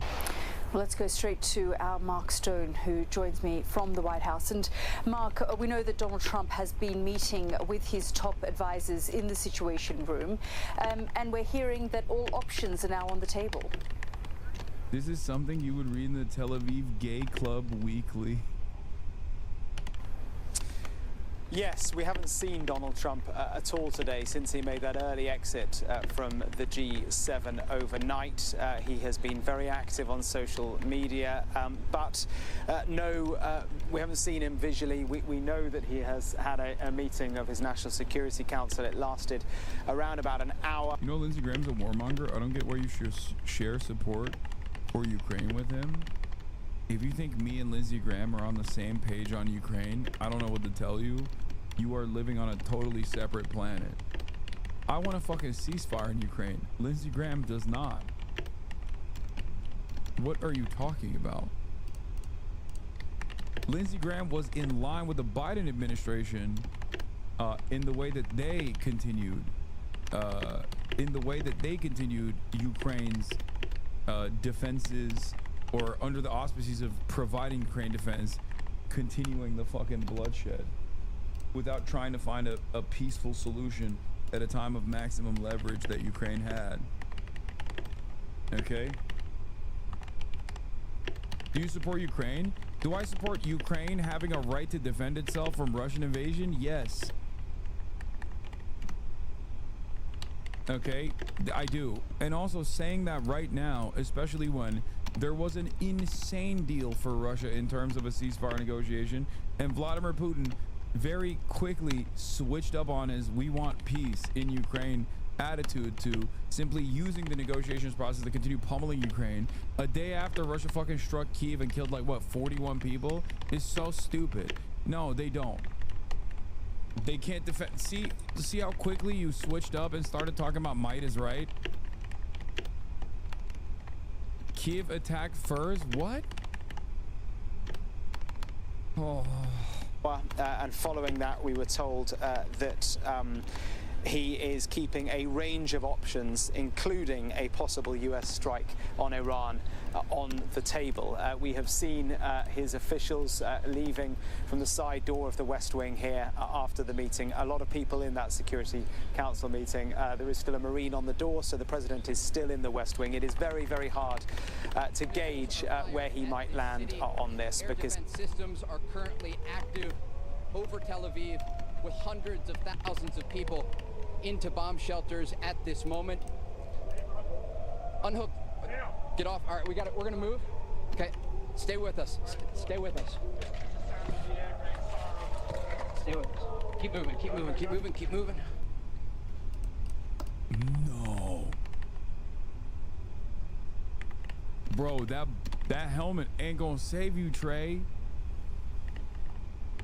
If it's coming right at you, that helmet's not gonna do shit. Air defense systems are currently active over Tel Aviv, with hundreds of thousands of people into bomb shelters at this moment. Unhook. Get off. All right, we got it. We're gonna move. Okay, stay with us. I know the helmet's for the debris. My Twitter mood, dude, only days after he followed me on Twitter. No. Stay with us. Stay with us. Keep moving, keep moving, keep moving, keep moving. Ballistic missiles are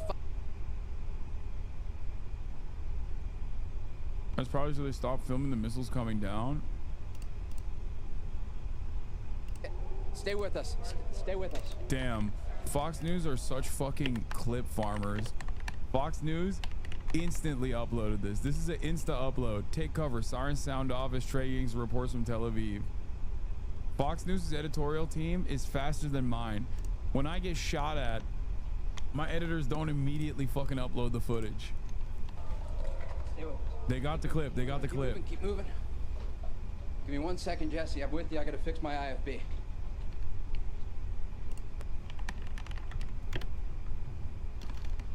One second, Jesse. We're gonna give you a quick update.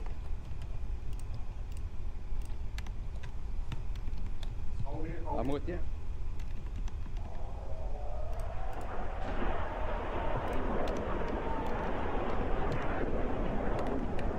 Jesse, I got you back. There's a shelter-in-place order right now. We hear the sirens. Trey, are you with me? Yep, Jesse, I'm with you. We got disconnected for a moment from our IFB there. You could see a lot of those missiles coming off as they were trying to intercept some of that incoming fire. We saw the first one go out to the sea, and because they could track where it was going, they let it get intercepted out at sea. This is an indication that the Iranians still, as the Americans are deciding whether or not they want to get involved in this war, are firing on major population centers. Again, we have to make the decisions very quickly to move. That's part of what you just saw there. We'll stay as long as we can, and you can hear there's a massive explosion overhead. And once we have another minute, we're going to go out and see if anything was hit. But you could just hear that explosion there, Jesse, and that's why we get off the balcony as the fire starts to get heavier. But again, this has been going on for the past 4 days as the Iranians respond to these strikes that are taking place across their territory.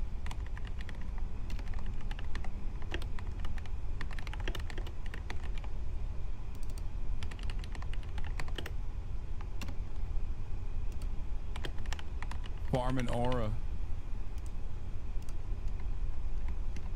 And despite the fact that the Israelis told us earlier today that they were able to take out around 40% of the missile launchers, we understand that they have not been able to take out all of them. And so we expect to see more of this type of fire in the days ahead.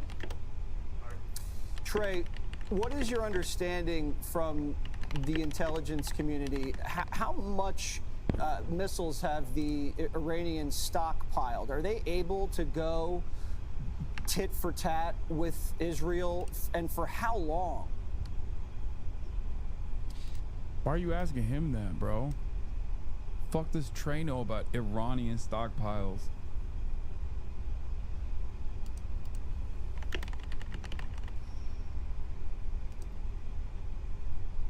This is the Israeli interceptor missile malfunctioning 3rd day in a row and crashing on Israeli territory. A view of the missile barrage. Tefillah. Shit. Shit. That one hit. That one definitely hit. Damn, that's kind of a cold photo, I'm not gonna lie. Evidence of a hit in North Tel Aviv. I think that's the same one that we just saw. Yeah, there is a Tel Aviv impact for sure. Some of these guys are still getting in. We're just having a much harder time seeing the actual impact sites because Israel is doing everything in its fucking power to, like, the Israeli government is making it much harder for there to be images shot from even phone cameras and stuff.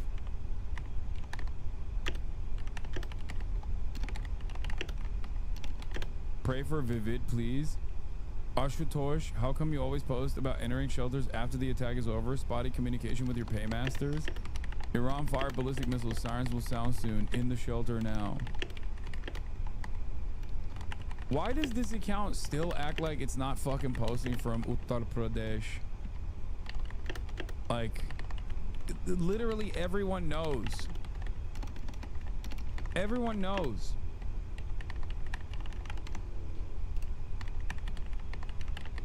MF Joom, welcome back. It's like that one, there's like, Twitter has so many race change accounts, race change to another accounts. Like, you got white guys who've never been to Japan LARPing as Japanese conservatives. You got a shit ton of Indians LARPing as though they are living in the UK as white nationalists, or Indians that are LARPing as ultra Zionists in Israel. Yeah, Radio Genoa is a Cambodian man. Like, there's so many impacts just now. Oh yeah, we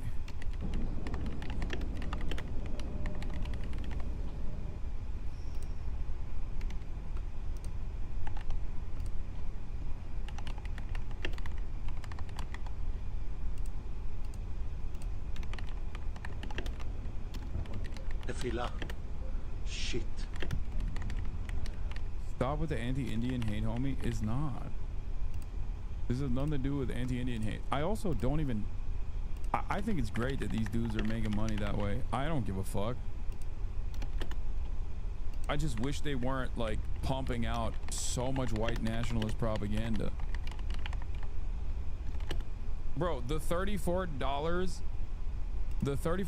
in payout goes a much longer way for him than it would for a homegrown white supremacist domestic terrorist, you know? Yeah, so they have around 2,000 missiles, according to a senior Israeli intelligence official that I spoke with over the weekend. The concern here is that they're not able to hit all of the stockpiles because the Iranians have been preparing for the war that is currently taking place with Israel for the past few decades. And so they not only will stockpile missiles in the sides of mountains and deep underground, but they hide the launchers. And so these are mobile launchers in many cases.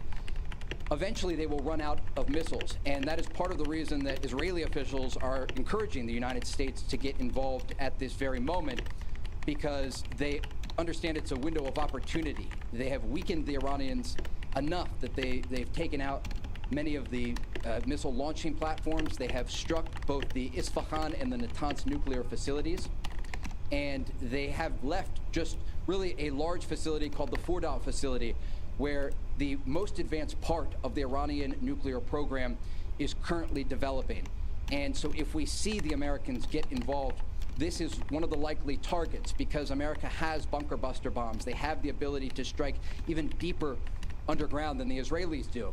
And according to that pilot... Yeah, I've heard reports of Mazar Air Base was subjected to direct bombardment. Military censorship has been imposed on the videos that I spoke with earlier, an Israeli fighter... Is there evidence that Iran is weakened, or is it just Israel's word? I mean, the only way that we can know if Iran has truly been weakened or not is by their response and their constant bombardment of Israel. Israel knows this as well, which is precisely the reason why they stopped showing the footage of impact sites, so we can't even fucking tell. But it does seem like in the aftermath, when the dust is settled, the next day when Israel chooses to report on certain impact sites, that Iran's capabilities have not been as diminished as Israel would suggest. Donald Trump, for example, said they have complete air superiority over Iran now. They can fly wherever they want in Iran and strike whichever target that they want to strike in Iran. If that was the case, Israel would be probably round the clock flying F-35s over Iranian airspace and basically waiting for, especially with the deep intelligence that they have from the IRGC, they would wait for any sort of military response to come through from Iran and simultaneously intercept the fucking missiles, or at the very least strike the locations where the missiles are coming out of. Having said that, Iran has stated that they've taken out at this point 4 F-35 jets, so it doesn't feel like they have the air superiority that they claim that they do over Iran. But I don't know. They did report that the volume of missiles have changed from 64 to 30. That's indicative of strategy change or problems with launch sites. They've got a good Air Force, correct.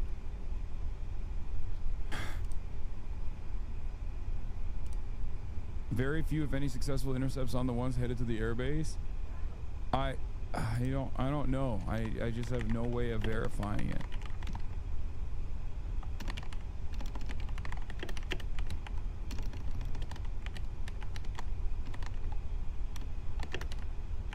The F-35 is fake, Lamau. I don't know if it is or not. They've also stated that they would release the hostage footage. Iranian news media said that they will release footage of the Air Force pilot that they have caught as a captive. Isn't the entire purpose of F-35s to be, you know, undestroyable? I used to think that Air-35s were, even as bombers, it's supposed to do everything. It's supposed to be air-to-air. It's supposed to be a bomber if necessary. It's supposed to do it all, okay? It's supposed to be for surveillance. It's supposed to do air-to-air. It's supposed to do bombings if you need to. But it's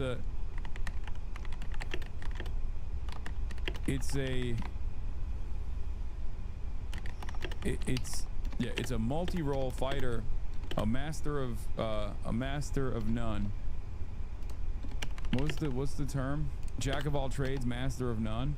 Basically, seems like that's what the F-35 is coming out to. The cope is, oh well, they don't actually offer full capabilities to our foreign allies as opposed to the American F-35s. However,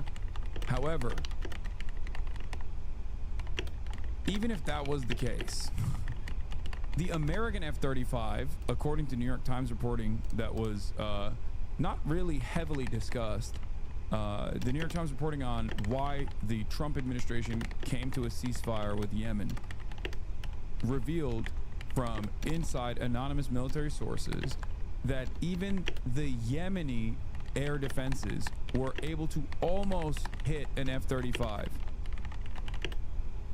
Like, they came close to taking out an F-35, which was part of the calculations as to why they wanted to do a ceasefire with Yemen. That in and of itself is incredible. You're not talking about the AI F-35? No, dude, I'm not talking about the fucking AI footage. One is like a ginormous plane, much larger than any plane that has ever existed, surrounded by people that look like tiny little ants next to this supposed F-35. Or the other AI footage that wasn't even a fucking F-35. I believe it was like a F-16, but there was an AI footage anyway. Those are fake. I'm not talking about those at all. No, we don't have any real footage of F-35s being down.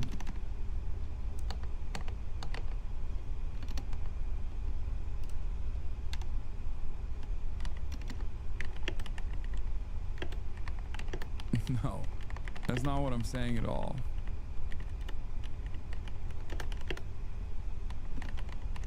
I'm simply working off of what the Iranian statements have been.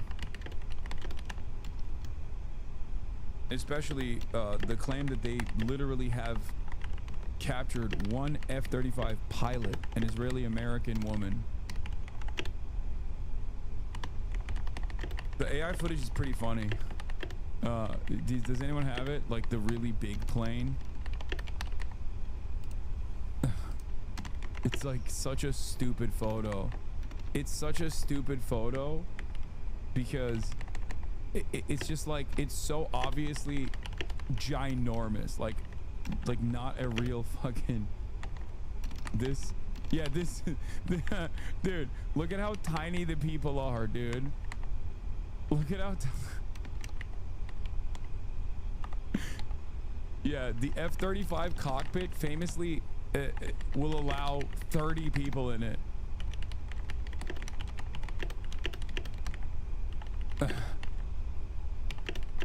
Yeah, this is not the F-35. This is the F-350,000.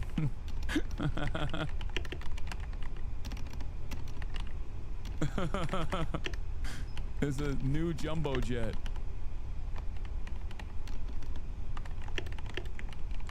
F-35 cockpit is a full diner with bathroom. Either the Iranians have figured out tiny human capabilities, which also, wait, hold on. Look at the size of the houses versus the size of these giant humans versus the size of this even more ginormous supposed F-35 that is the size of mountains. Everything is fucked up. Literally, like, these are the size. This is the apartments, okay? Let's say these are like 2-story houses.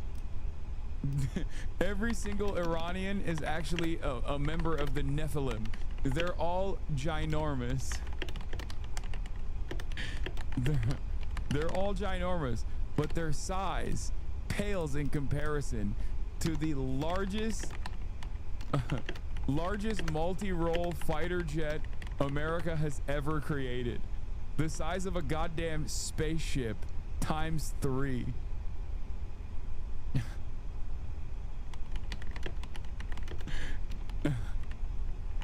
No, each person is not the size of a tree. They're bigger than the trees, dude. Look. Like, look at this. That's a tree. Okay? That's a, dude, that's a bus. That's a bus and a 2-story home. That's a human. They are the size. The humans basically don't even fit in the bus. Okay?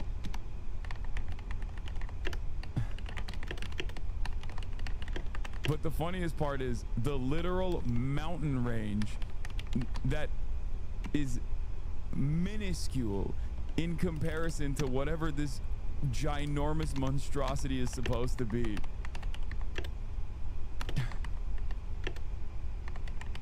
It's such a funny photo. I love it.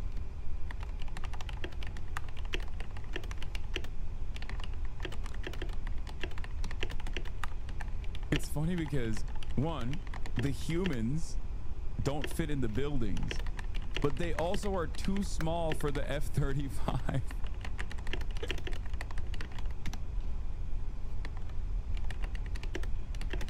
Like, these ginormous humans, somehow the size of literal fucking whatever this thing is. I don't even know what this is supposed to be. Cars? Anyway, that's not the reason why. From my experience covering these, this barrage definitely hit something with at least some effect. We still haven't seen the impact sites, and we may never see the impact sites unless it was like a residential building or something. See, this is what I mean. These kinds of barrages and shit we never see, dude. We never get to see. We don't, like, the first couple of nights we saw full barrages like this. More launches detected. Tel Aviv, fire at site of fallen air defense missile.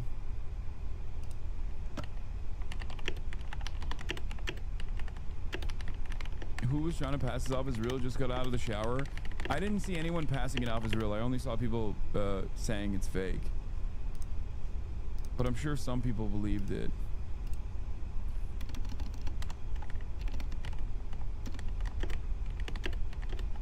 I mean, this comes after the Iranian government said, we will surprise the world. We will shock the world.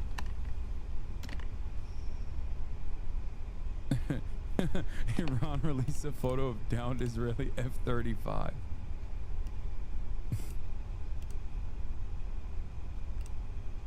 Iran didn't release that photo, by the way. I don't think that wasn't like a real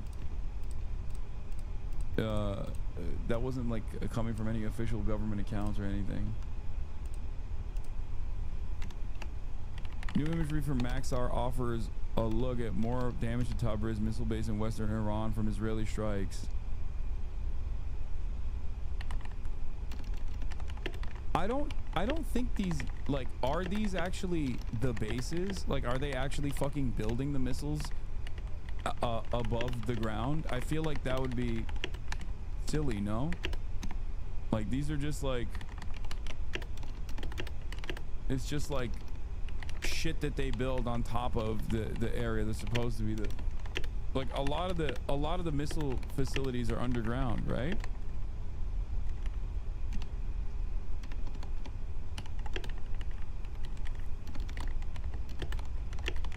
Ballistic missiles have been launched from Isfahan. We saw it on cam. HFC have confirmed launches now. Will reach Israel in a few minutes. This is 2 minutes ago. More ballistic missiles being launched. If there were missiles on the ground there would be no buildings left there. I did my military time there as a soldier. There was nothing there. There's a post about you on the CMV subreddit. What is the CMV subreddit? Launches were seen 1 to 2 minutes before the HFC alert. Alert is in central Israel.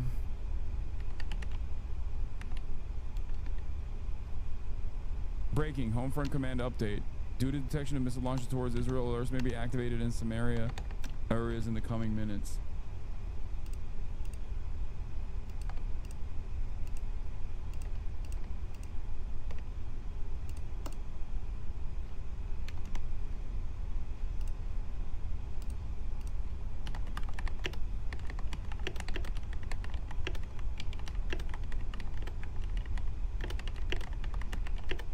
This is wild to pick it up smoldering onto your car. In one of the West Bank cities, celebration with the Iranian missile booster.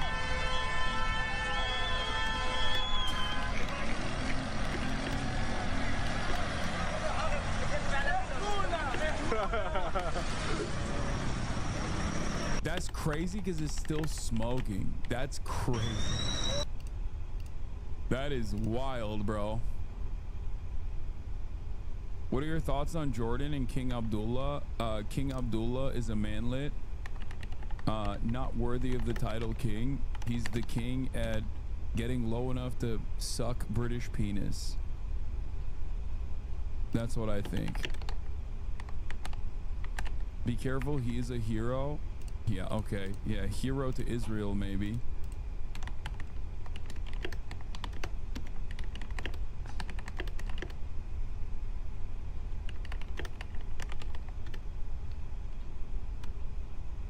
On what grounds do you say that about the king? I don't know. Look above and watch your fucking government firing interceptors at fucking Iranian rockets that are supposed to be going into Tel Aviv airspace, and you will understand what I mean by this. We intercept both? Sure. Okay.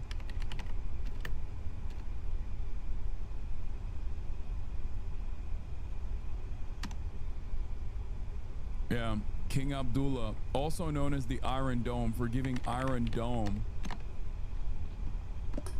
to Western interests.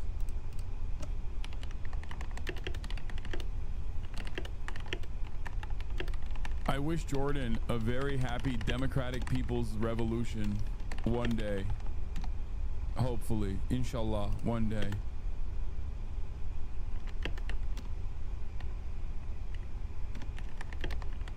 He's so sick, dude. He's so sick. Have you seen him fly helicopters, dude? He's so cool. Oh, I'm soy facing.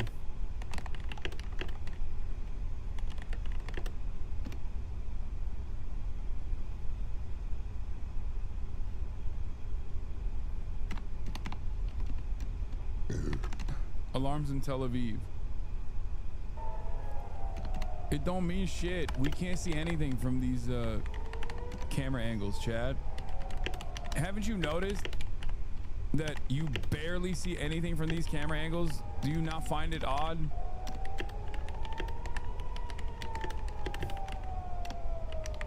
Like maybe 1 or 2 interceptions at most. Wait, maybe I spoke too soon.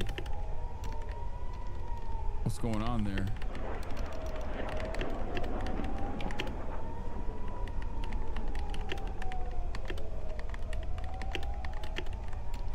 Is this the sun?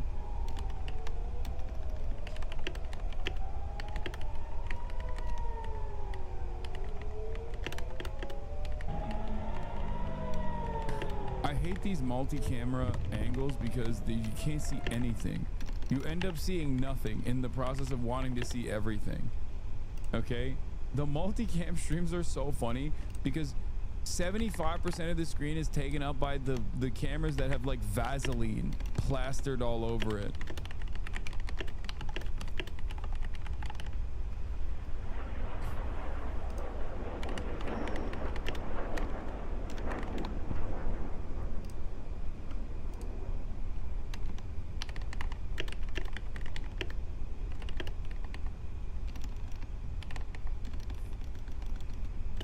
Jesus Christ.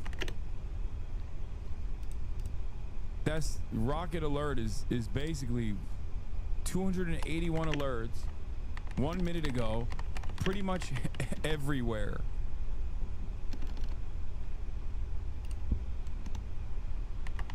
Okay, we're bound to see some momentum if that's...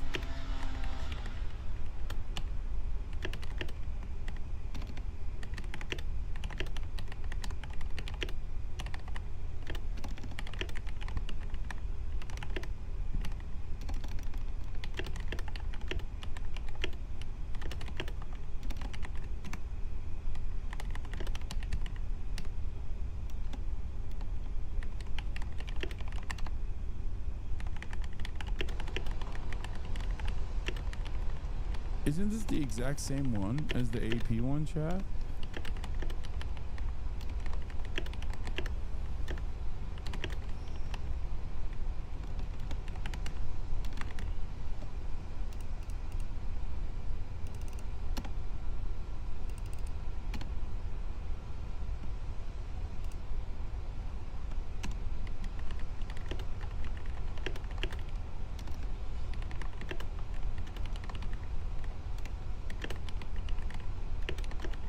The AP camera guy definitely has been told not to show the impacts, at least from what it seems.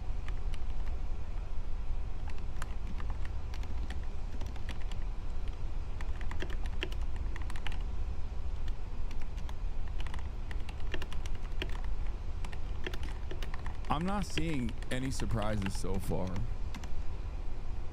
The Ayatollah lied to me. The Ayatollah lied to all of us.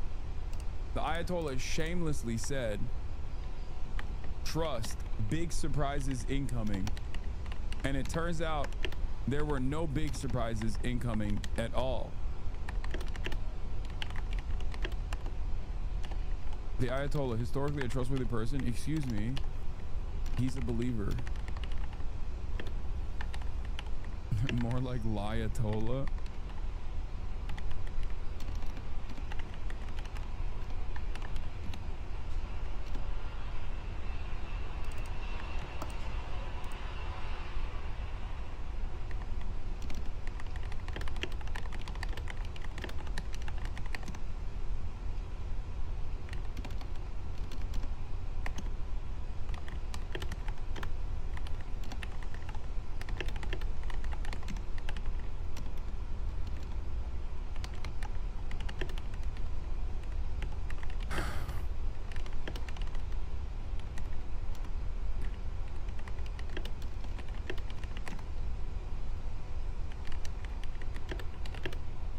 Feels like a Bethesda fan waiting for Elder Scrolls 6.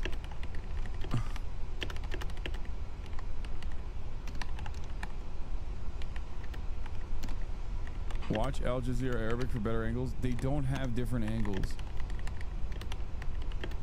They have the same fucking angles, man.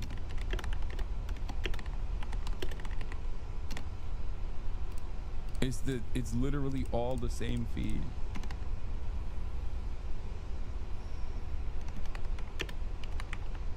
Feels like waiting for Cardi to drop. It's like we're that meme of just like poking it with a stick and being like, come on, do something. Come on. That's what it feels like every time I'm like watching the fucking AP live feeds.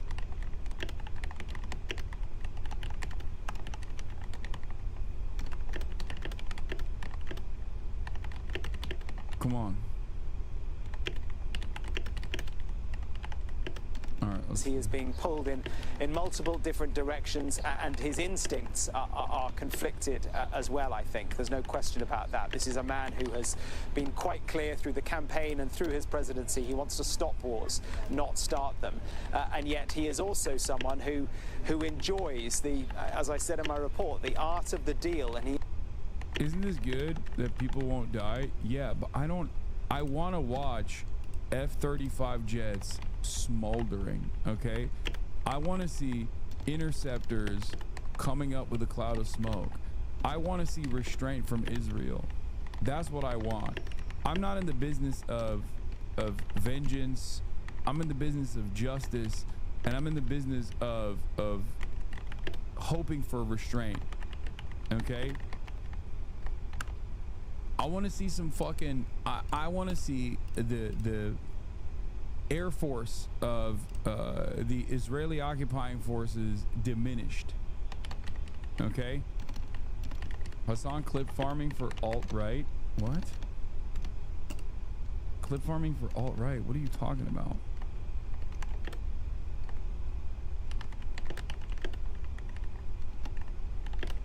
Watch out, you could get banned for this stuff. Wait, what? No, I wouldn't. I'm not doing anything or saying anything that's like... Yeah, people, they're gonna ban me because he said he doesn't want vengeance. He wants justice. He wants Israel to show restraint. I know. What a scary thing that I just said. So for me, when I'm looking at this kind of stuff, I want the Israeli capacities of dishing out a metric ton of violence to be diminished. Okay? That's what I want. Because while these events are unfolding, Israel is still... You're kind of saying you want war and destruction? What? No, I'm not. No, I'm saying I want there to be no war and no destruction. You are thinking that as long as like Israel, the Israeli military incurs any sort of fucking material damage, that means war and destruction. But the reason why I'm saying that, and the reason why you don't understand what I mean, is because you don't think that Israel killing 71 people at the fucking aid drop location literally yesterday in fucking Gaza is also more destruction. Because I guess the hidden underlying premise there that you are operating off of is that those Palestinians deserve it. They're not real humans. Do you see what I mean? They shot and killed 50 plus people. You said you wanted Israel to have spent its resources? Yes. Yes. Yeah.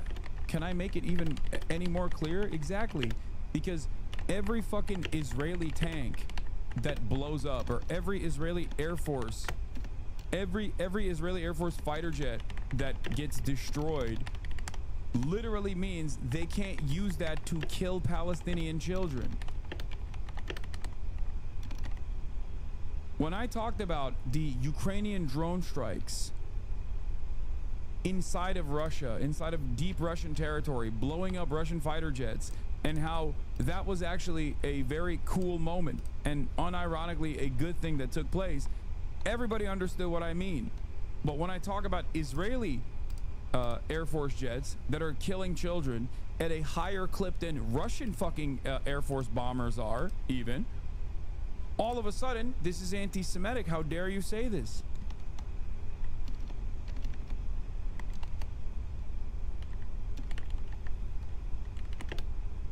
This makes no sense. How can you understand one but not understand the other?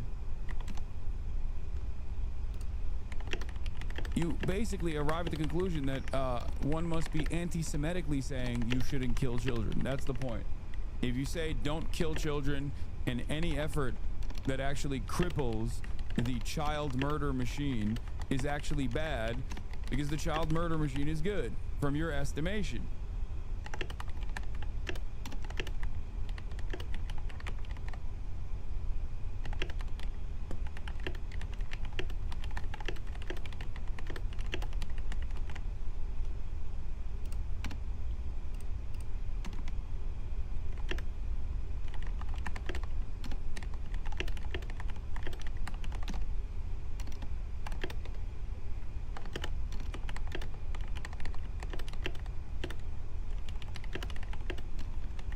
Israeli news reports 30 missiles hit them.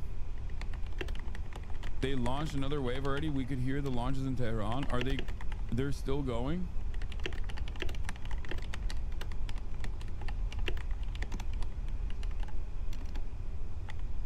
This is from earlier. This was the second barrage. This is the video from the second barrage that we saw.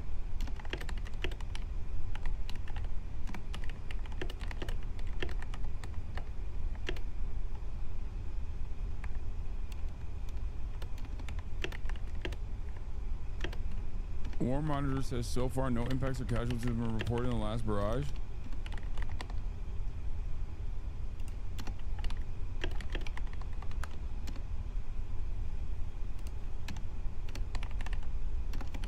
I don't know where this is from.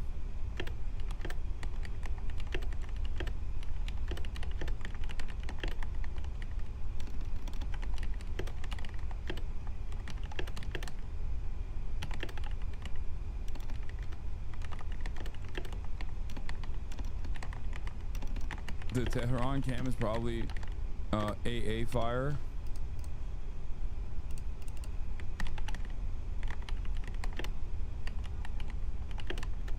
For the second time in less than an hour, missile launches have been detected from Iran. Ynet reports alarms expected in central Israel. This was the last barrage.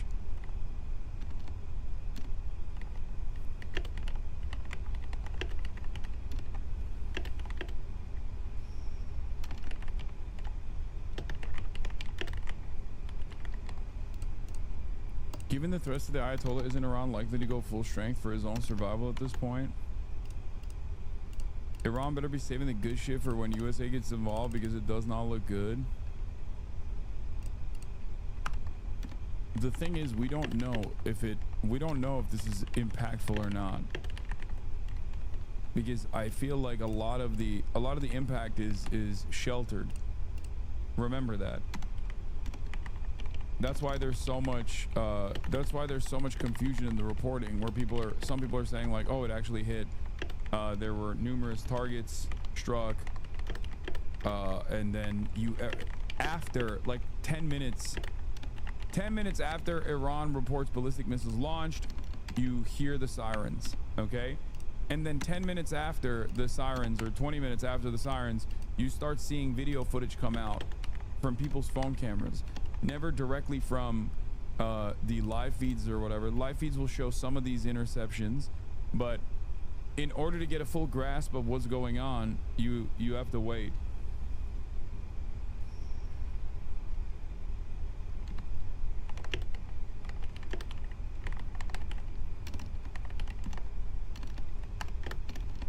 Hey, just here to remind you, you're a horrible person. Bye-bye. Wait, why? I wish these guys that come in here would be a little bit more clear about why they think, oh my God, what the hell is this?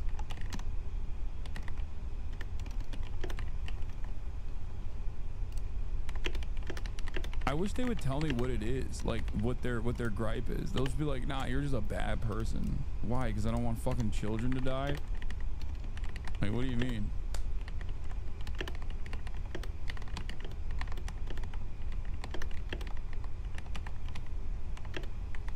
You bring a real anti-child murder policy to the table that me and the rest of the child murderers don't like. We don't vibe with it.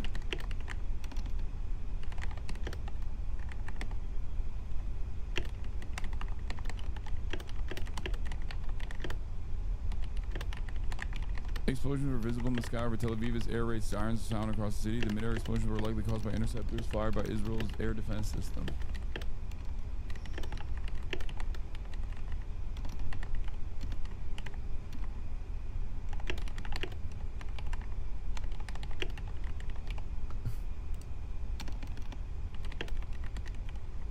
This account, I'm gonna,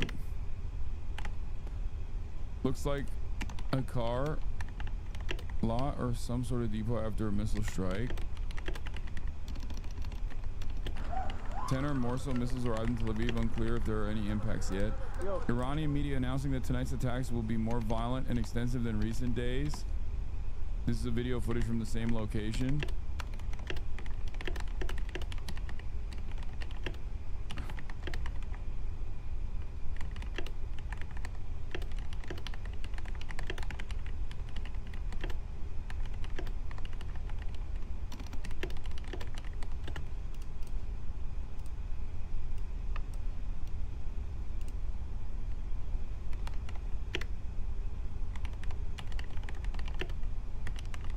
Did that guy respond?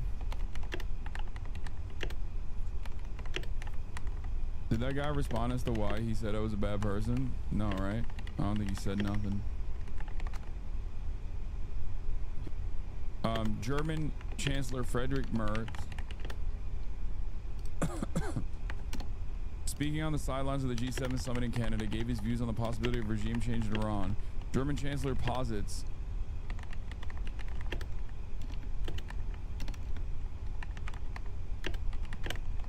what is this travel lid called?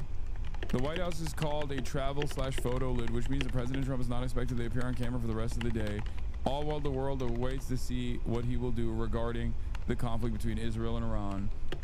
The Spectator Index account was wrong. We've been duped. Donald Trump is not speaking later today. At least, you know, according to official outlets.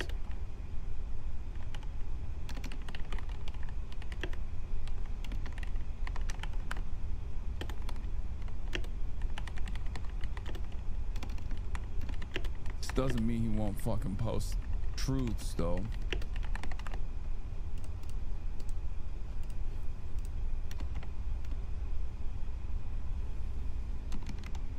IDF spokesperson issues evacuation notice for the Tehran area. The White House called... What? You just didn't send that. You sent a totally different link.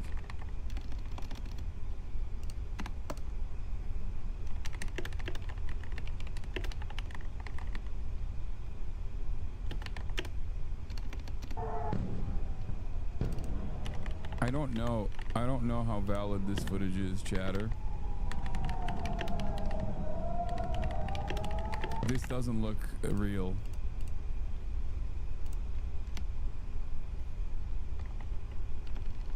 This has to be last year Neva team. Yeah, this is the Neva team era. This is the same account that tweeted the Ukrainian attack saying it's Tel Aviv. Yeah, that Press TV account is bullshit. Please stop sending me that account. It's not reliable. It's not Arma 3, dumbass. Believe in something, Hasan. What do you want me to do? Fucking give you fake bullshit? If Joe was still here, he'd give an address saying we can't let Gaza have a nuclear weapon. Connor is so right. Connor's been posting the spiciest memes about Iran lately. I, for one, like it. I'm an enjoyer.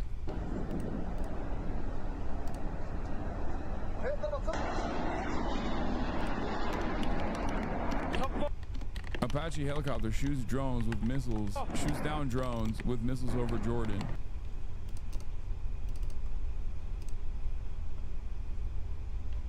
This isn't from today, based on several sources. It's from Ukraine. Yeah.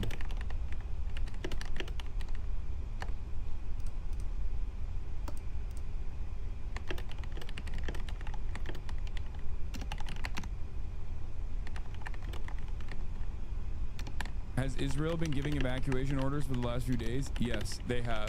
Before big strikes. Israeli army issues evacuation order for Tehran. They've done this before.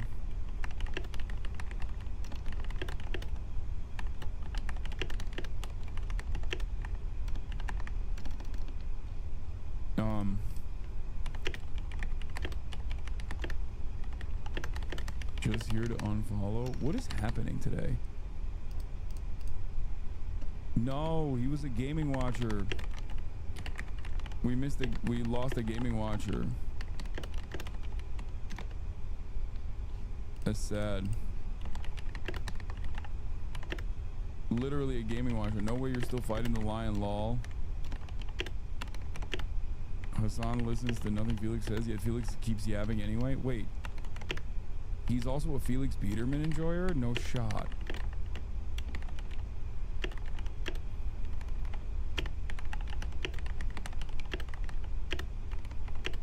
We're losing the gaming frogs. Cannibalize that kills stealing bitch. Nice antennas. How far is he in the game? This guy literally is just a gaming watcher.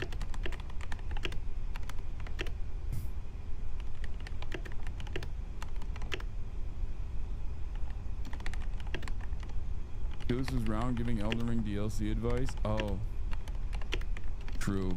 Oh my god, he literally is just a gaming watcher. We lost another one. It's over. It's over. Nobody wants to fucking watch me game anymore. Even the last remaining gaming watchers are leaving.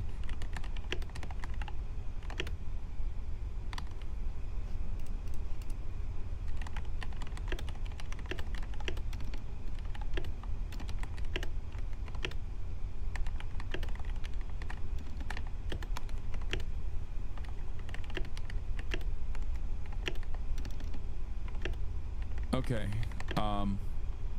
While we await further confirmation of strikes, I'm going to continue with my coverage. Macron warns against military action in Iran.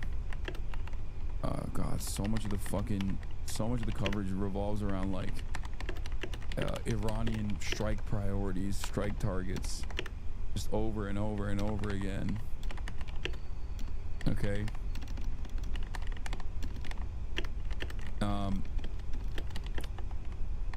The thing that I wanted to continue talking about is that in the backdrop of all of this, I've been still following Emmanuel Fabian, who is the IDF correspondent for Times of Israel, talk about all of the military casualty reports that they release sporadically.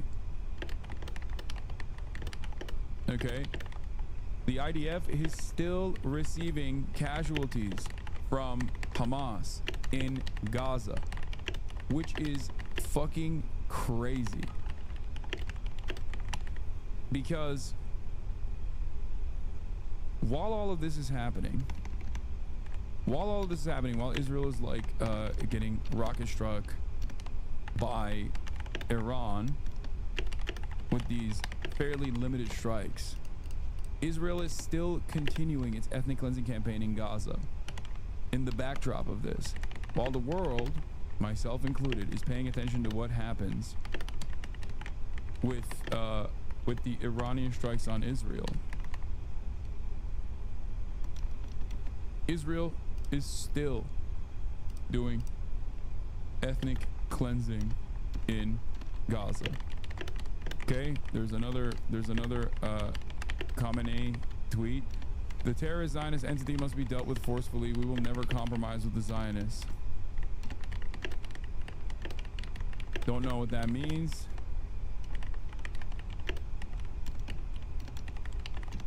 It's little to none though. There's almost no actual fighting going on in Gaza. It's just slaughter. Yes. There is a metric ton of slaughter that is still happening at the fake aid distribution drop points that they've set up. And it's insane to me that they are still utilizing their resources on that. Their limited, diminishing resources on that. One of the things that they've done in the last day, in the past 24 hours, was tank strikes that killed, a massacre that killed 51 Palestinians.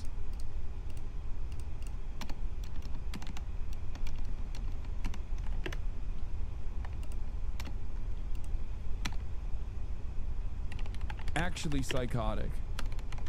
Here's a Reuters report that friend of the show, Evan Hill, posted. Evan Hill's open source and visual forensics investigations at Washington Post. Israeli tanks killed 59 people in Gaza as the crowd was trying to get food aid, medics say. Medics in Gaza's health ministry, as many of the at least 200 wounded streamed into Al-Aqsa hospital. Because it's at bloody. least 2 tank shells were fired at the crowds waiting along a main road in Khan Yunis, witnesses said. It was the latest of nearly daily mass deaths of Palestinians seeking aid over the past few weeks. We went to wait. This does feel like the Nazis doing the final solution in their last push with like their diminished resources. They were like, we have to kill as many people in our death camps as possible. Like, it just straight up. That's why I say Israel's a Nazi country and that this is a live streamed Holocaust. Just pure evil. Israel is one note, and that is to murder as many Palestinian children as possible every step of the way. Hezbollah pushes back too hard on Israeli troops that are trying to do a ground invasion in southern Lebanon, boom, bomb Gaza. October 7, first response, bomb Gaza. Kill the children in Gaza. It is insanity. It is insanity that while they're trying to desperately, what is Hamas doing while all this happens? Smoking the Israeli occupying force troops with the limited response capabilities that they have. They blew up a fucking armored personnel carrier and took out like 10, killing one, and then seriously wounding like 10 people. And I read the reports. They straight up, it was a dude, it was a Hamas militant that fucking walked up to the armored personnel carrier and basically put a fucking explosive device on it.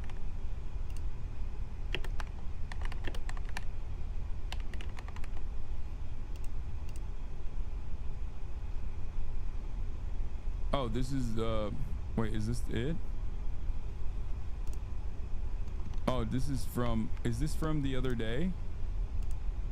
My Gaza report, ID vaporized IDF SOF team, one of 30 ops in Han Yunis, deadliest week in IDF since January, plus dozens wounded. Breakdown of Yasin versus D9, 155 millimeter return to sender booby trap, IED versus Humvee. This is it. He just straight up runs up to the fucking tank, boom, puts a goddamn explosive in the back of it, and then that's it. Like, think about that. A starving population.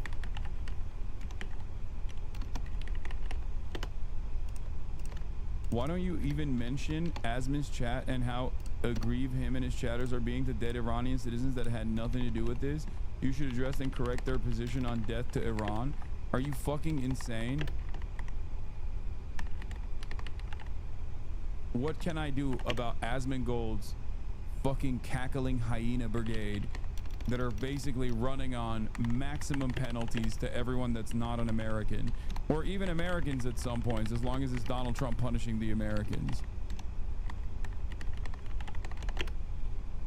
Welcome to the internet. There are a lot of fucking edgy white boys online that suffer severe repercussions in their real lives, and their existence is one of endless pain. So the only way they can deal with that is by imagining a world where there are other people that are being punished harder than they are, okay? Because no one wants to fuck them, because they have no career ambitions, because their life is fucking endless misery, and their immediate family members are embarrassed to be associated with them. So they sit around online and fantasize about dead Iranian children or dead Palestinian children and think about how fucking mighty the American military is. How many of those resources could have gone back to them and helped their lives and help improve their material conditions? They don't want to think about. So the last thing that they can grab onto is the mighty power of the American military. It's pathetic, it's weak, it's the only thing usually stopping them from ending it all. Only the weakest scumbag on the planet looks at some of the poorest people getting eviscerated with the most sophisticated weaponry from one of the most powerful countries on the planet, lasering people thousands of miles away, and goes, that's awesome, more for me, more of this please. You have to be a fucking roach. You have to be a rat. You have to be the weakest fucking person on the planet to see someone get destroyed, have their lives destroyed. Look at the fucking hollowed out buildings and demand more of it. That is the way you should recognize those people. I don't even want to call them people. There's something different. Okay? This war would have never happened if Trump was president. Good one.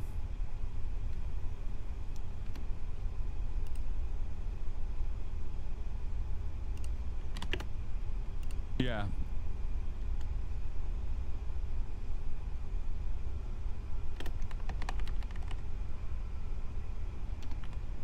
It's cope. It's cope from some of the most pathetic people on the planet. It's the same cope that racist people have. I mean, a lot of these times these people are racist anyway. it's the like, what do racist people think? They know their own weaknesses in their immediate circumstances, so they have to fucking sit there and imagine that they have some superiority over other humans on some other quality. Like, automatically, I'm white, those people are black. I was born in America, those people are born elsewhere. They are lower than me, and they have to constantly maintain this attitude. Otherwise, they recognize their fucking desperation. They recognize their weakness. They recognize their own insecurities. And God forbid, if they were to wash away with all of that, if they were to shed themselves of that delusion, the pain would be unimaginable. It would be incalculable. They would have to deal with it in a way that would end it all. So they have to constantly live in an endless cycle of cope, reinforcing this dynamic of Western superiority as though it's actually helping them live a better life when it's not. That's what fucking sad, pathetic people do.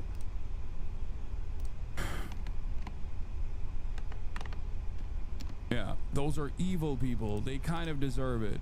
They shouldn't have been born there.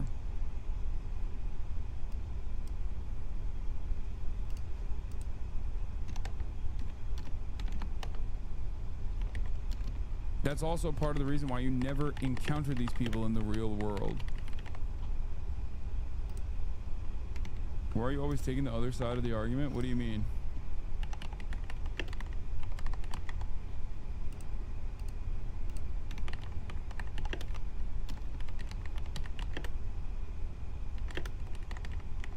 So if I become racist and embrace the hog, I'll stop being anxious and depressed? Sounds kind of lit.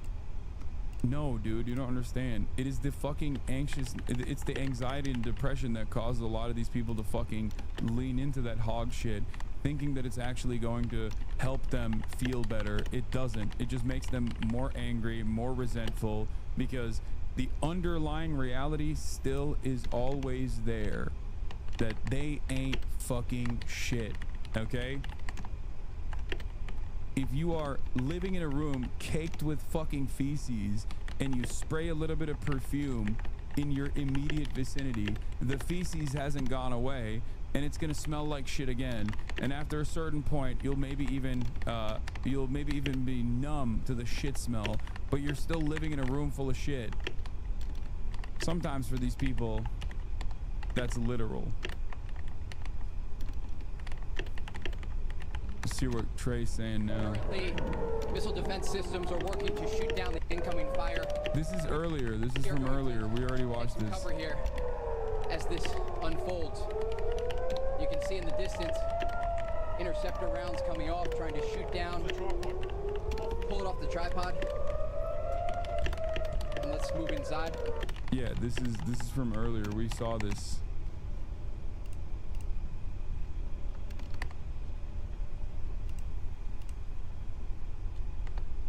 This has been the scene throughout the day, not only here in Tel Aviv, but across this country. The Israelis say they have taken out 40% of the ballistic missile launchers, and every hour there are dozens of Israeli jets over the Iranian capital of Tehran and surrounding areas. Tonight, the IDF is telling civilians in the capital of Tehran, in some places, they must evacuate immediately. Tonight, the Israeli Security Cabinet held an assessment as the region waits to see whether or not the United States will get directly involved in this conflict. Brian? So, Trey, it's safe to say that Iran needs the night. Does the IDF need the night? The IDF operates throughout the day. I spoke earlier with an Israeli fighter pilot, and he said since the beginning of this war, the Israelis have taken out most of the Iranian air defense on the way to the capital of Tehran. He said they can operate freely when and where they want. This gives Israel the ability to go after more of the nuclear sites, target top IRGC officials that they haven't already killed, and control the skies. We expect this to expand in the hours and days ahead. And again, that X factor about possible American involvement. Trey, I know with you covering the bombings and the working of the Iron Dome and all the surrounding missile defenses, I'm wondering if you have a sense of how the president's toughening tone is resonating inside Israel. He's not talking about a ceasefire. He's talking about a real end. He's talking about blown opportunities. It didn't have to be this way. But it seems as though he's talking a little bit more about we and less about just Israel. Absolutely. And look, the Israeli people are listening there was massive support for the Israeli strike against Iran that started on Friday morning, taking out parts of their nuclear program and going after top IRGC officials. But I think back to over the weekend when we were at one of these sites that was targeted with an Iranian ballistic missile as they were digging through the debris, looking for survivors trapped under the rubble.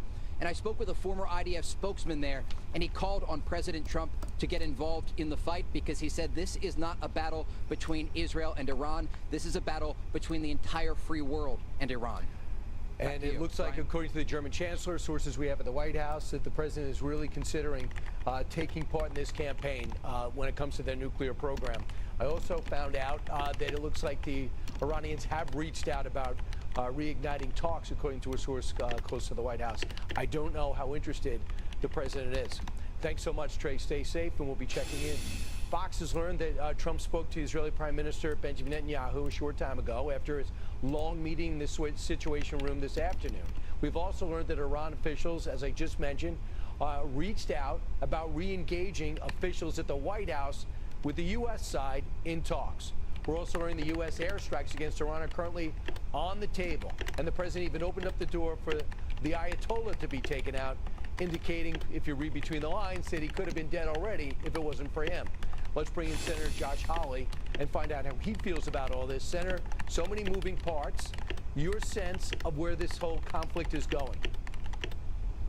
Well, I think Iran is in a really tough spot here, entirely of their own making. They're not used to having a president who doesn't try to bribe them with stuff like Obama did or kowtow to them and give them freebies like Biden did. They've got a president here who puts America first, who's going to do what's in America's best interests. And I think Trump's been really clear. Iran's not going to get a nuke.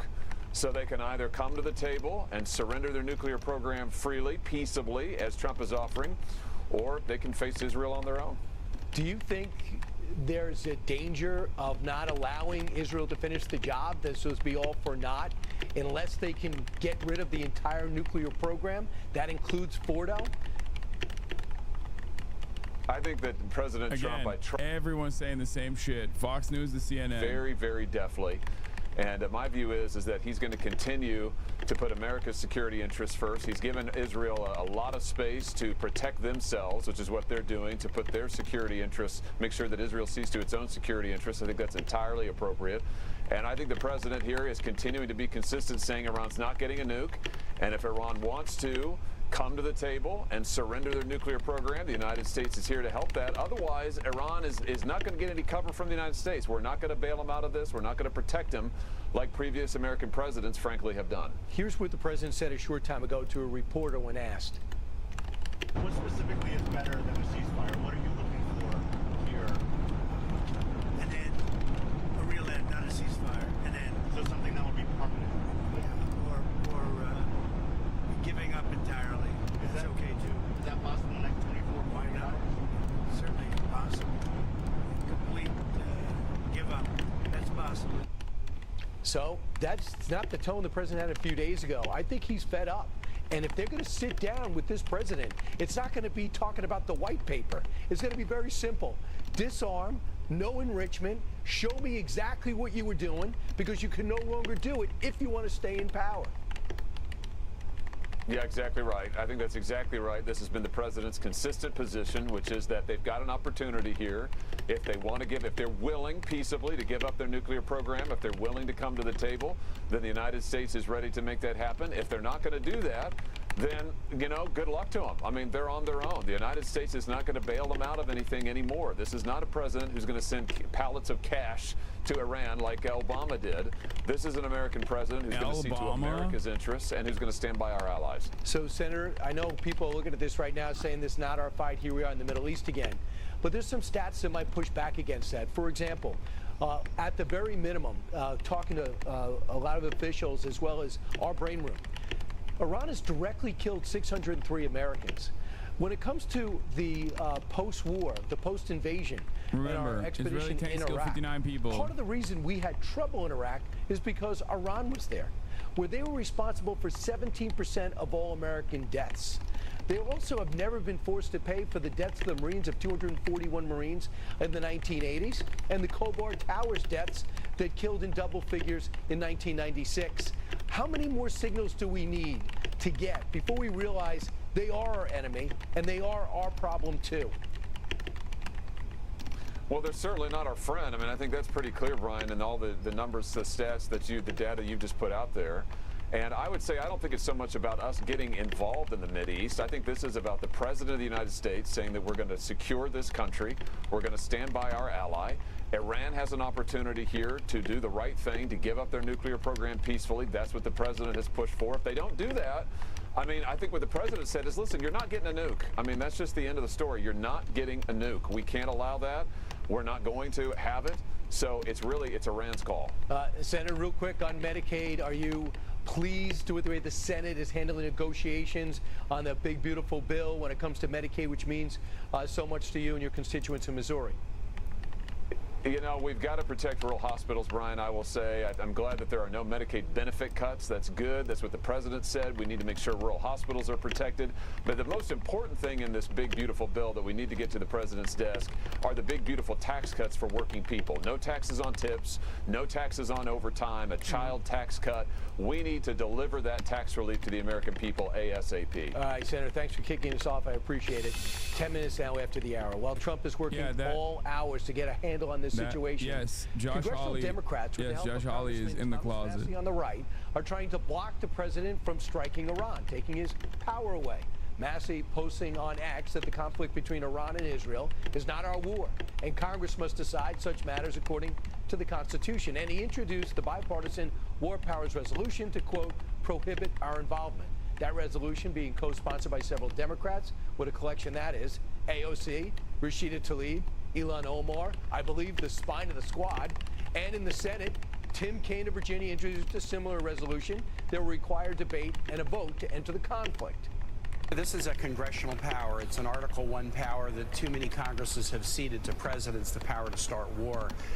And I am bound and determined that no one who carries the title U.S. Senator or U.S. Representative should hide.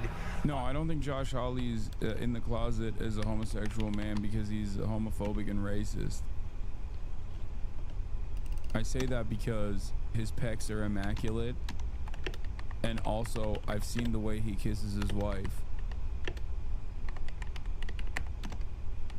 Josh Hawley kisses his wife like he's in a K-drama. If the one photo is all you need. Also, the way he buys wine at Whole Foods in the middle of the day is pretty zesty too.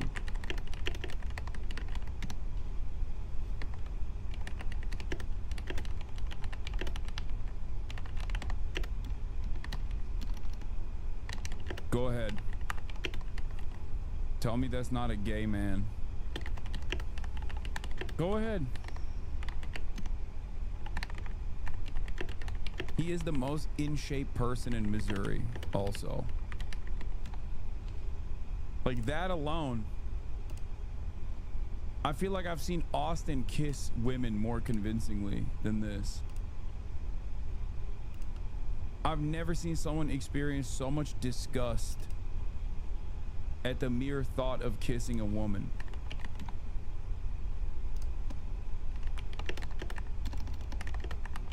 Josh Hawley gazing at Harrison Butker and thinking I'd climb him like a backyard jungle gym. If my wife looked like that, I'd kiss her. He's why I buy brawny paper towels. Weekend co-star Yellowstone, Bunkhouse Confidential. I can make him love me with my mind. Yeah, look at the way he's gazing at Harrison Butker. Now look at the way he's kissing his wife. Now tell me I'm wrong with my analysis. Bro.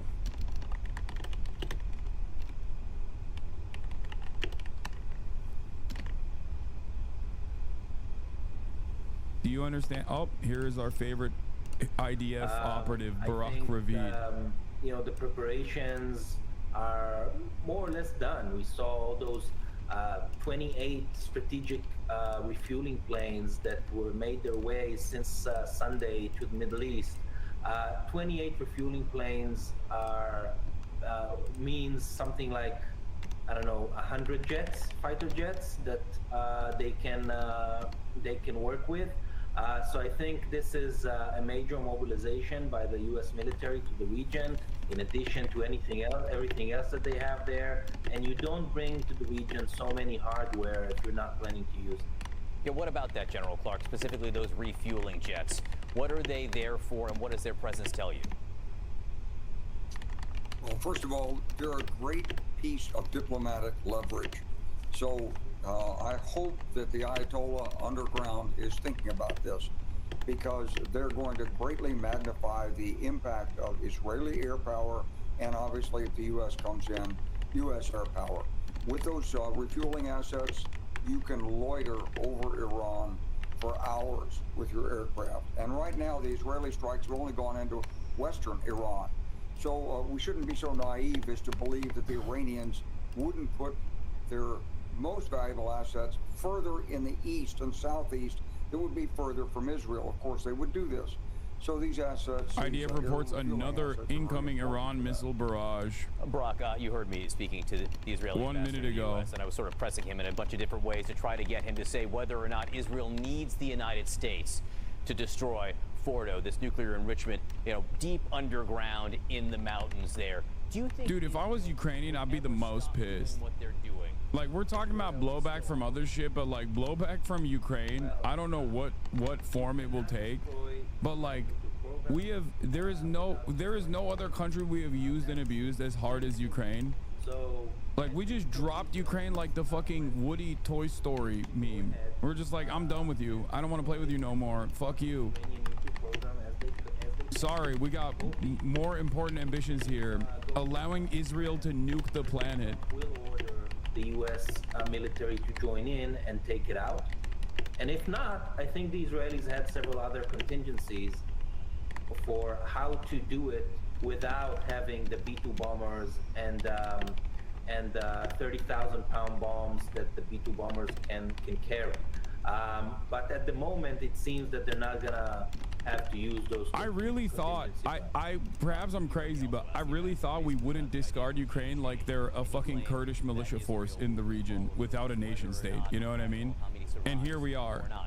Like, we have literally dropped Ukraine like they are a band of Kurdish militants that we initially armed and then used for a little bit, and then allowed the Turkish government to just roll over. Even though it's not the goal, it could be the result of the war.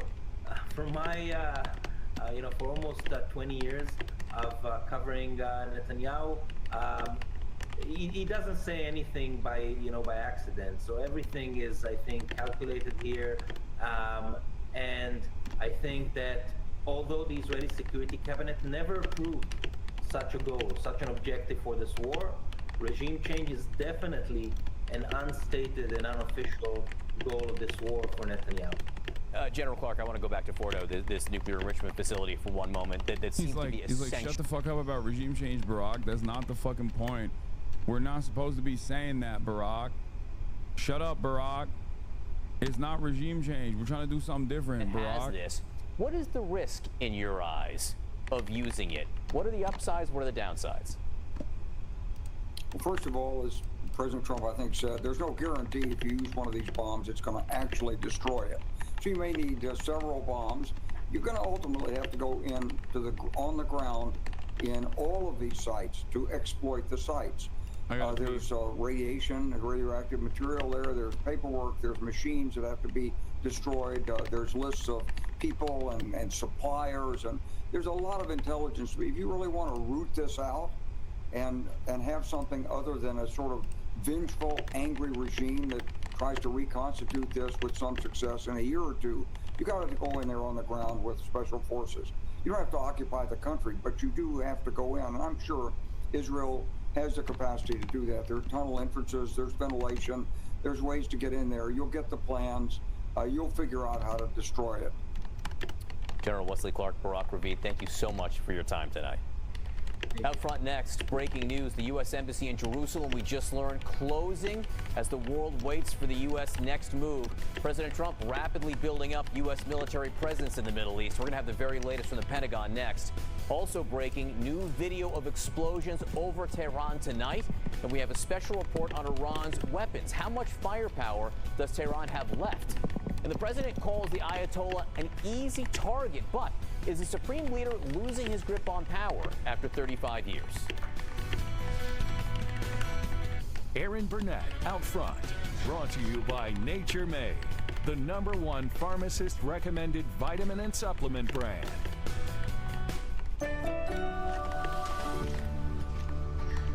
Did you take your vitamins today? That's my job. Nature Made, the #1 pharmacist recommended vitamin and supplement brand.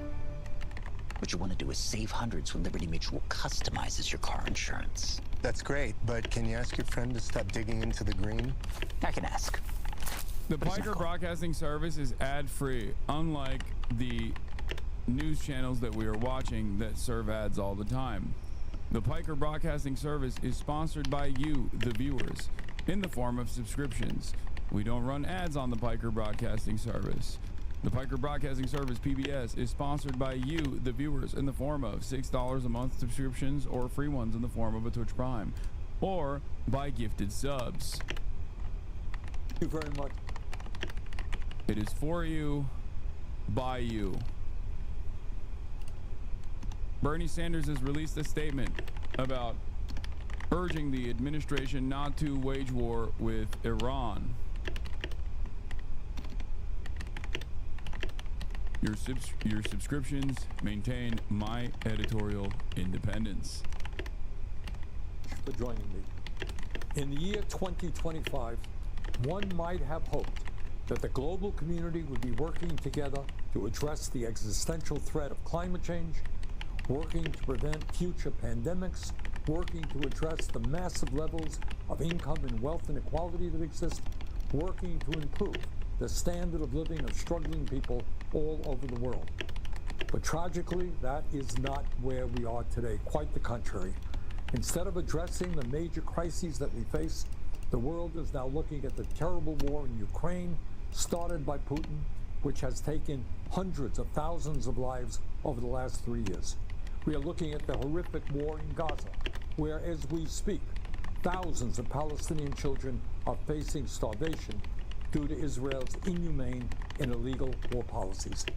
And now we face a dangerous and escalating war in Iran, which was begun in violation of international law by the extremist Netanyahu government. And the main point that I want to make today is that it is absolutely imperative that the United States not be dragged into this war. Let me say a word about how this war began. On Thursday, Netanyahu launched an illegal and unilateral surprise attack on Iran, bombing targets across the country and killing hundreds of people. Iran has responded with attacks of its own, which have killed dozens of people in Israel. Whatever you may think of the corrupt and authoritarian Iranian regime, Israel's attack clearly violated international law and the United Nations Charter. While every country has the right to defend itself, they do not have the right to launch so-called preemptive wars of this kind. But let's remember who Netanyahu is. He is a war criminal under indictment by the International Criminal Court for starving innocent people and killing civilians in Gaza. At this very moment in Gaza, Israel continues to prevent the UN from delivering humanitarian aid. And just today in Gaza, Israeli tanks fired into a crowd desperately trying to collect food, killing at least 59 people. So it should come as little surprise that Netanyahu ignored international law to start this war with Iran. But Netanyahu's decision to strike also directly contravened the express wishes of the United States, which was seeking a diplomatic resolution to the long-standing tensions around Iran's nuclear program. In recent months, the United States has held 5 rounds of negotiations with Iran to resolve these long-standing concerns. Let me repeat. In recent months, the United States has held 5 rounds of negotiations with Iran to resolve these long-standing concerns. A 6th round of talks was planned for Sunday, but Netanyahu chose instead to start this war. So let's be clear. Israel's attack was specifically designed to sabotage American diplomatic efforts. In fact, in its first round of strikes, Israel assassinated the man overseeing Iran's nuclear negotiating team. I mean, how does that pair up with Donald Trump being like, we are actually, you know, we use the negotiation as shelter for Israel to strike amidst the negotiations process?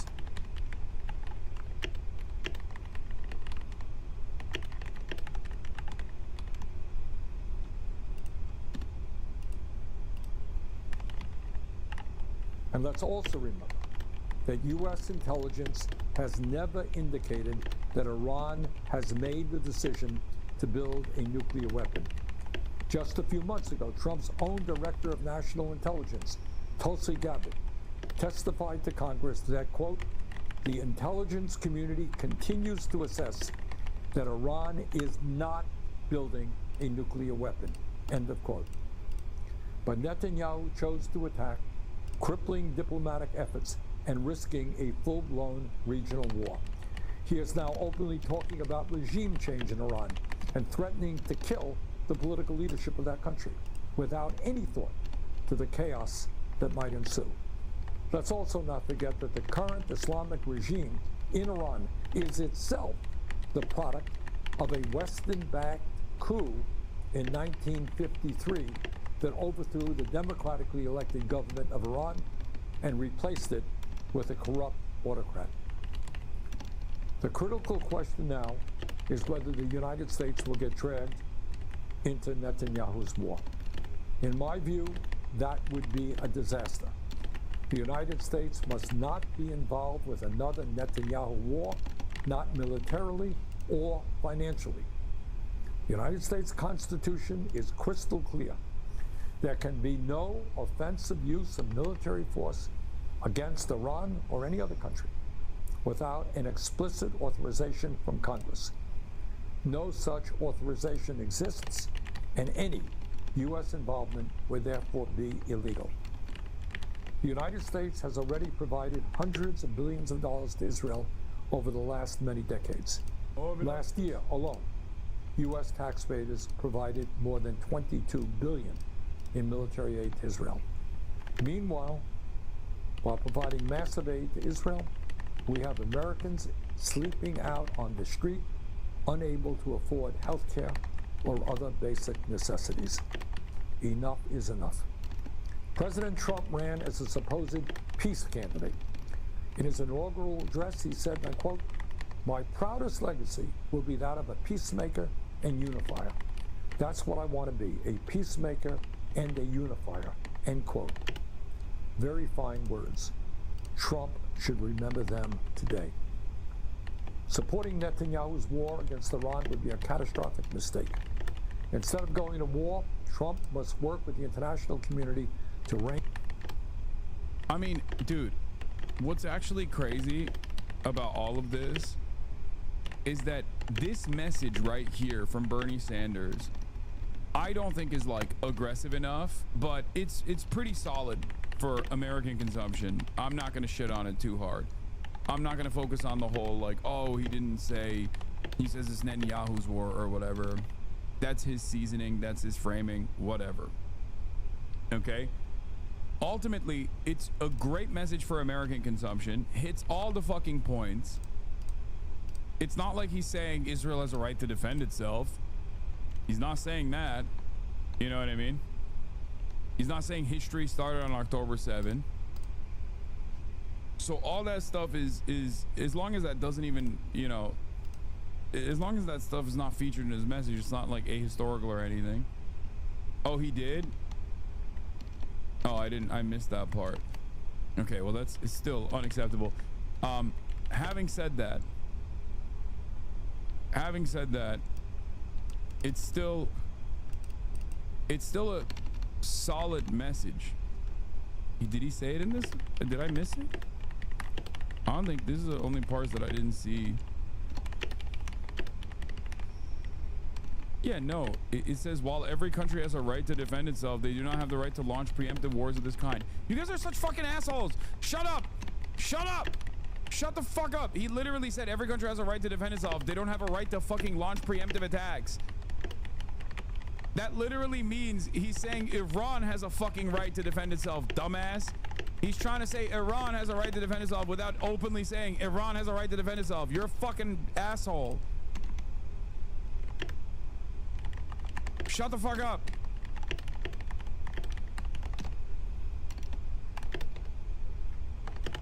Anyway, the point is, I couldn't even fucking arrive at the conclusion here. What I was trying to say is, he actually delivers a fucking fairly blistering message that is perfectly palatable for the American audience consumption. We have not heard this perspective once in the last 70, 80-hour news cycle. I have yet to hear a single fucking person go on CNN, ABC, NBC, MSNBC, Fox News, and say this one fucking time.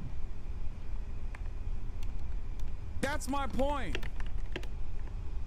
Does that not shock you that New York Times and Fox News and CNN are completely aligned on this, where they're like, well, the Fordow nuclear facility has to go. It has to go. We have to blow up the Fordow. The question is, how deep can we penetrate? Literally, I feel like I'm going nuts. Even online, like the only place where you get this kind of commentary that is reasonable, that actually fucking favors the broad majority opinion of the public, is places like here.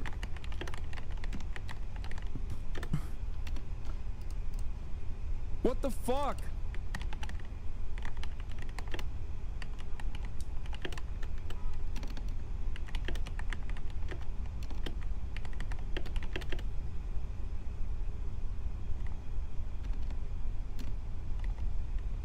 It's insane. While providing massive aid to Israel, we have Americans sleeping out on the street, unable to afford health care or other basic necessities. Enough is enough. President Trump ran as a supposed peace candidate. In his inaugural address, he said, I quote, "My proudest legacy will be that of a peacemaker and unifier.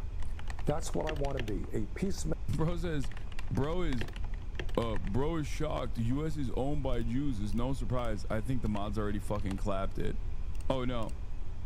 And it's so funny because we're watching an American Jew, perhaps one of the only fucking prominent politicians who also is literally a Jew in America, saying this. Like, what the fuck are you talking about?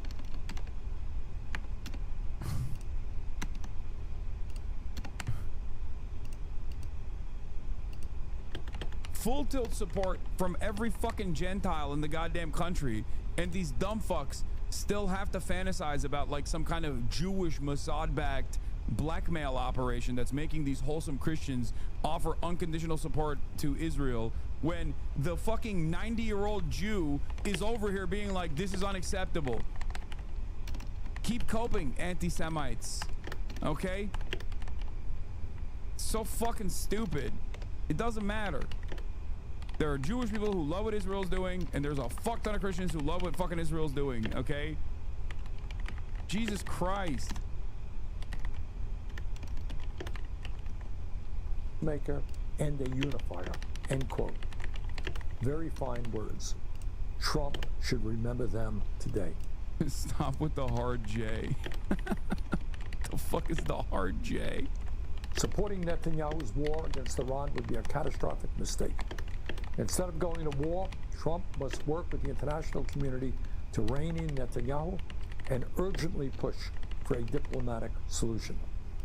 Netanyahu's illegal attack has made the world a more dangerous place. The United States must not be a part of this war. Good message. Israeli air defense saturating the air and failing to intercept one missile.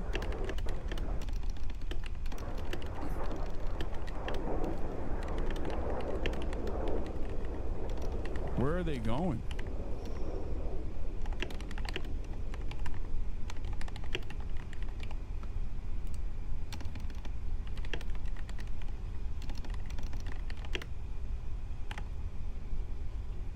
There's one. No. What the fuck?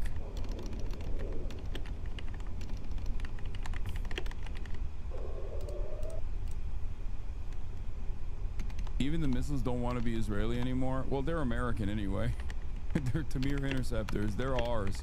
We gave it to them. Oh my God. Did the enshittification hit the Iron Dome too? Jesus Christ. What a reality.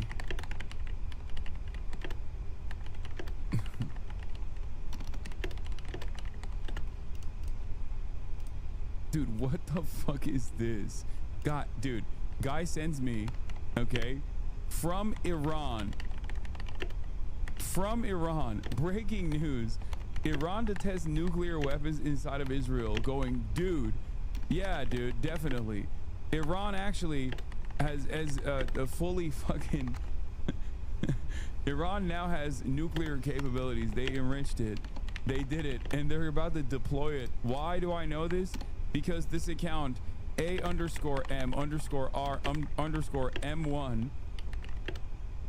from Iran has decided to report it as such, and it's Twitter. It's Twitter, so it must be real. Heavy strikes against the hills in eastern Tehran over the last few minutes with a large fire seen burning. Yeah.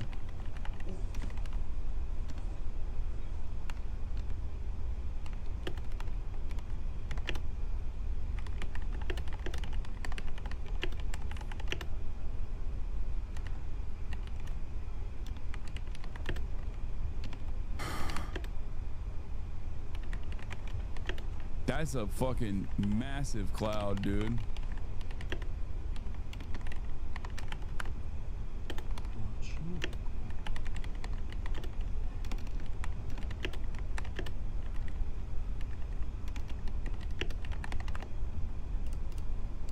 This is in Iran. This is Israeli strikes in eastern Tehran.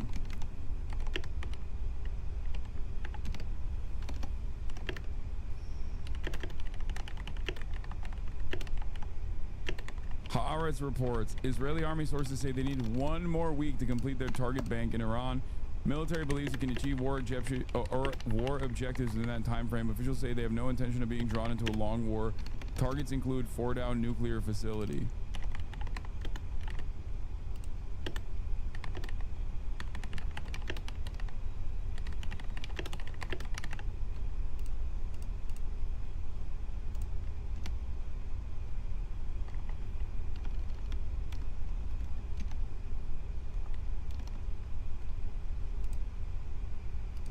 I don't know why the Israeli air defenses are failing this hard, but I also don't know why, if the Israeli air defenses are failing this hard, that Iran is not taking advantage of the situation.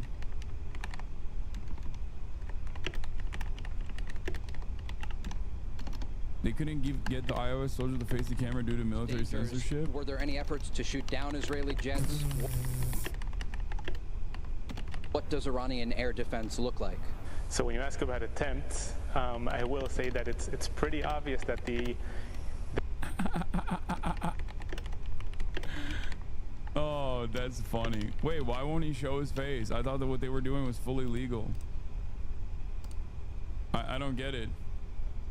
Why can't the Israeli Air Force pilot show his face on camera? I'm so confused.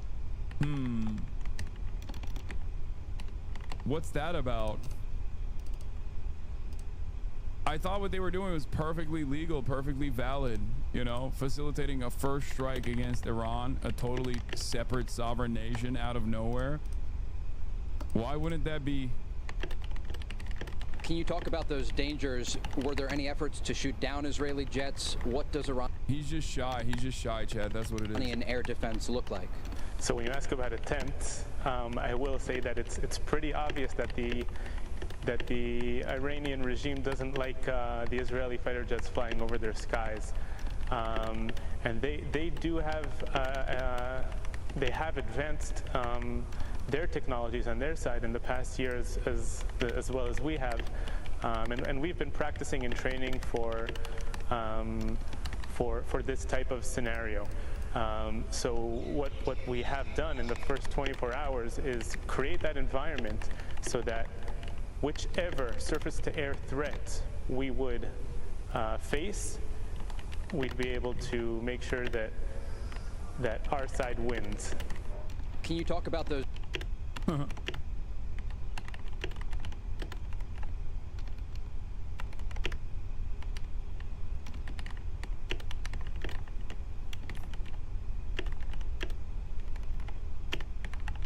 Dude's not even facing the camera. Yeah. Hey man, camera's over here, buddy. Buddy, I don't mean to embarrass you, but you're looking at your plane. He's just shy. Those danger.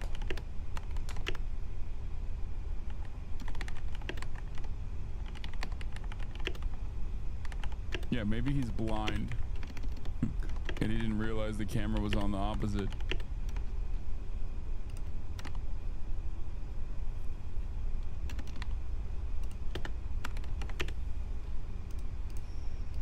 Sorry to be off topic, but have you seen this story?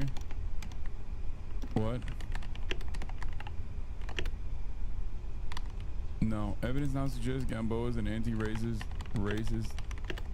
activist and punk rocker who has open carried to many previous protests without incident, and appears the 501 peacekeepers fired in the crowd without any probable cause. Oh, this is the story in Salt Lake City, right? One of the 501 peacekeepers just opened fire into the crowd and killed someone.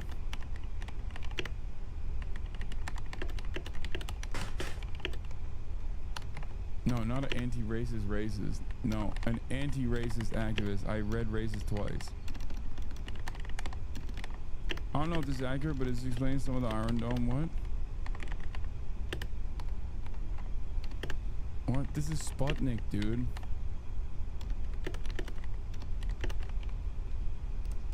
Despite censorship, found this one.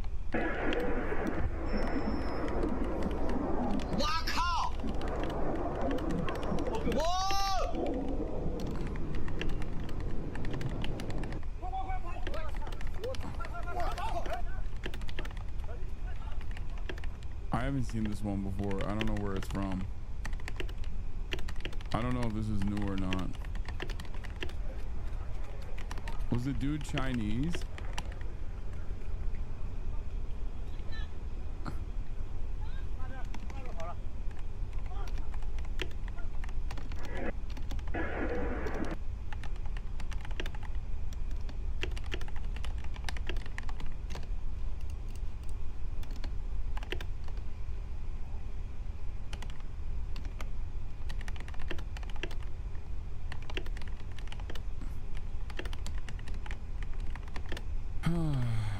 This was the most psychotic fucking text message I've ever read in my entire life. From Ambassador Huckabee, a text message that was sent to President Donald Trump.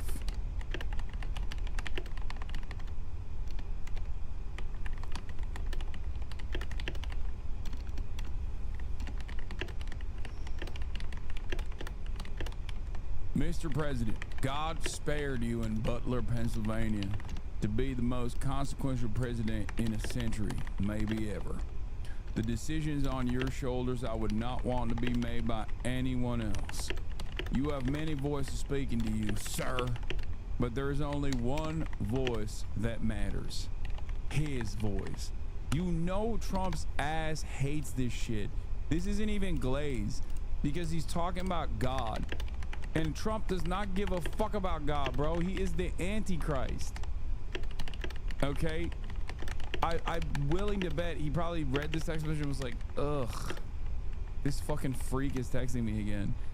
I am appointed servant in this land and am available for you, but I do not try to get in your presence often because I trust your instincts.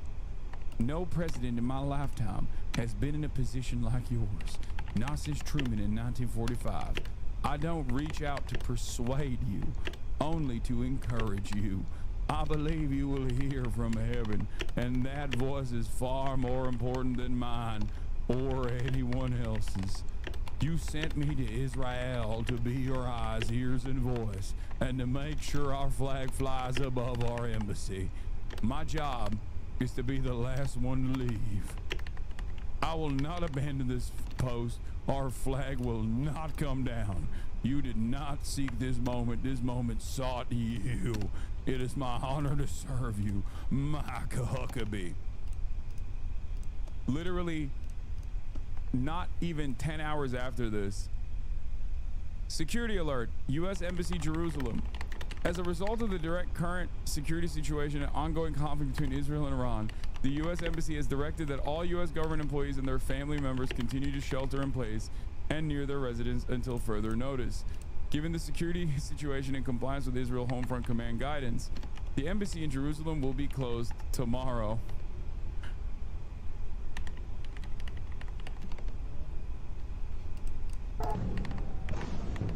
We are sorry. We never wanted this. Okay, that's bullshit. We are sorry. We never wanted this. There's no fucking shot anyone in Israel will be filming that and saying that. That's fake as fuck. Stop sending me fake shit. God damn. Khalil, no.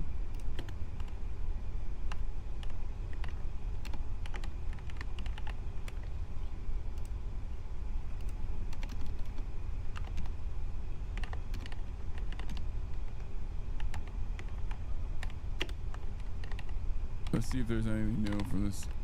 No. The last one is the Israeli air defense is saturating the air and failing to intercept one missile. Genuine question as an American, how does it feel seeing your tax dollars being wasted in such a capacity? I'm not gonna lie. I'd rather have them be wasted in this direction rather than wasted offensively on Iranian soil or offensively in Gaza. We're used to it. There's not really anything you can do at all. I'd rather have Israel exhaust its capabilities, feel defenseless enough that they can no longer fucking continue doing an ethnic cleansing campaign in Gaza.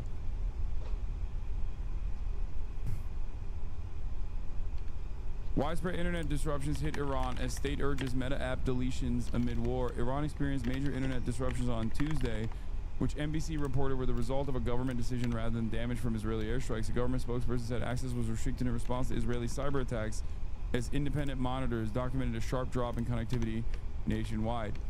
NetBlocks reported a nearly 50% drop in international internet traffic, while users across Iran described widespread dead zones and outages as high as 75% in some areas.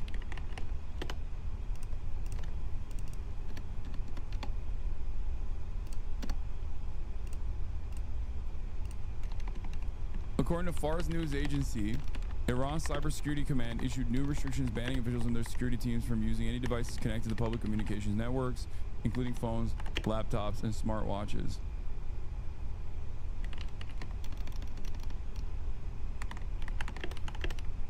Cheering him on as soon as he comes on, only till he, as you know he would, because he always does, inevitably says some bullshit liberal Zionist genocidal apologia, denialism, ultimate humiliation, Western leftist textbook naivete passed off as graciousness and leniency.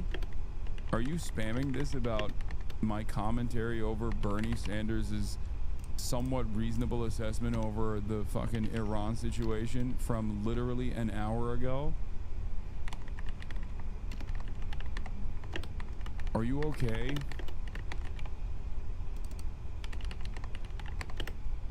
I'm using that as a jump off point to talk about a fucking I'm using that as a jump off point to talk about the lack of moral clarity from any fucking Western outlet.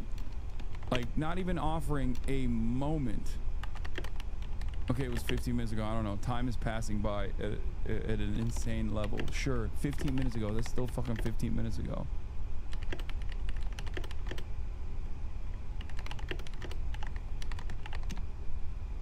He said Israel has a right to defend itself. Do you agree with that as well?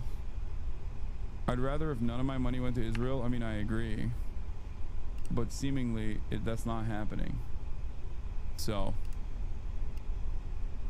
I'd rather exhaust the Israeli defenses to a degree where they feel defenseless and therefore are much more careful and restrained and don't fucking attack innocent Palestinians, innocent Iranians.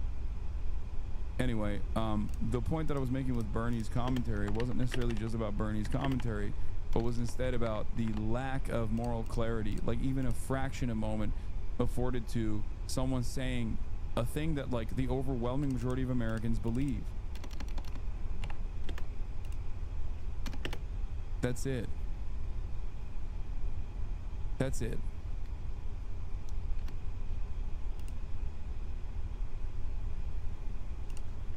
And if your hyper focus is on Bernie Sanders at a time when, like I'm mentioning even with my commentary around Bernie Sanders' take, is that there is not a single fucking American media outlet that is exhibiting this response. I don't know what to tell you. As an Iranian, one thing that I know with certainty is that a country that has been shooting and starving people seeking aid is going to liberate my people. Oh, there it is. We found friend of the show agreeing. There it is. There's an Iranian. He said it. He must believe it. He must not have said it sarcastically. The Khojar missile production complex southeast of Tehran has been struck by Israeli missiles tonight, causing a huge fire. Ooh, that might be the reason for why there's so much smoke. Will any of the U.S. officials suffer the consequences of their actions? No. On vulnerable points inside the installation, you might hit the ground. This is what you see in Israel. But it's definitely a threat. So, yeah, we have to be prepared to work against that. And do you think it's something Iran would do the minute the U.S. gets directly involved? I think so. I think so because that's what they've said. There's no reason why they wouldn't follow through once we do get involved. And so really the longer we postpone getting involved, the greater the likelihood that the Israelis themselves will take out many of these assets that could threaten us. But as I read it, John, I mean, and I would be advising the president, don't make a decision until you have to. But as I read it, the silence from the White House after today's meeting, the arrival of the air bridge tankers, some other aircraft in, maybe Thursday, maybe Friday, maybe Saturday, we'll probably see a positive decision. Yeah. I think it's certainly leading in that direction. The silence may very well speak volumes. What if Iran all of a sudden said it's going to shut down all enrichment at Fordo? Do you think that would be enough at this point to get Israel to stand down? Well, not without some other assurances. So if they say that, then Israel, the United States, the International Atomic Energy Agency, we're going to go in there. We've got to see what damage is done. We've got to see what those facilities are. I'm not sure we know where everything is, and the strikes have been centered on Western Iran. They're not so stupid that they wouldn't put some stuff in Eastern Iran where it's harder to get at for Israel. So we don't know where those assets are necessarily. We haven't taken them out yet, so far as we know. And so there's a lot of work to be done. This is not a sort of make an agreement and it's up to you all. I'm sure we can trust you. Absolutely cannot trust. Bro, this literally is the same as Israel claiming that hostages are the reason why they have to do a genocide in Gaza. This is the exact same thing. It's just a just cause. That's all this is. This is what they are using as a reason for why they must fucking strike and decapitate the Iranian leadership and destabilize Iran. It is merely a fucking ruse. Why? Oh my God. The fact that people are still entertaining this is so stupid. They struck amidst a denuclearization agreement, man. They struck amidst a denuclearization negotiation. It's the same thing. And the previous thing hasn't even ended. It's so fucking annoying. I can't understand how people refuse to recognize this. Like, does anyone still believe that Israel cares about the hostages? Does anyone even care about the hostages anymore? It's gone, right? Nobody even fucking gives a shit about the hostages. No one ever gave a shit about the hostages. They're still in Gaza. The Hamas-stages are still in Gaza. You know?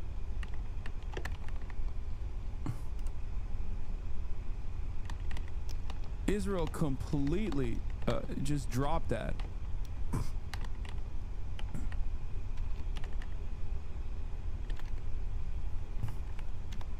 Fetterman on Kane resolution to set parameters on if the U.S. were to get involved in Iran. I'm going to vote it down. I really hope the president finally does bomb and destroy the Iranians. Just strap him to a fucking missile and launch him, dude. What are we doing? He's heavy enough for some kinetic action. God damn. If you're a real one, that's what you would do. You can even time it. You can even time it with your fucking son's birthday, like last time you tried to kill yourself. Asshole. He did do that. He literally tried to kill himself on his fucking son. That's like not even a Felix bit. That was a Felix bit. But it's close enough to reality. Fox News' Peter Doocy reports ODNY Tulsi Gabbard was left out of the meeting.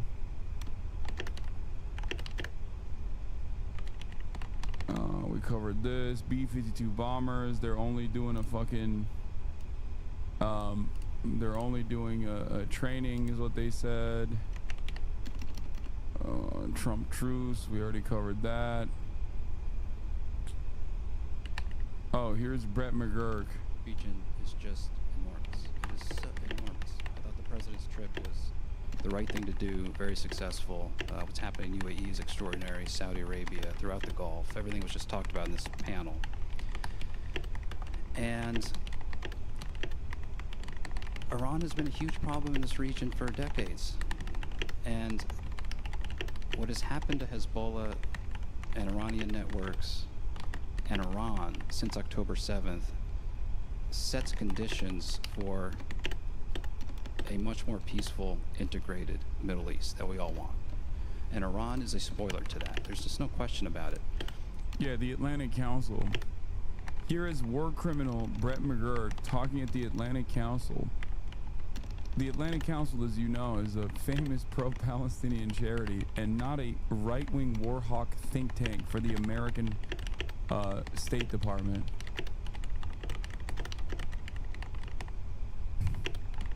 You might be mistaken if you're, you know, following this stuff from the perspective of drama and Girly Pop Nation style, Girly Pop Nation adjacent commentary. And you might have been misguided into thinking that the Atlantic Council is actually a 501c3 that aids the Palestinian population.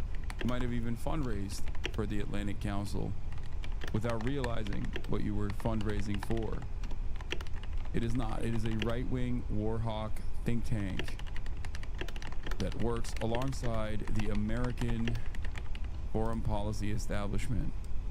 So what's going to happen here in the next... Here is Brett McGurk, a genocidal warmonger that was perhaps one of Biden's most influential aides in continuing the ethnic cleansing of Palestinians, speaking about Trump's policies so far and how impactful and good Trump's policies have been, his Middle Eastern tour has been.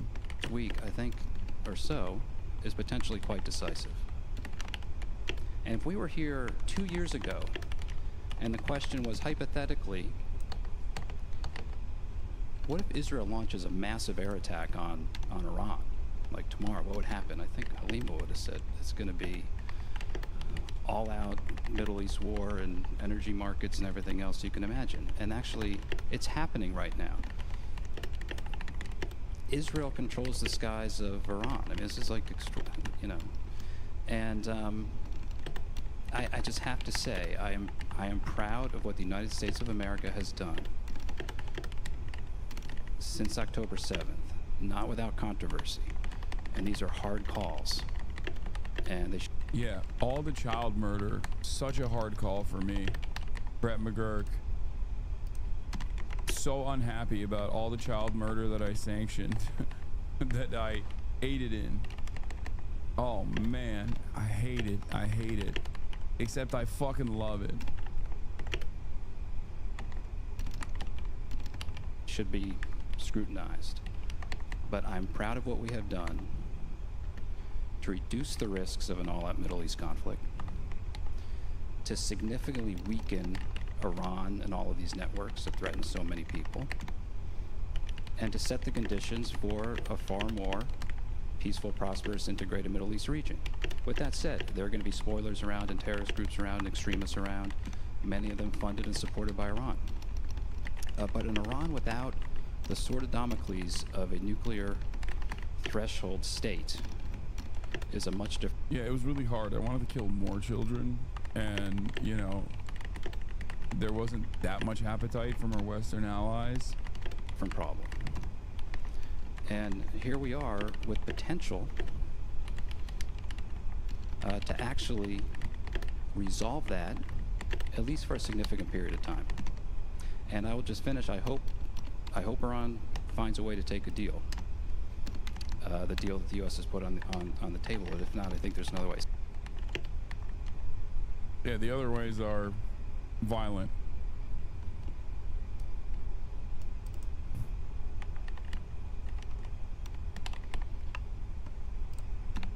I spoke to Middle East Eye earlier this morning. How does it feel to be in the US at the moment? I mean, it's chaotic. It's the end times.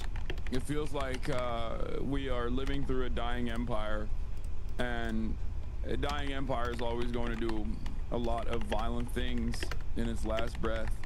So that's what all of this instability actually is. I think America is trying to desperately come to terms with the reality that it is no longer going to be the hegemonic superpower, that China has become a true global competitor and is slated to continue growing. And I think in that process, we're trying to do to the best of our ability. We here in the United States are trying to pack up the entire Middle Eastern region finally, and that is going to, of course, be a tremendously bloody affair. And that's what's unfolding right now. We're just getting our ally or getting our extension in the region, Israel, to do tremendous damage. And hopefully, from the estimation of the State Department, of course, it's not my assessment, but the State Department hopes that they can potentially destabilize Iran enough, and then maybe even implement a puppet state there so that they can move on to decoupling this oil-rich region from China as a major energy provider, so that they can weaken China's position around the globe. End times. Hassan Piker, thank you for joining us here on...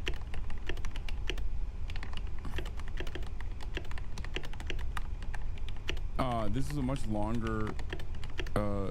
a much longer video. I think it's like 30 minutes long, 30-minute interview. But this is just one piece of it.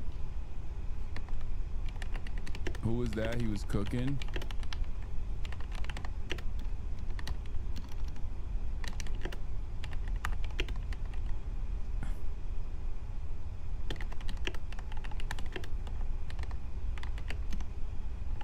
can probably just play clips and vids from the past 8 hours because the things have not changed. True. I mean, this was earlier this morning. It feels like we are living through it. So, President Trump, the peacemaker, from where you're sitting, how is that going? It's definitely not going great. I mean, I never really believed that Donald Trump was actually going to be a peacemaker. I have a firm commitment to the theory that American foreign policy is uniparty. That's part of the reason why you're hearing Brett McGurk and even someone from the Kamala Harris campaign as recently as last week talk about how they are either directly aligned with Donald Trump in terms of how hard they would defend Israel or even trying to out. Why did they shit all over your audio? They didn't. I just sound like that because I had just woken up. Flank Donald Trump in terms of how fast they would defend Israel, even though Israel has conducted this first strike against Iran amidst this Iran denuclearization negotiations that are ongoing. So yeah, Donald Trump was also a liar when he said he was going to end these wars. He said day one, Israel, Palestine, it's over. Day one, Ukraine, Russia, it's over. Now, of course, with respect to dealing with foreign adversaries like Russia, that's why is it fucking crackling the mic? A sovereign nation. It's a lot more difficult than to actually cause Israel to stop its ethnic cleansing campaign in Gaza. Israel is not only a client state, but Israel is basically an extension of American foreign intervention in the region. It's basically an American state. We give 70% of all the defensive and offensive weapons to Israel since October 7. Israel would not be able to do. Fuck, this audio is crackling. Hassan Piker is very insightful. Nice.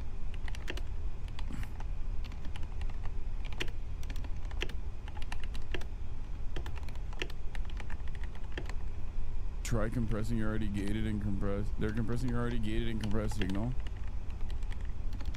Did you do this over Zoom? I did. That's what they have. They have Zoom.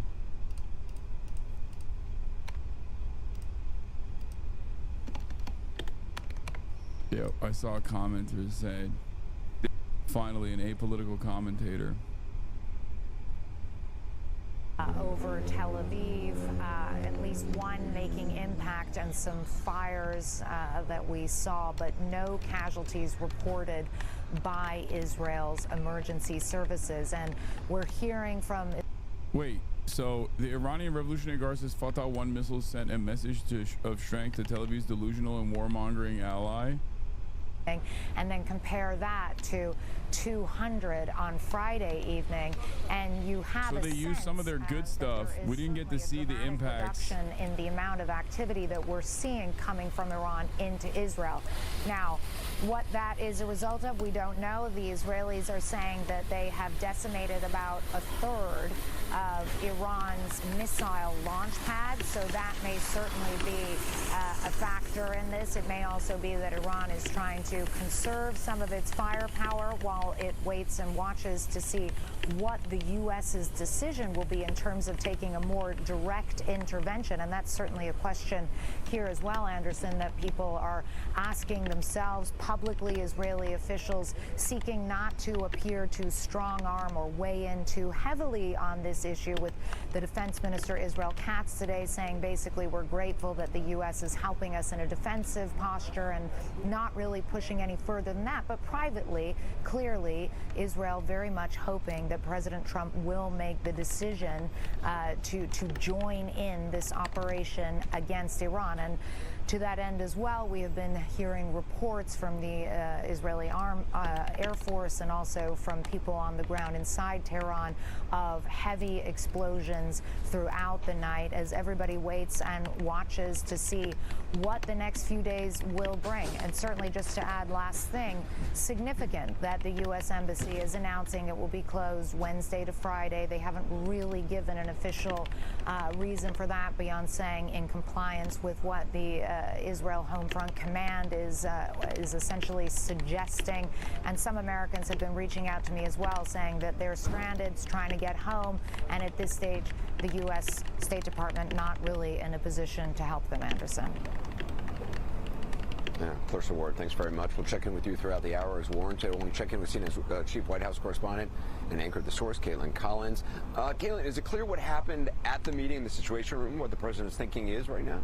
No, we know it was a widely attended event. Anderson, we saw everyone coming to the White House and then leaving hours later after this meeting inside the Situation Room had wrapped up. It included the Joint Chiefs Chairman, Defense Secretary Pete Hegseth, the Vice President, the Director of National Intelligence, Tulsi Gabbard. It was quite a heavily populated event, but obviously, you know, the president does have meetings regularly with his team inside the Situation Room, but this takes on newfound importance because there is a critical decision before him right now, and we don't know as of this moment which way he is going to ultimately come down on this, but we do know that he is leaning much more toward having the United States get involved militarily in this and potentially help Israel strike Iran's nuclear program and nuclear facilities here. And so that is a major shift from where the president was a few weeks ago, a few months ago, certainly, when he was ruling out this idea of getting involved in the Middle East and saying that he wanted to pursue a diplomatic solution instead. And of course, now he's grown increasingly frustrated with how that process went. And he's been impressed by how successful the strikes by Israel on Iran have been. And that is really what's contributed to the shift in his mindset that we're seeing. And I mean, you could see it in his Truth Social post this morning after we got back from that trip that was cut short to Canada, where he was saying that, you know, we know where the Supreme Leader is hiding. We're not going to take him out as of right now. A very obvious caveat that is, you know, not really exactly settling to the Ayatollah himself. And so when you look at that, you get a real view into what the president's thinking is. And we did last night on Air Force One because we asked him, Anderson, about reports that maybe he'll send the vice president and his Middle East envoy to meet with Iranian officials and try to get some kind of diplomatic talk back on track. He was pretty dismissive of that when I asked him about that. He said, maybe I will, but it didn't seem like that was any real feasible plan that was in the works. And so he was also pretty dismissive of Tulsi Gabbard, the DNI, when you asked the question, the important question, well, she'd just testified in March that the assessment of the U.S. intelligence community was that they were not, you know, on the cusp of developing a weapon. What do you make of his answer? Yeah, and you know, she did testify during that moment that yes, there's a lot of uranium enrichment that Iran has, more than any other country that doesn't have a nuclear arsenal, but she was quite clear in March that they did not believe that they were actively working on pursuing a nuclear weapon. The president just frankly disagrees with that, and so it was notable to hear him dispute what his top spy chief is saying. She told reporters on Capitol Hill today that they are aligned, they are on the same page, but I talked to a lot of White House officials who said, obviously, you know, this is the difference in their views that is shaping out. She has always been a non-interventionist. That is very clear, you know, in her testimony and in her appearances that she's made, even as the Director of National Intelligence. But it's central to the question here, Anderson, which is what changed and why now? Why do they believe Iran is closer to developing a nuclear weapon that could warrant potential U.S. military intervention? And obviously, you see the Prime Minister of Israel defend that. And there's a question of whether or not that is a similar justification that the president uses here. Caitlin Collins, thanks very much. We'll see you at the top.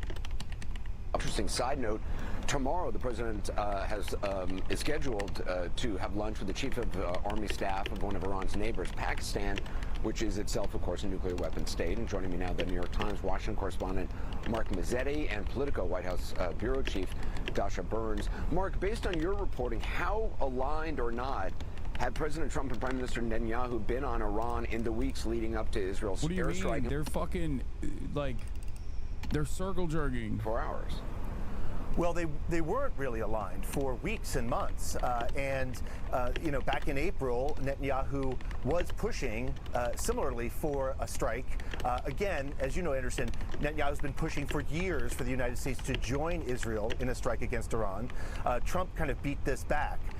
But then in late May, American intelligence agencies picked up what they thought was pretty indisputable intel that Israel was about to do this, and they were about to do it without the United States. And I think what's important to point out is that Netanyahu, since last fall, has felt very emboldened to go after Iran because he no longer has a Hezbollah threat of retaliation from Lebanon. Israel has hit Iranian air defenses, and the Iranian missile capabilities have shown themselves over the last year to be weaker than expected. So an emboldened Netanyahu meant that he could push Trump and even do a operation on his own with the hope that if by starting it, he could bring Trump in, bring the United States in to kind of, quote, finish the job. And that's kind of where we are right now about whether the United States gets directly involved, especially with the Fordo bunker and other difficult targets. I mean, I've been wondering how much the Trump administration is influenced by the weakness, the historic weakness of the Iran regime. Bro, they just keep repeating over and over again that America, like every single person on mainstream media keeps saying over and over again that America, of course, is going to get involved. It has to get involved. What are you talking about? We have to get involved. We have to shoot the Fordo nuclear facility down, and the only way to do that is with bunker busters. You know? A pretty clean and successful, at least first day of the operation, and Trump started calling around and sort of saying how much the U.S. actually behind the scenes was involved. Now that's one thing, right, to say that. The other thing is to then get directly militarily involved with American lives on the line, which is what he's now pondering with direct U.S. military airstrike. So this is sort of, there is this, you know, war for the president's mind on this issue, right, within his circle of advisors about whether the United States should take this step, something that he said during the campaign he would avoid. Yeah. Well, Dasha, to that point, is it clear to you who has the president's ear on this and to what extent he's listening to that advice? Because clearly it does seem, I mean, I know D&I Gabbard said they're on the same page, but certainly based on her testimony, it doesn't seem like it, and he sort of brushed aside that to Caitlin Collins. Well, there are a number of factors here. Number one, there are a lot of voices in the president's ear, and he is somebody that with big decisions like this does like to call around and does like to hear a variety of opinions. You also have a lot of people who want to seem like they are influencing the president. So we've been very careful in our reporting to try to parse through who is actually influential and who just really wants to be. I will say the folks that are talking about the U.S. getting involved in regime change as though that is something that is very seriously on the table right now are off base, at least for the moment, from what I'm hearing from White House officials and allies. Regime change is not something that is seriously a discussion. However, taking out Iran's nuclear capabilities and the U.S. getting involved in that is something that folks are open to. And some of the sources I've been talking to have been traditionally staunch isolationists. They were in support of President Trump because he was promising no new wars. They're now pointing to way back when the president first launched his campaign in 2015, saying, remember, he was talking about preventing Iran from getting nuclear weapons at all costs even back then. So maybe we forgot how serious he is about this issue. And again, the fact that these are kind of staunch America first people who are now recalling this and pointing to what they say has been a consistent position from the president on Iran for a decade plus, that is really telling as well here, Anderson. Dasha, does it seem to you that the president has been essentially kind of, I don't know, if outmaneuvered or just maneuvered into this by Benjamin Netanyahu? Because certainly he was planning on having further negotiations, and then Israel launched this strike, and now the U.S. position seems like it's about to change. Here's what I know from sources. He wanted a diplomatic solution. He felt like he could use some art of the deal tactics to make it happen, and he wanted more time. He did not want Netanyahu to strike when he did. But then he did, and then his hands were a little bit tied, and now the options on the table are different than what they were even a few days ago. Even over the weekend, there was conversation about some of the rhetorical threats that the president was posting being more threats to bring Iran to the table, see if he could call their bluff, vice versa. But now it feels like the White House is seeing that the diplomacy might not be possible anymore at this point, given the images on your screen right now. Yeah, Dasha, Mark, thank you very much. Appreciate both of your reporting very much. There's a lot to get to throughout this hour. Coming up next, let's see. I want to go to. We're going to have more reports from the region, but I want to bring in Senator Chris Murphy. Air defense is in action a short time ago in Tehran, as we showed you. The Israeli Air Force says strikes on the Iranian capital are underway. Oh, let's see what Chris has to say. He's going to have a reasonable middle-of-the-road position. Where do you stand on where the U.S. is now and what may happen, it seems like, from this administration? Well, I think what you heard in the reporting just now is an indication of how weak the U.S. hand is here. Clearly, President Trump did not want Israel to take this action. We were literally in the middle of trying to find a diplomatic solution. The United States had enormous leverage, and Donald Trump is so weak in the Middle East that the Israelis essentially ran over him, and now we are speeding towards a war in the Middle East that the American people don't want. The fact of the matter is there was a diplomatic path, and there potentially still could be a diplomatic path. But anyone who is cheerleading the United States into a war with Iran has very quickly forgotten the disasters of the Iraq War and the Afghanistan War, where there were early tactical successes, but it became a quagmire that ultimately finally got Democrats are like, hey, by the way, this reminds us of the Iraq War a little bit, don't you think? US interests and against our allies in the region. So I do not think there's support in this country for the United States to go to war again in the Middle East, and I would remind the president that he can't take any offensive action against Iran without coming to Congress first. He has no leeway here. This is the first time mainstream media is having a contentious voice against Trump from the Democratic because there is Party. opposition on both the Republican and Democratic side to the United States getting dragged into another potentially disastrous conflict in the Middle East. How worried are you that Benjamin Netanyahu is maybe not just out for trying to eliminate the Iranian nuclear program, but regime change? And obviously the history of, what the U.S. has tried to do in terms of regime change, both in, Iraq, Afghanistan, and elsewhere, has always had unintended consequences. Well, that's exactly right. And whether or not Israel says that its intent is regime change, the nature of these strikes prompts the potential that this government will fall and potentially replaced by an even more dangerous regime. So this is a really dangerous business to get into. And once again, we should be making decisions based on what's good for U.S. national security. We do not have any obligation to follow an Israeli decision that likely has more to do with protecting Netanyahu's own political situation back home than it does with protecting U.S. national security interests. So this regime in Tehran is dangerous. It is dangerous to Israel. It's dangerous to the United States. But there are potential follow-on terrorist-led regimes that could be even more cataclysmic for our interests. We just have to have our eyes wide open as to the mess that we may be creating. So what do you think the administration should do? I mean, do you think they should use the weapons that only the U.S. has? Doesn't know how to respond to like super basic commentary. That's a mistake. I think that's a mistake. I don't think the United States should get involved in another war in the Middle East. You didn't say am Israel high, clear Senator. What do you mean by this? Amount that we can do even with air power here. Our forces in the region are very exposed. We don't obviously need to talk about classified information, but it is open source reporting that we don't have adequate protection on many of our forces in the region. And so right now, Iran has not decided to strike at U.S. forces in the region. That calculus absolutely changes if the United States ends up getting directly involved.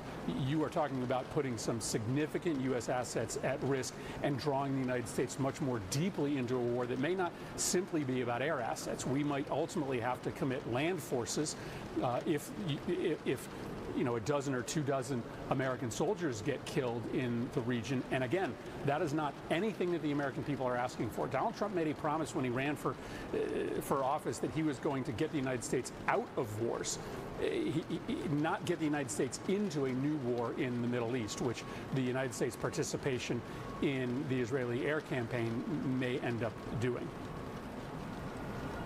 Senator Chris Murphy, I appreciate your time. Thank you very much. Thank you. Coming up next, in the wake of today's meeting that the president had with the National Security Council, we'll be joined by a former National Security Council member who's been in the room many times with Iran on the agenda. That's ahead. I'm very pleased to announce live. Donald Trump just posted the truth, and it's about a fucking flagpole.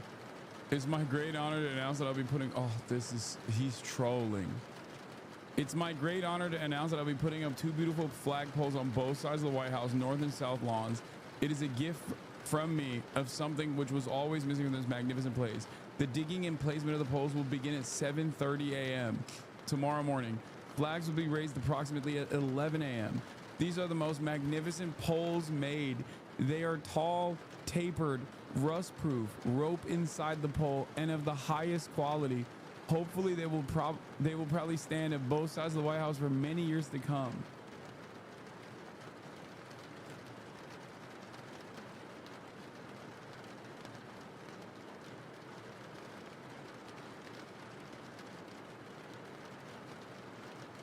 Bro's just sitting on his golden shitter as his actions are causing the entire world to collapse. And he's talking about fucking flagpoles, dude.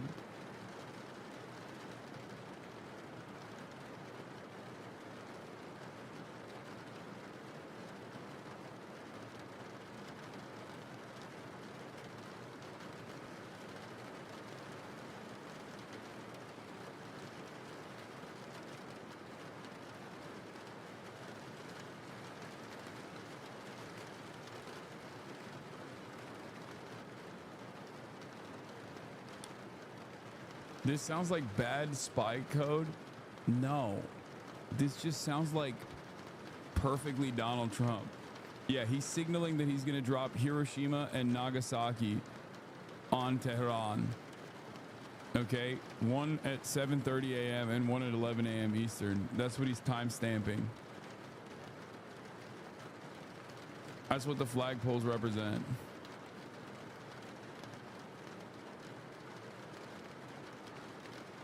Or he's just literally talking about fucking flagpoles because he's an insane man who's old as fuck. Yeah, the 2 flagpoles represent the 2 different nuclear facilities, one above ground or closer to above ground, and the other one, the Fordow one. And the different time codes, the different timestamps that he's going to fucking attack Iran with the American bomber planes. Even when we talk about opinions on the Iranian diaspora, a trap I even sometimes fall into, the majority of Iranian Americans oppose military action against the country. This pro-invasion crowd is a vocal minority, but a minority nonetheless, just like those inside of Iran. Finding a majority of Iranian Americans oppose U.S. military action against Iran, 53% to 36%, with a plurality saying they strongly oppose U.S. attacks against Iran at 37%.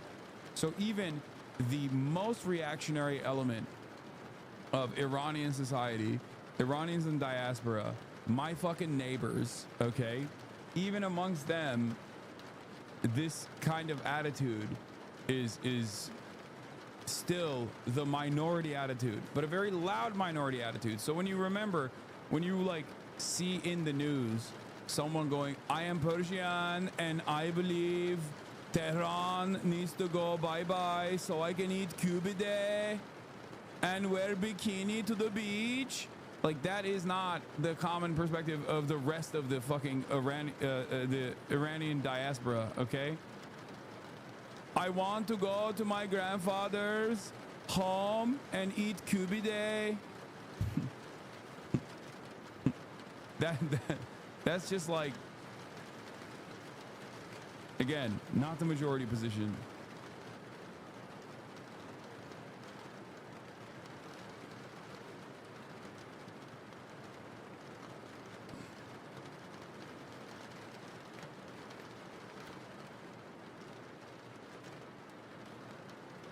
Why do you say MF Joom, he's back?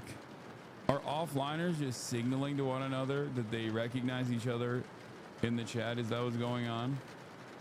Do all Iranians call themselves Persian or just right-wing ones? I feel like it's a, I don't know. I mean, it's people that say they are Persian and have the fucking lion flag are the Shah dick riders. I've been banned by Twitch for like a year. What the hell? For a year? What did you do? They're monarchists.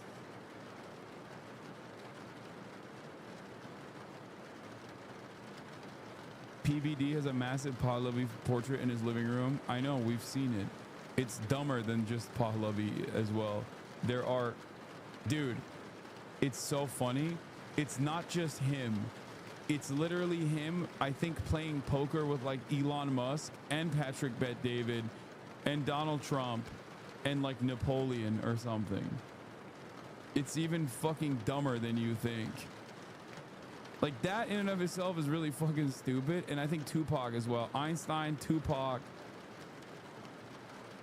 Like it is. Someone has to have the photo. It's gotta be. Someone's gotta have the fucking photo. It's so stupid.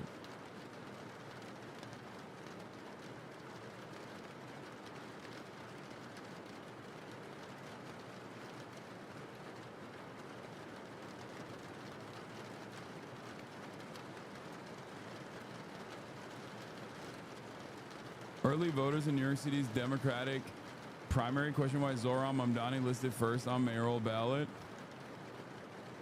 Wow, me too. It must be the fucking, what is this? Oh fuck. A subreddit from a bygone era. But yep, this is it. This is it. They're not playing poker. Oh my God. MLK. Okay. Milton Friedman. Pahlavi. I don't know what the fucking racer guy is. Patrick Bet-David. Tupac Shakur. Abraham Lincoln. JFK. Albert fucking Einstein. Ayrton Senna. F1 Brazilian driver.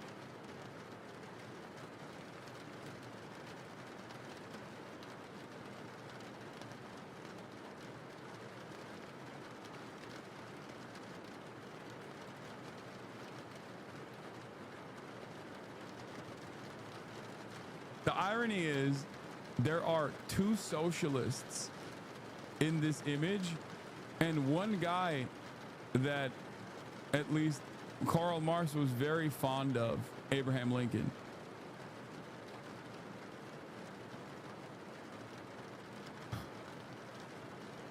Why are you guys saying three? Who's the third socialist? Oh, Tupac. Oh my God, I forgot. Oh my God, you're right. There are three socialists in this image. Oh my God. Oh my God, I fucking forgot. That's crazy. Yo. That is crazy. This is incredible. This is why I love Patrick Bet-David, even though he's a fucking moron.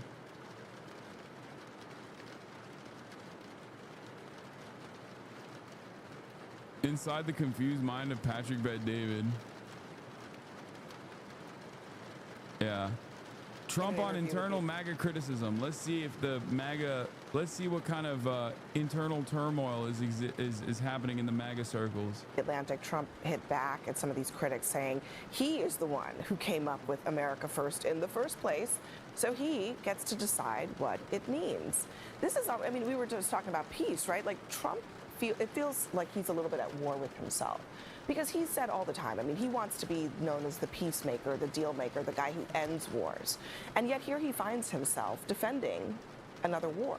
Well, I don't think Trump's defending the war. Trump's defending Israel's actions, and within a week or two, he's going to try to find an off-ramp to bring it to peace. And as for Tucker Carlson and Steve Bannon, they do not define what the MAGA or the conservative base is. There's two idiot conspiracy theorists. The base, the MAGA base, the conservative base, believe me, they're all behind Trump, and that's it. He's the one that calls the shots on what kind of defines that MAGA base. And he's not trying to get us into a war. He's trying to get us out of that war. And yes, and he understands the political ramifications if it goes too long, if it doesn't work out. So that's why I think he's back in D.C. doing everything they can to kind of cut a deal to end this within a couple weeks. Than governors give him credit for. Meaning, I think that this is really a divisive issue within MAGA. I don't think everyone in MAGA is saying, okay, we're with Trump on this. I think there are a good number of high-profile MAGA figures who are saying, this is not what we signed up for. Now, does that mean they're going to stop supporting Donald Trump? No. But it means that on this issue, we're seeing a fracture that we have not seen up to this point within MAGA world. And that is a big deal. I mean, Trump is supposed to have broken with the neocons of the world who, the Lindsey Grahams who are pushing for the U.S. to get involved. And I think that there's a feeling of betrayal here. Marjorie Taylor Greene, another one of these very close Trump supporters, big backers of his, says anyone slobbering for the U.S. to become fully involved in the Israel-Iran war is not America First MAGA. They're putting a line down, and Trump is being forced to make a choice. Yeah, but we just saw a little clip. I don't know if you asked Steve Bannon straight up. You think Iran should have nuclear capabilities? I'm pretty sure he would say no. No, he doesn't. But he doesn't want the U.S. to be involved in it. Okay, but unless the U.S. is involved, we may have a big problem. And the other thing, Abby, I think it may be a little naive not to recognize. What is happening, bro? On CNN, panelists are outflanking Steve Bannon. Recognize Donald Trump is born and raised a New Yorker, surrounded by Jewish people, more Jewish people than anywhere else in the United States of America. His daughter is now Jewish. His grandchildren are Jewish. All his good friends are Jewish. And this, as you just reported, there's thousands, tens of thousands, maybe. Listen, you don't get it. Donald Trump's got a lot of Jew friends, all right? I don't trust them. They're money guys. I don't fucking know. He doesn't either, but he knows them. What was I saying? I don't know, something about nuking Iran. I think we should do that.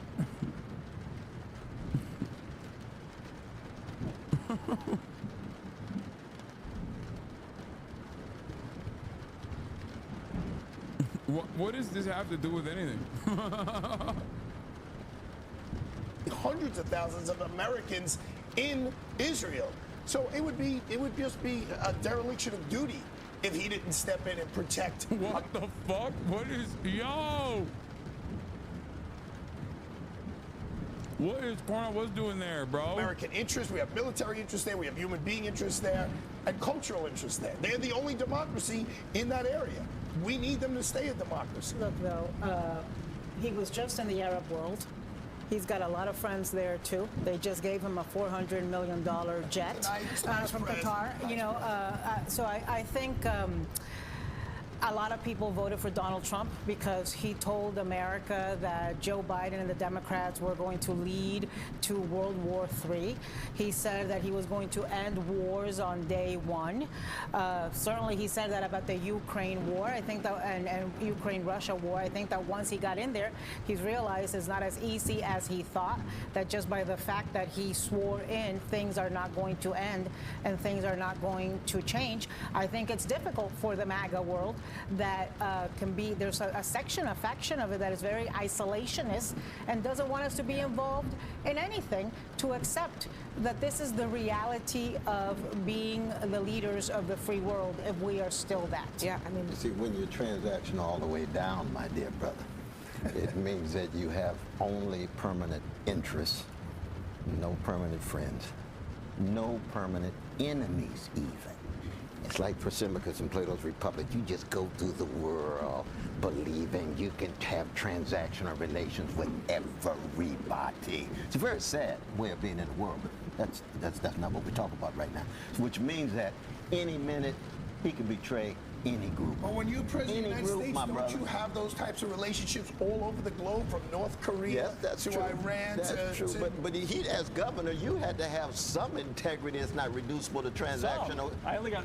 Is that true, though? Am I right? True. Look, and I have relationships with everybody. And I think Trump's approach is, look, to make sure we're protecting America's interests. I think to Arthur's point exactly, it is in our interest to make sure, and it's in everyone's interest to make sure there's nothing nuclear in Iran, and that is very much an America first in America's interest. Netanyahu made it very explicit. He said it's America first, not America dead. Essentially, I mean that's pretty stark. Yeah, but I think we have to ask the question: how involved is the U.S. actually? I mean, my understanding is, yes, the U.S. has been involved in assisting in knocking down some missiles that have been coming into Israel. Is that significant? Yeah. Does that mean that the U.S. is at war with Iran?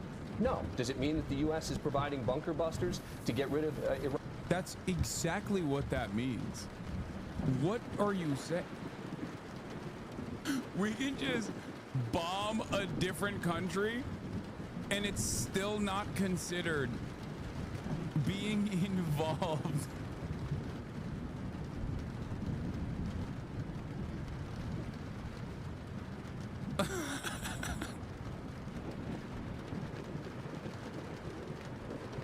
Is Scott Jennings still in Israel? Oh my God, that's why he's not on the panel. Scott Jennings went for Tel Aviv Pride and he's stuck there, dude. Oh, that's so funny. I really hope his ass is not getting out of there. I hope he's just stuck there for as long as Israel chooses to continue this fucking campaign. And his ass is just stuck. Stuck listening to fucking Psytrance. Stuck being a human shield for the Netanyahu campaign. Oh, that's so funny. Oh my God. He has to like sit there and listen to fucking Mike Huckabee every night.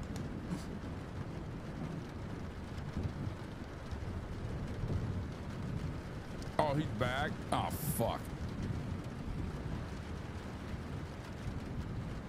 God damn it. I thought Israel wasn't letting anybody fly out. How are these guys flying out? Isn't like the airspace completely closed? Or did he? Do you really think World War III is even in the cards with everything happening at Zach Rar? Yeah. Based. Yeah. Well. Based. Yeah. Yeah. Trump's based. He's gonna save us. He's gonna make America great again. Yeah, it's real clear. Fuck around and find out. Did I give you what you wanted? I think so. I think isn't that good? Saw something a bit ago where Israel's letting out visitors but not their own citizens.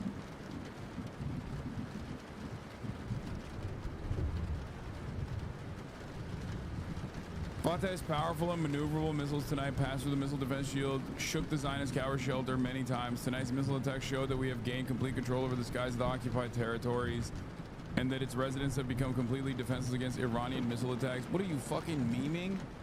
Why is the RRGC fucking putting out memes, dude? What are they doing? Oh my God, they're gonna get fucking collapsed on. The statement appears to be a direct response to the Israeli and U.S. claims of air superiority. Israeli officials recently said that the IDF had established control over Tehran's airspace by destroying key air defense systems. President Trump also declared so on social media, we now have complete and total control over the skies in Iran.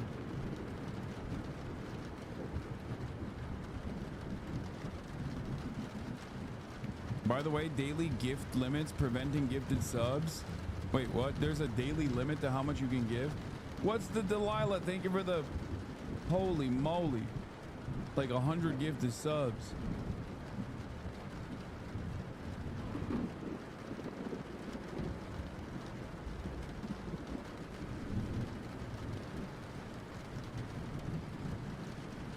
Iranian state account dropped a banger meme.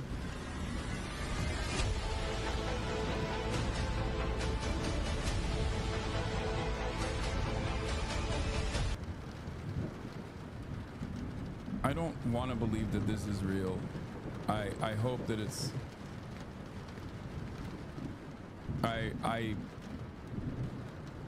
It's fucking so lame. I don't think this shit's funny. Is Iran tweeting like King Von, or is that just fake news? Yes, it's fucking fake news. It's a random account that is not affiliated with the Iranian state that a lot of people have thought is the Iranian state, and I haven't really, you know, talked about it because it's cool that people think that the Iranian government is posting like King Von and they think they're like farming aura or something, but it's not real. You know, if their back is against the wall, they feel this is a the regime is going to live or die based on this, and they are so inclined, could they fashion some sort of crude nuclear device? No, not with 60%. The minimum is 70%. You just got to get the uranium-235 isotopes close enough together that once you start the reaction, it'll go to explosion and not fizzle out. That's why 70, 80, 90% is preferable. The unknown here is what you would do once you got a crude device. So instead of fashioning it into a device you could fit on a warhead of a missile to deliver that way, that might take you 1 to 2 years. Perhaps you just want to do something you can deliver in the cargo hull of a ship, or by truck, or by airplane. Well, that you might be able to do in a couple of months, a couple of weeks. You just don't know. That's why the idea of attacking Iran now like this is really rolling the nuclear dice. Maybe you can succeed. I'd say there's a chance of that. But there's a far greater chance that this could lead to the kind of catastrophe that military and intelligence officials have been warning about for 20 years. There's a reason we haven't done this before. The risks are just too great. There are alternatives to military action, and that is diplomacy. It's the only thing that has worked to stop Iran from getting a bomb. It still has a chance to work if the President of the United States can make up his mind and decide what he wants to do.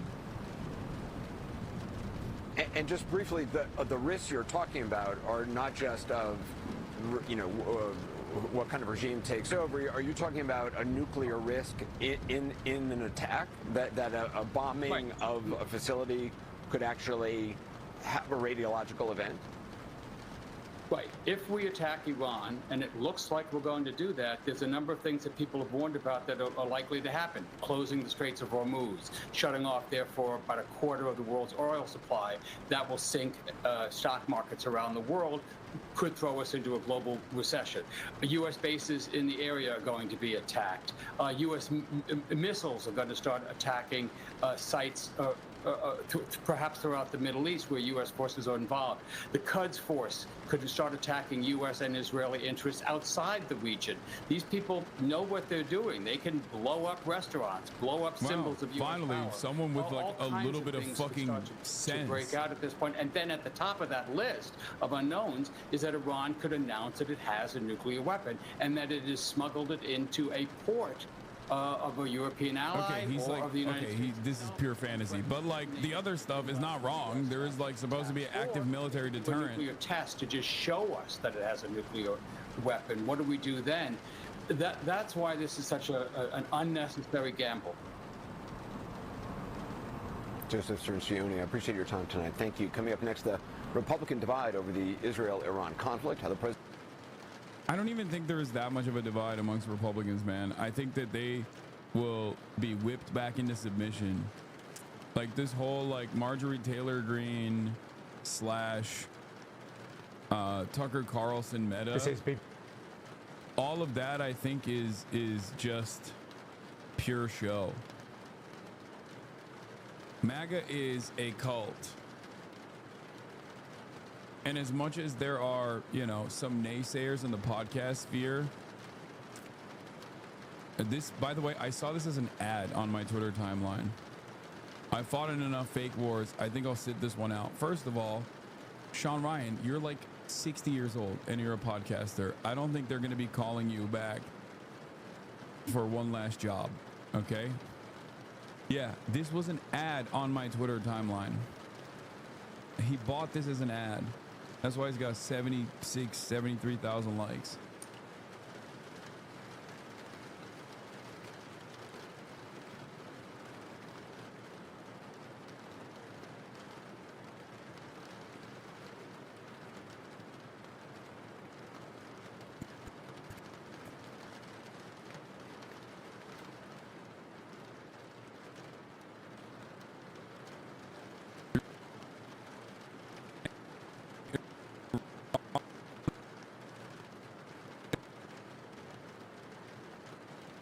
Or could it do it?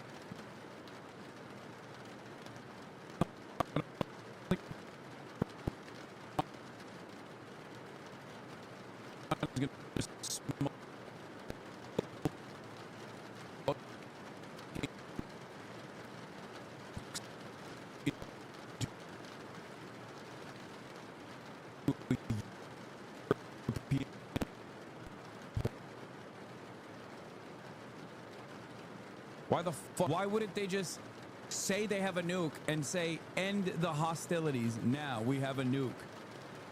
And if they were going to use a nuke, why the fuck would they use it? Oh god, I'm effing again. Fuck.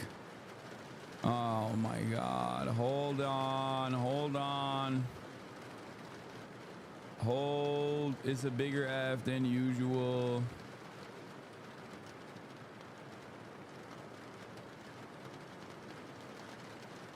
Fucking nuked my...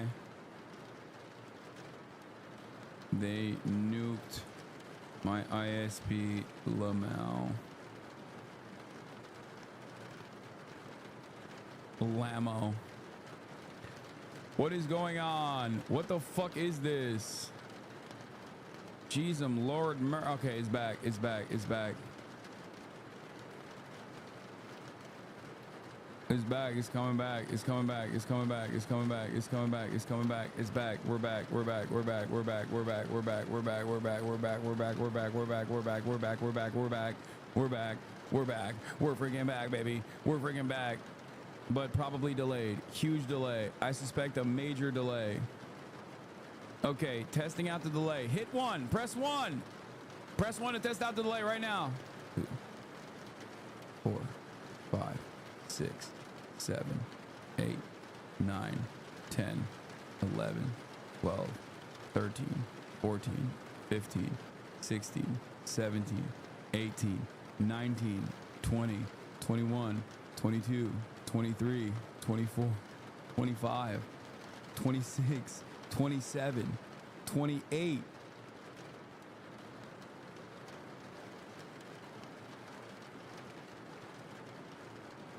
That was the craziest fucking delay of all time. I couldn't even wait. I couldn't even wait to test it. I couldn't even wait to test it. I had to hit it. Chat, that delay was literally like 60 seconds plus. No, I hit it. No, not even 28 seconds. No. I hit the refresh while I was counting because I was like, it's so long. There were some people that refreshed, I guess, and they only had a... Okay. Test the delay now. Spam 1 if you hear me. Spam 1 if you hear me. Yeah, okay. Delay's gone. That's crazy, dude. That was wild. That was the longest delay I've ever seen. Okay, the real test of this, of course, is subscribe now. Subscribe now. Subscribe now. Fuck spamming 1. Subscribe now for free with a Twitch Prime, or for $6 with a regular Twitch subscription. That's the only way to see. Or gift subs. Shopna, thank you for the 10 gifted. Phoenix Emotion, thank you for the 5 gifted.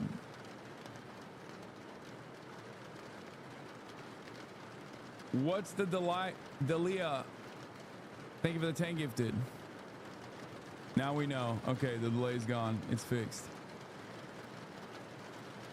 That was crazy. Okay.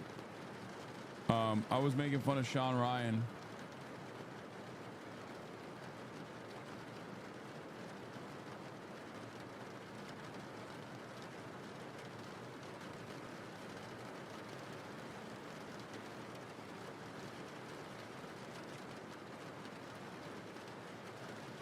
The Daily Show on Iran having nukes? Not stopped.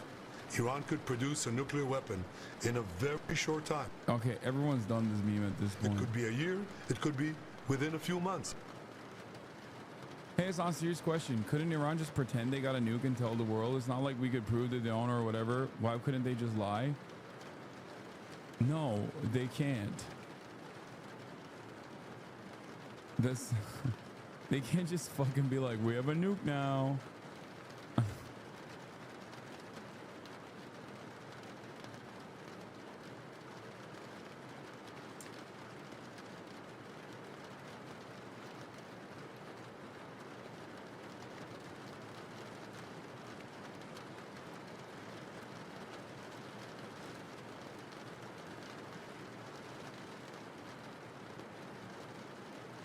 Few people now remember it, but suicide bombing started in the Shias in the 80s, IRGC in Iran-Iraq war, and Hezbollah in Lebanon. One of the reasons why the U.S. didn't try to assassinate Khomeini when he closed the Hormuz in 1987 was fear of mass suicide bombings.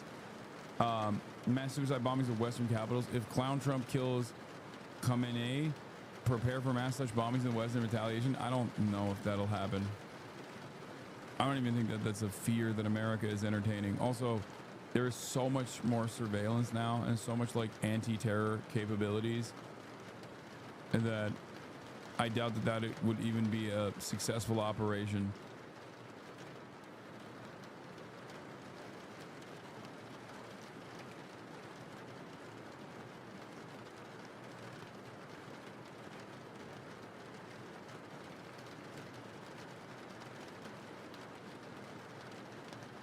Okay.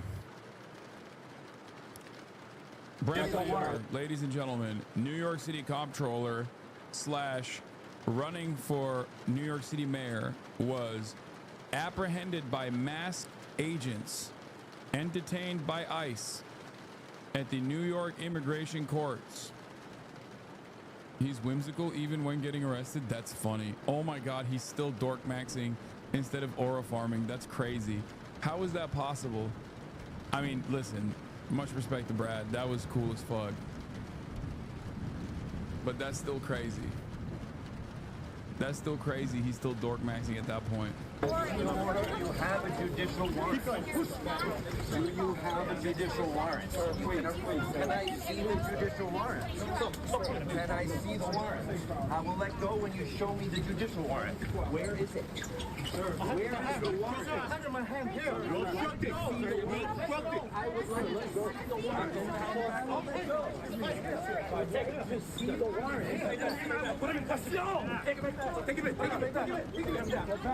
Step back. You don't have authority. You don't have authority to arrest U.S. citizens. Step back. Sir, you don't have the authority to arrest U.S. citizens. Say that? Step back. You don't have to. I'm not obstructing. I'm standing right here in the hallway. I asked to see the judicial warrant.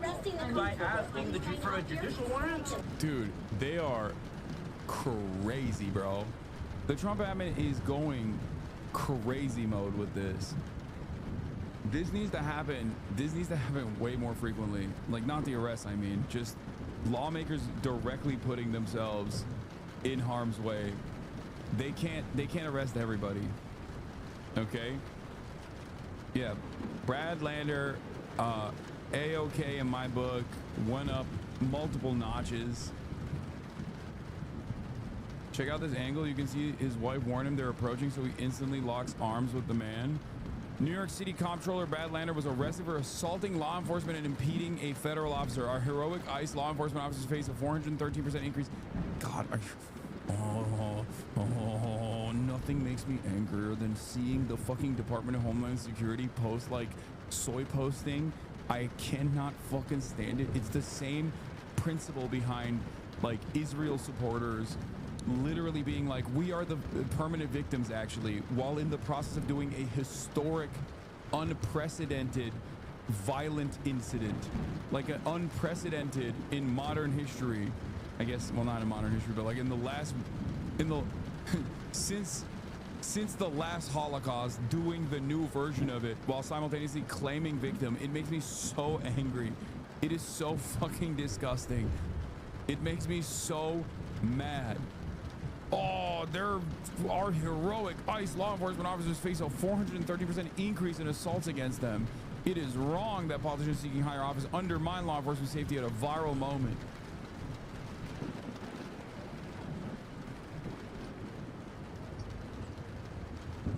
Oh yeah. So Brad's wife says, "Hey, they're coming to snag him," and he instantly locks arms with him. That's cool. Brad's the man, dude. Brad Lander's the fucking man. Respect.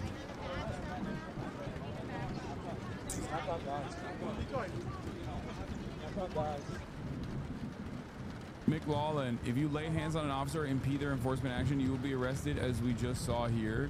Earlier this week, we saw Senator Padilla go and crash Secretary Noem's press conference and aggressively approach her. Aggressively approach her?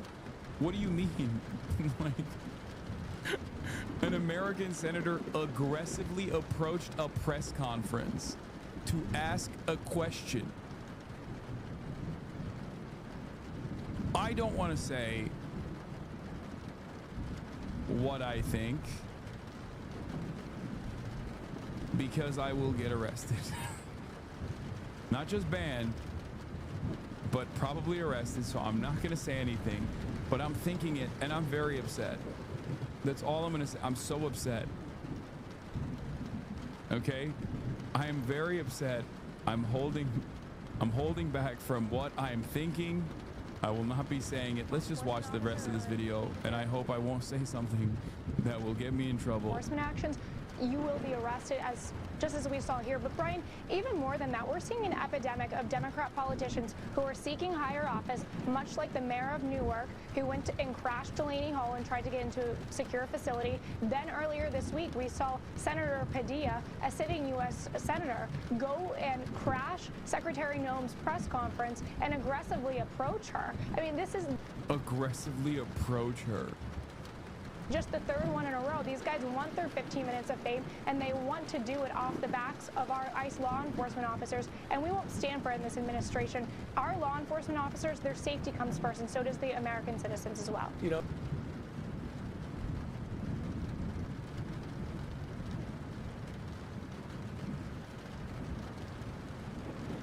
Same line they use. Yeah, this is her. I didn't know. Never mind, I'm not gonna say anything. I don't know if this was Trisha McLaughlin who said I was lying for likes.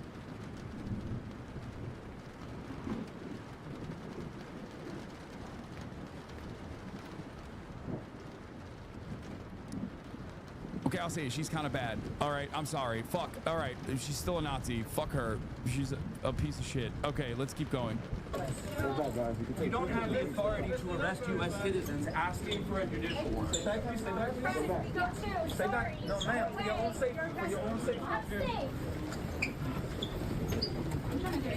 can't believe you're arresting. Where are you taking him? Hello? Hi, You have no authority to arrest U.S. citizens. Where are you taking them? And with what authority? Why are you arresting? And with what authority? Make some space. Step back, bro. Step back, please. Number one is going to go with him, all right? Hang on, please, number one. Hold on. Moments ago, New York. You have weird days. Why you gotta be a bruh guy sometimes, lol?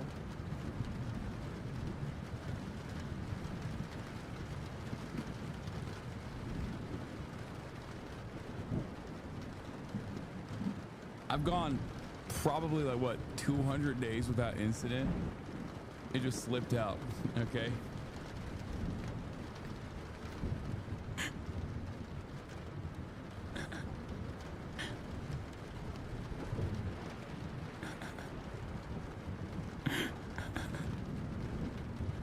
City mayoral candidate Brad Lander walked out of court after being detained by federal officials. He's now free and frustrated.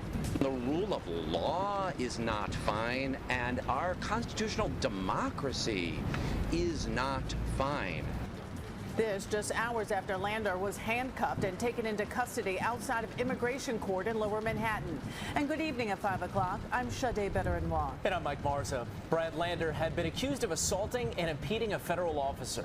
Federal agents in Lower Manhattan approaching him as he locked arms with a migrant who just had his case dismissed. Lander walked out of Federal Plaza with Governor Hochul just moments ago. News of his arrest drawing protests tonight. Eyewitness News reporter Stefan Kim has more from Foley Square. Bro, no fraternizing with a Nazi? I never said that. Can everybody calm down? You guys are acting like I'm gonna fucking send her flowers. She's a fucking psychopathic Nazi piece of shit, okay? God damn. Everybody, you're making a mountain out of a fucking molehill, okay?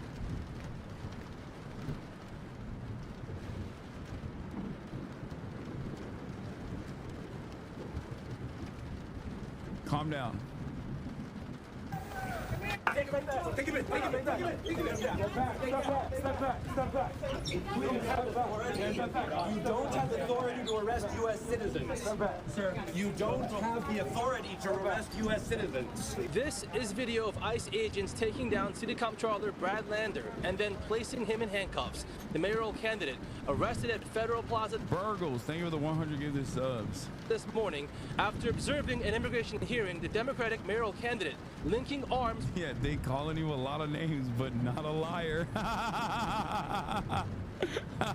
True. That's true. They are. They're saying a lot of names in the chat, but ain't nobody calling me a liar.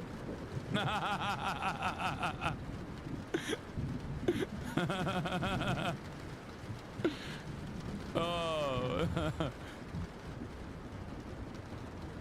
With an immigrant who ICE agents were trying to remove, setting off the dramatic confrontation. This is how it started. You have a judicial warrant. You have a judicial warrant. Can I see the judicial warrant? Can I see the warrant? I will let go when you show me the judicial warrant. Where is it? Sir, where is the warrant? I have my hand here. I peeped the IG unk. You are not valid for that take. Okay, I didn't even know she had an IG. A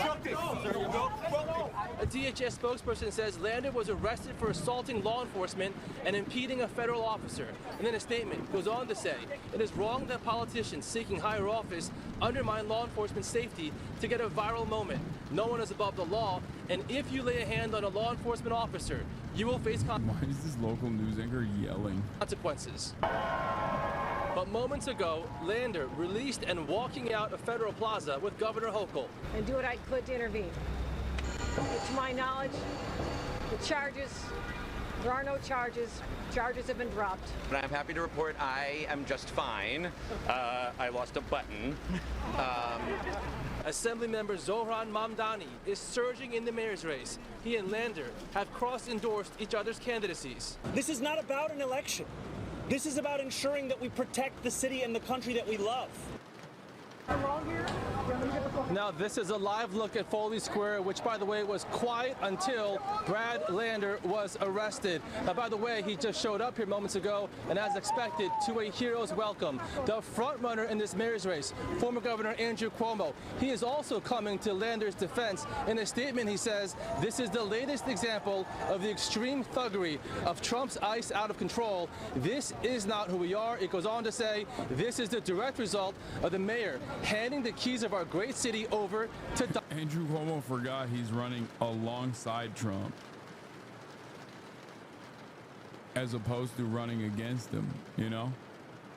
For a moment he forgot, I think. For a brief moment he's like, this is not who we are. I would definitely not do the exact same thing, except I too am also incredibly right-wing like Eric Adams, and also am compromised in the same exact way that Eric Adams is, with a Department of Justice case that is hanging over my head that will allow Donald Trump to use me like a fucking flesh puppet with his hand shoved directly inside of my asshole. Like, he's like, yeah, I hate the current mayor. I am literally him, but Italian, okay?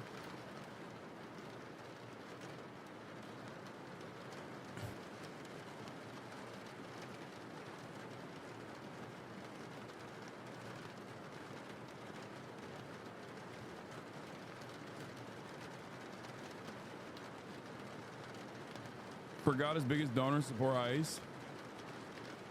If you're wondering why Andrew Cuomo is so soft on ICE and why he hasn't called for Brad's release, you can just follow the money. Andrew Cuomo's biggest donors raking millions from ICE.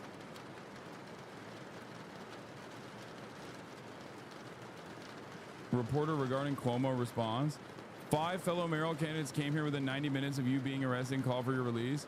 What does that say about the tenure of the mayor's race? Was one of them Andrew Cuomo? It was not. Imagine that.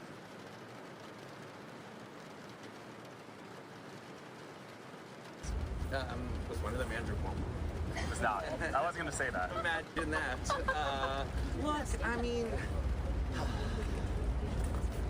this is a critical time to have a mayor who will stand up to ICE and stand up to Donald Trump and insist on due process and the laws of this city. By the way, Ted Cruz says he has no idea what the population or ethnic mix of Iran is. He wants to help U.S.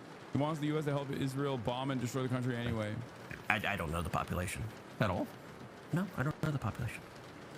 You don't know the population of the country you seek to topple? How many people live in Iran? 92 million. Okay. I can't believe. Come on, come on, dude. He thought he could have got him there. Oh my God. What is happening? Why am I? What is this? What is this realignment happening? What the fuck? Why the fuck is Tucker Carlson on the right side of this? How is this happening? Please stop. How many people live in Iran, by the way? I don't know the population at all. No, I don't know the population. You don't know the population of the country you seek to topple? How many people live in Iran? 92 million. Okay.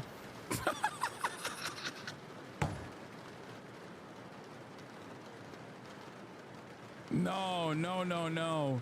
This man literally is the son of a CIA agent.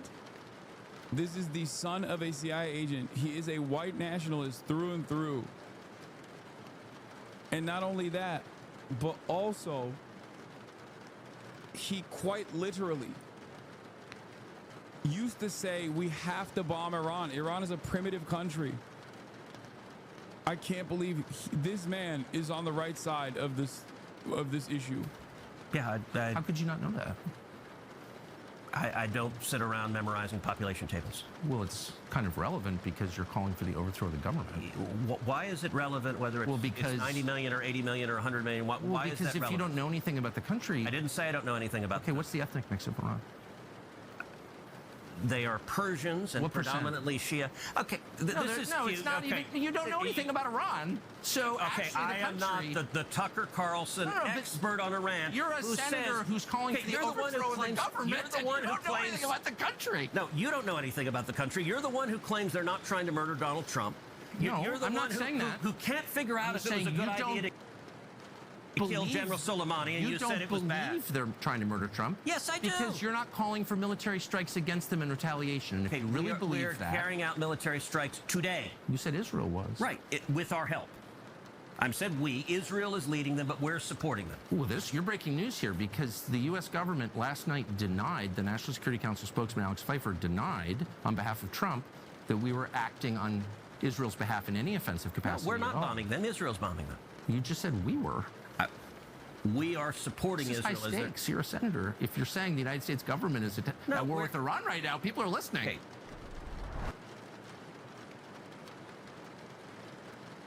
Dude, John Schwartz says, I've always dreamed of interviews asking basic questions of the killer clowns who run America. I can't believe it took Tucker Carlson to do it.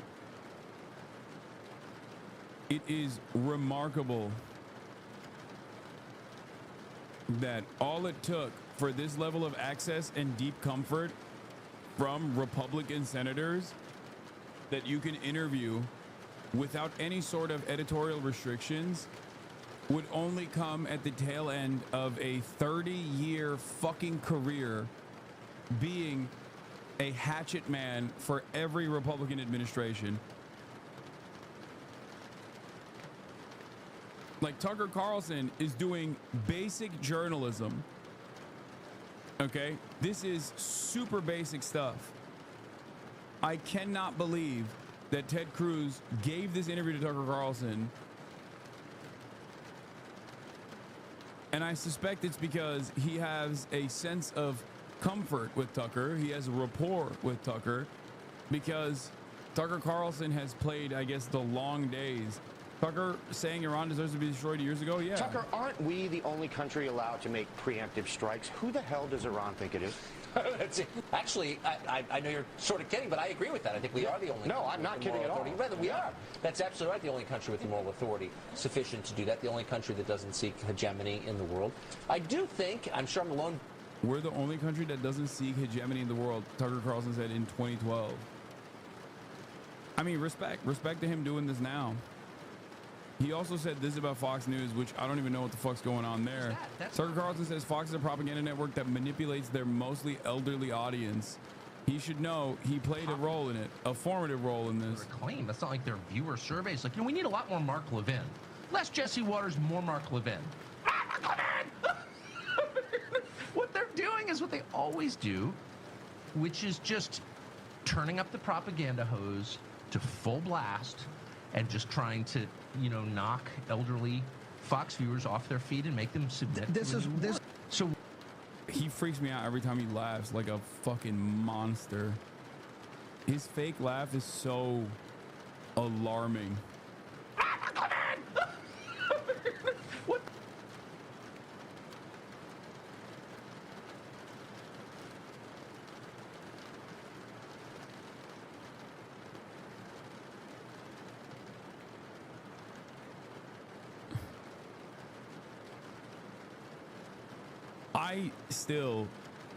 I still hate Tucker Carlson, but he cooked.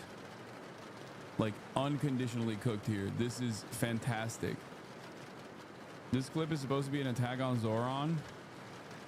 Mamdani on the Bulwark podcast says, globalizing Intifada chant signifies to him a call for Palestinian human rights.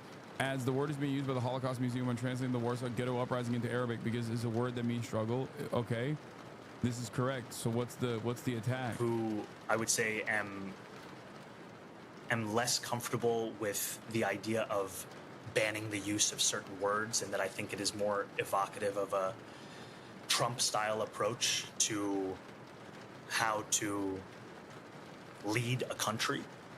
And I think especially when we've seen... Sure, but like, does that just make you uncomfortable? Like the phrase globalized intifada from the river to the sea, does that make you uncomfortable, or do you think... Okay, those are different. Those are super different. They're not those are really. Like different genres. I'm sorry, I'm asking Zoran, then they're not really different to me. And to some people, they're not different. Oh my God, fucking Bulwark. God damn it, Tim Miller. Holy fuck.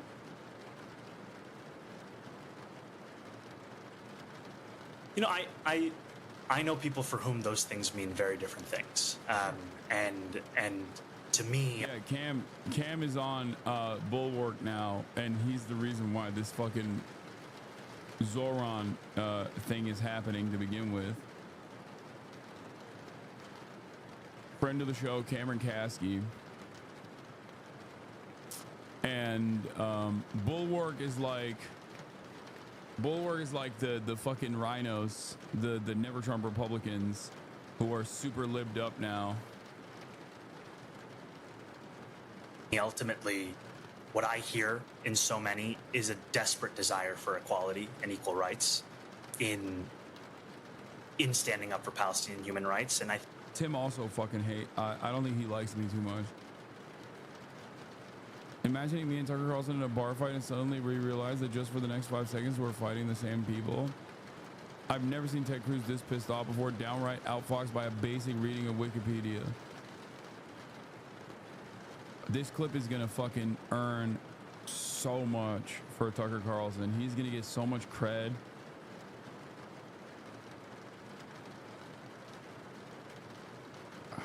Fuck. I think what's difficult also is that the very word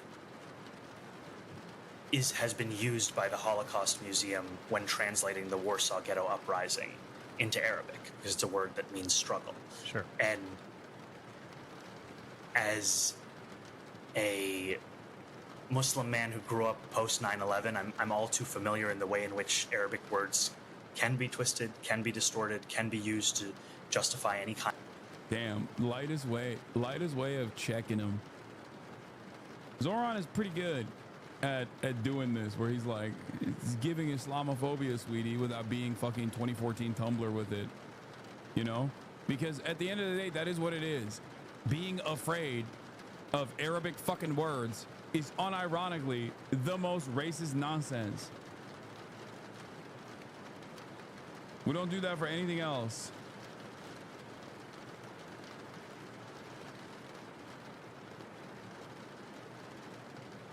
Kind of meaning. Yep. And I think that's where it leaves me with a sense that what we need to do is focus on keeping Jewish New Yorkers safe, and the question of the permissibility of language is something that I haven't.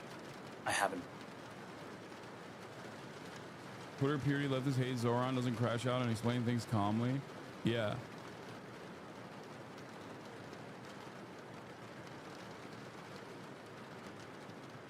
Zoran Mamdani's remarks first reported by Matthew Castle.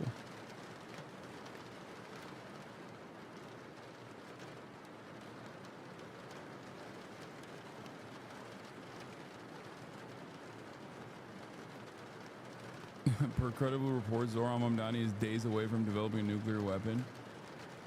Yeah, I've been very careful, and I've been very worried that they were just gonna they were trying to rat fuck. They were trying to rat fuck Zoran, and they're gonna still try to rat fuck him like this, but I don't think this works. Rabbi Mark Schneider of Hampton Synagogue and friend of Cuomo calls on Mamdani to immediately apologize to New York City's Jewish community for equating Intifada with the Warsaw Ghetto Uprising. Schneider says a direct insult to Holocaust survivors and families. Yeah, all Zoran needs to do is stand next to one Holocaust survivor, okay, who says, no, that's not the case. That's it. Pack it up. Get one, like, 97-year-old anti-Zionist Jewish guy who survived the Holocaust. Get Gabor Mate on there, somebody, okay? And just turn around and be like, nope. It's great. Would be a great service as well. I posted it on my IG story to vote for Zoran, and 2 family members immediately replied saying, you know he's anti-Semitic, right? And then they followed up with a Canary Mission video. Nice.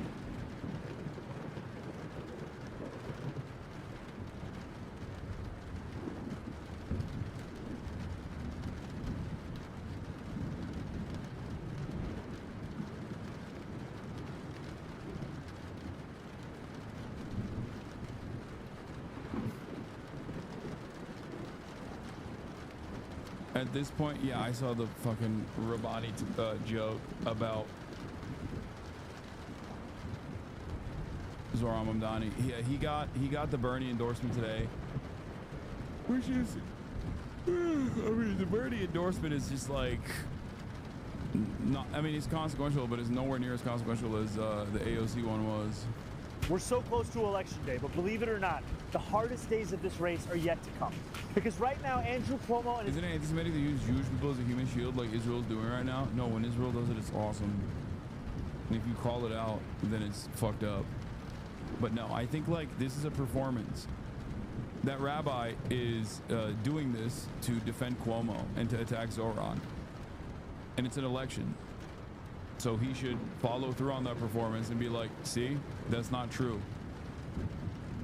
Because that rabbi is using his position of authority and his Jewish background to launch a totally ridiculous fucking smear of anti-Semitism towards someone who is not anti-Semitic at all.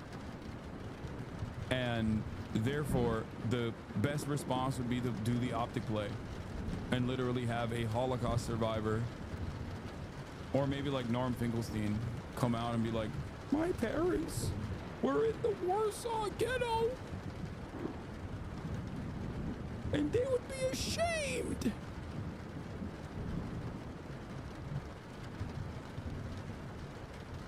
Something like that.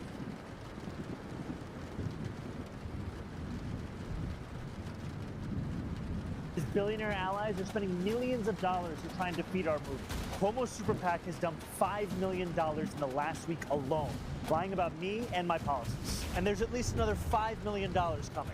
For the next 9 days, you won't be able to turn on your TV, check your mail, or even watch a YouTube video without...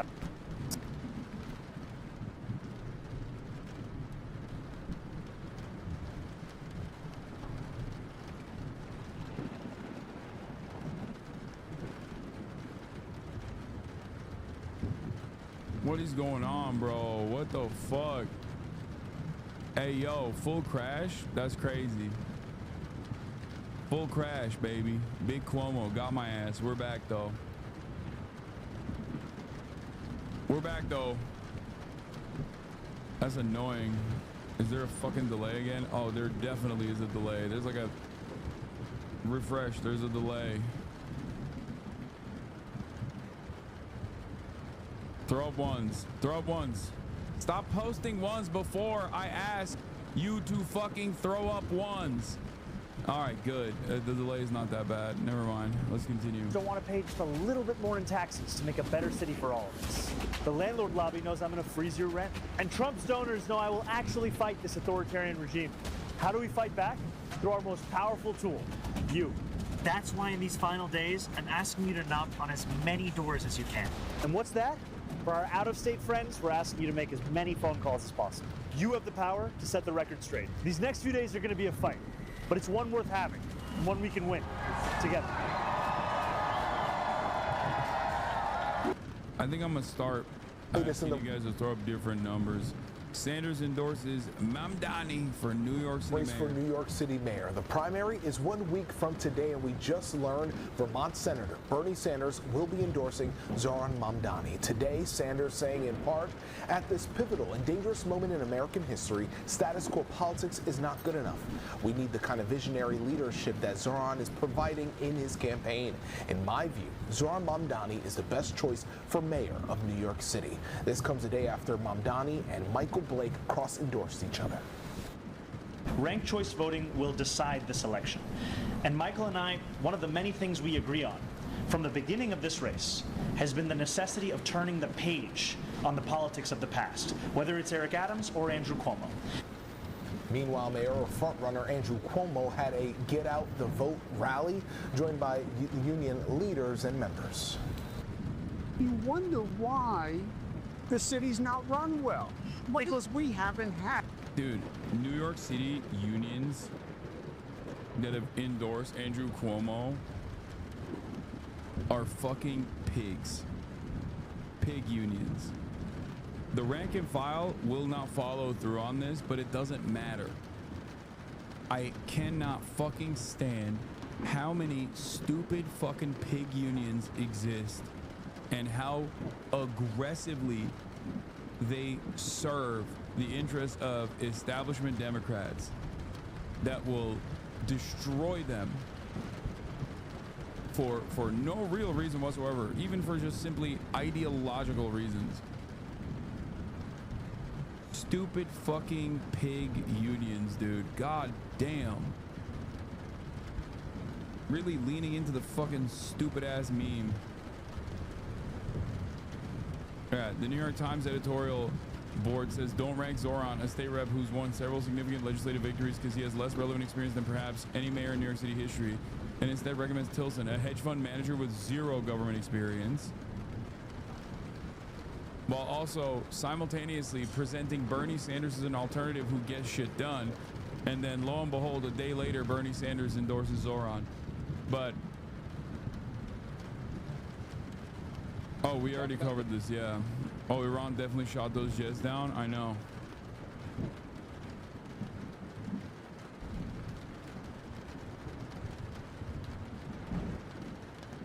Zohran Mamdani connects with poor people and young people, and unfortunately is a local version of Bernie Sanders, according to one of New York Times panelists opposed to Zohran Mamdani. An NYU professor. He's not just speaking to poor people, he's speaking to young people who are not poor, but they feel he's talking to them. Unfortunately, he's basically running a Bernie Sanders local version. How do you slap unfortunately in front of that without any sense of shame? This is indicative of the Cuomo attitude on the street. Even his canvassers hate him. I asked Andrew Cuomo canvasser sitting on the corner of my polling site watching YouTube on his phone why isn't he handing out the lit materials, and he said, I'm being paid either way and I don't like the man Lamau.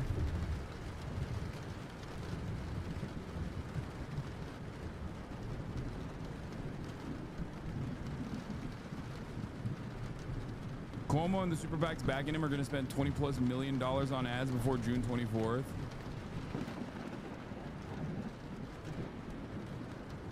I think the best part about this is that, like, most of the attack ads make Zoran look good. That's it. You think Zoran has a chance of winning this? It's tough. It's a tough race. I'm not gonna lie to you. I think a lot of people are just they're checked out. It's a New York City mayoral primary. The super boosters that go out and fucking vote in these sorts of events are old boomer, totally fucking brain poisoned Gen Xer, often incredibly reactionary libs. So it's a tough race. It's a tough fucking race. I'm not gonna lie to you. He's going up against an institution.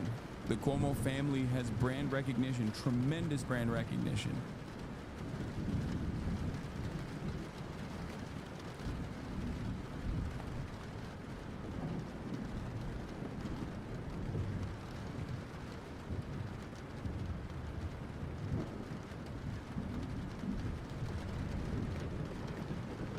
Yo, Gen X is getting thrown under the boomer bus. Gen Xers are the most reactionary fucking generation. They're more reactionary than boomers. If we're doing generational politics, which is not something that I entertain beyond memes, Gen Xers are literally known as the fucking lead poison generation for a reason. It's literally a blip on every metric. If you look at every metric, they are more reactionary than fucking boomers are. They are literally the lead poison generation. It's crazy. If you look at like predisposition towards violence, like on every metric, it's like this. It'll be like Zoomers, you know, millennials, whatever. Gen X, boom, massive blip, and then back to boomers, it goes down. Obviously, that's not the entirety. That's why like generational politics like this are stupid. But it's crazy. Had a qualified, competent mayor who knew how to manage the city. Stay with us on air and online at ABC7NY for the latest in the race for New York City mayor. Big city Dems are going socialist in liberal New York City. AOC and Bernie backed Zoran Mamdani, a proud Democratic socialist, is surging, leading Andrew Cuomo for the first time, but it's just in one poll. And this, of course, is in the New York City mayoral race. Now, among Zoran's biggest socialist promises are freezing the rent, city-run grocery stores, like and literally none of these are socialist, man. What are you talking about? And they also, this is what I meant when I said, when they try to shit on Zoran and talk about his policies, it comes across like an ad, not an attack ad, just an ad. Oh wow, I can't believe it. He wants to freeze rent. How's that gonna work? That's terrifying. I'm a renter and I really want my rent to go up. Like, what are you, fucking stupid? Workers to replace the police. Freezing your rent as the next mayor of New York City. And as mayor, I will create a network of city-owned grocery stores. I'll make childcare available to all New Yorkers at no cost. Stop. That's terrifying. I hate that. That's so scary. That would be really fucked up. Greg, what could go wrong? I think I'm all in for Zoran. I am too. I would love to see social workers instead of cops, instead of handcuffs and pepper spray. They could bring pictures of their cats and their Dave Matthews CDs. That'll do it. I feel like the Democrat Party is on a kamikaze mission. You know, instead of, if the party's going to go down. I love getting my notes about what the Democrats should do from the people that are incredibly antagonistic to the opposition. Like the people that have presented themselves openly as the opposition to the Democrats, being like, here's what you guys should do. It's like, nah, you know, I'm thinking I'm not gonna hear you out.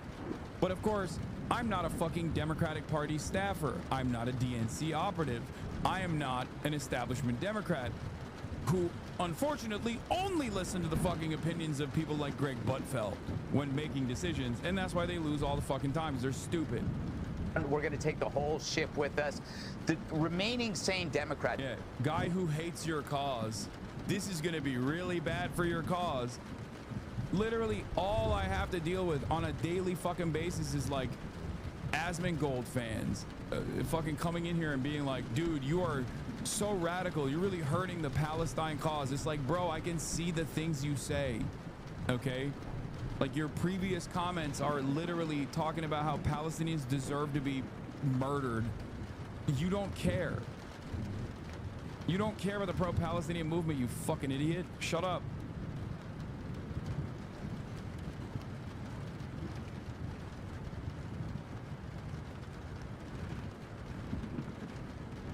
That's if there are any, Jessica. You got to weigh the cost of sticking with these social justice suicide bombers, because nobody wants this. It used to be cities were actually an actual sanctuary where you married commerce with. Come on, bro. Keep going. Social. First he said kamikaze. That didn't hit. Then he said suicide bombers. Then he's gonna say Zoran Mamdani is gonna strap fucking IEDs to his chest and explode himself while screaming Allahu Akbar at the site of the 9/11. Like, come on, dude, increase it a little bit. People didn't get it the first time. People didn't get it the second time. Social justice suicide bombers. Security, safety in numbers. You could do business. Yeah, this Zoran Mamdani, weird name by the way, very scary. What is he, a Muslim? Yeah, he's really trying to do another 9/11 in New York, huh? It wasn't like the Wild West. Now it's worse than the Wild West. It's a magnet for mayhem. Sanctuary cities did that, where the worst behavior is rewarded and decent people live in terror. They don't even take public transportation. The left love to say, this is worse than 9/11, whether it's January 6th or Trump's re-election. I'm telling you, man, the Democrats under Bill de Blasio managed to do to New York City what Al-Qaeda never could do, which is destroy our will to fight.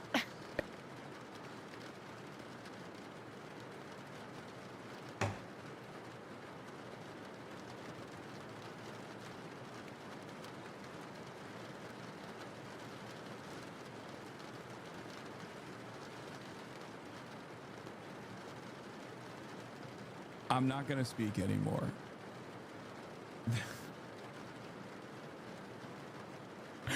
I was that. Wow.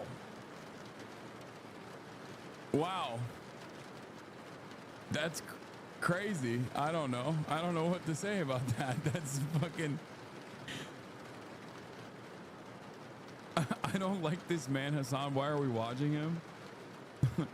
I just jokingly said, what's next? He's gonna say these guys are gonna do a 9/11 on the party, like they're doing a 9/11 in New York, and he just said it. He just straight up said it. It was like the next thing he said after I unpaused. And destroy our will to live. If this guy even gets close to being elected, dude, you're gonna see this. You're gonna see this go to hell. Well, the good news with Greg's analysis is Mr. Zoran is only ahead in one poll. Cuomo, the guy they chased out of the party, is ahead by double digits basically everywhere.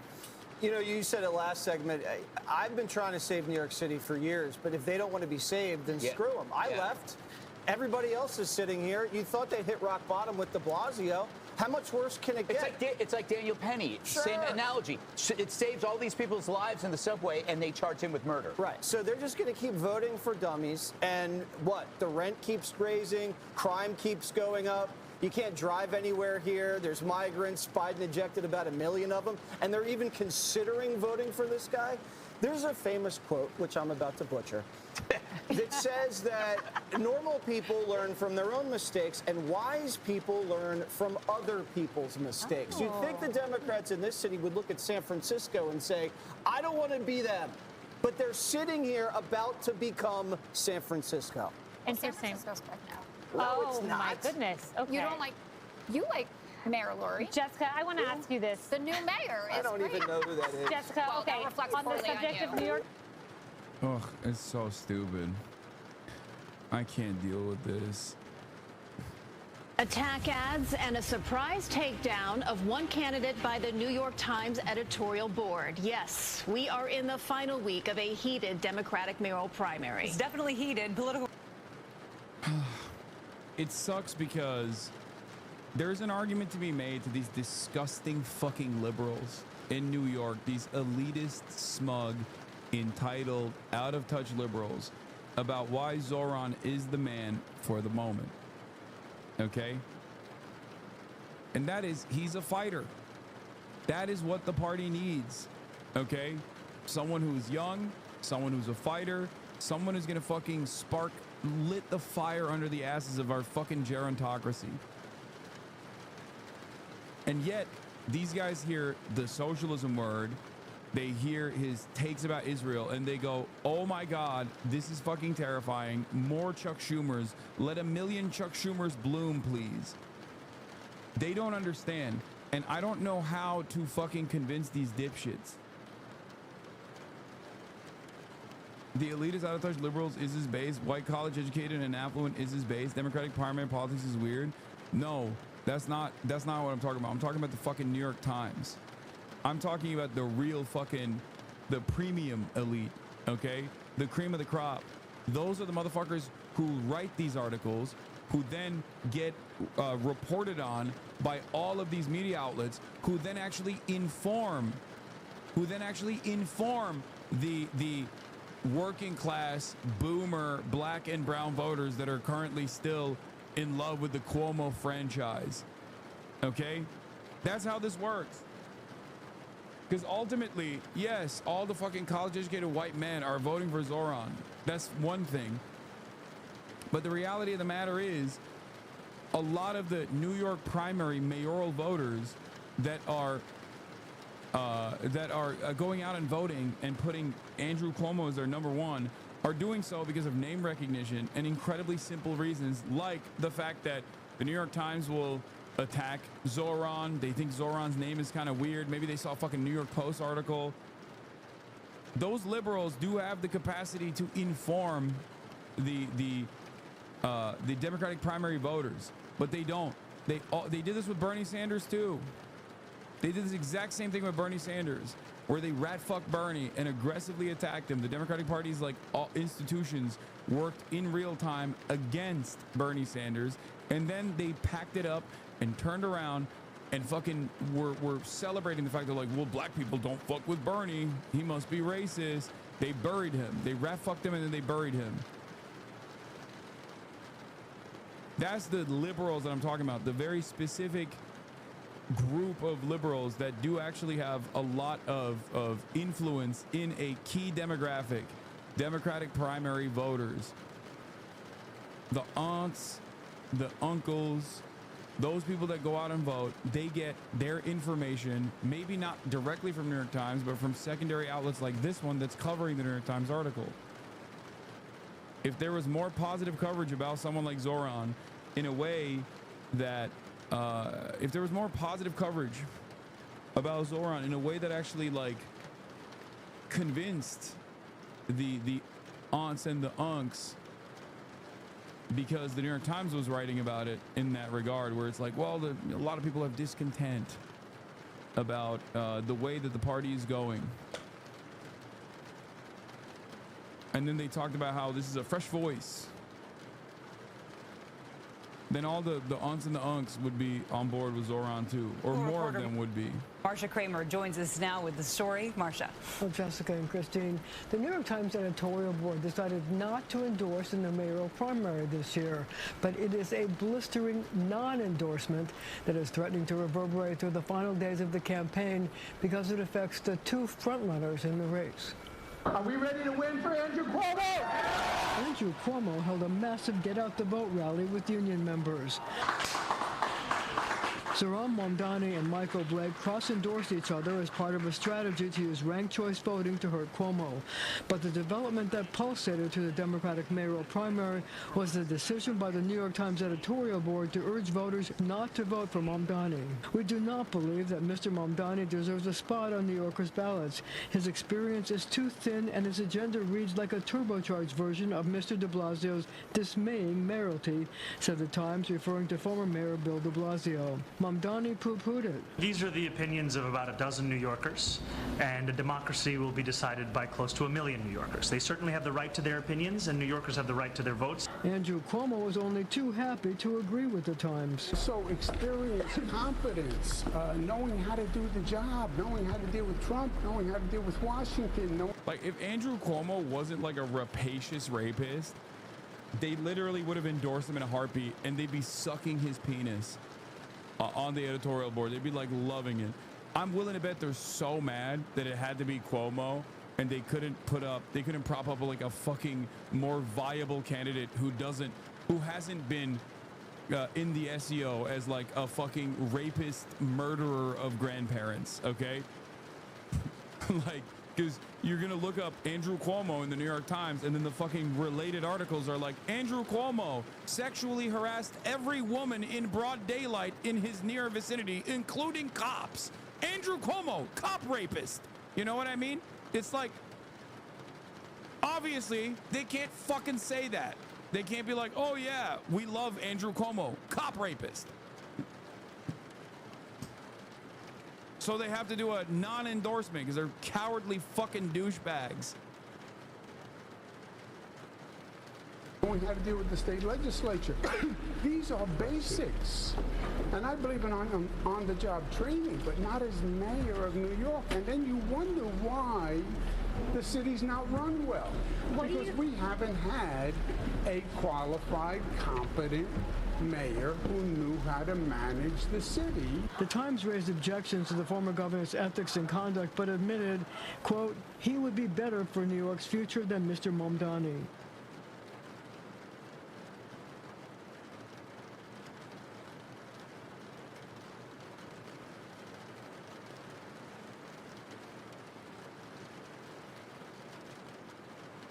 There you go.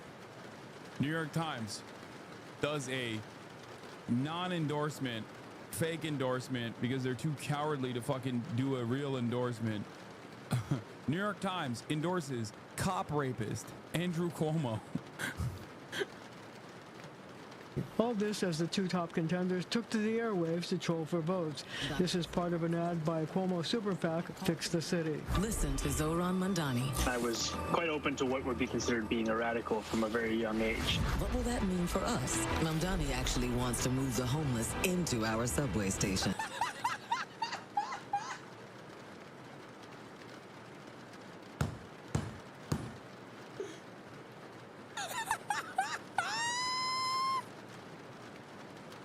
Mamdani. Some say he's playing the knockout game with the elderly.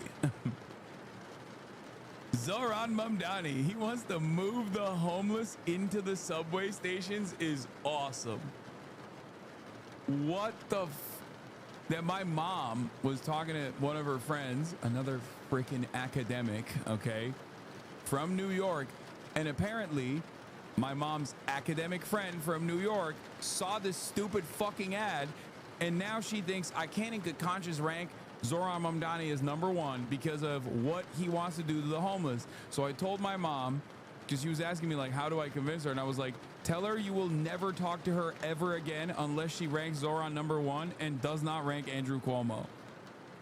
I was like, put your friendship with this dumbass academic on the line before she makes this incredibly idiotic mistake. I can't stand, oh my God, I can't stand the liberal intelligentsia. Let me tell you something, okay? Oh my God, I can't stand them. Their politics are so repulsive, I promise you. They are the Reddit / neoliberal contingency, like in the real world. You're like, oh, no one actually goes to r / neoliberal in the real world. These people don't, but they just have that fucking downloaded into their brains, that kind of attitude.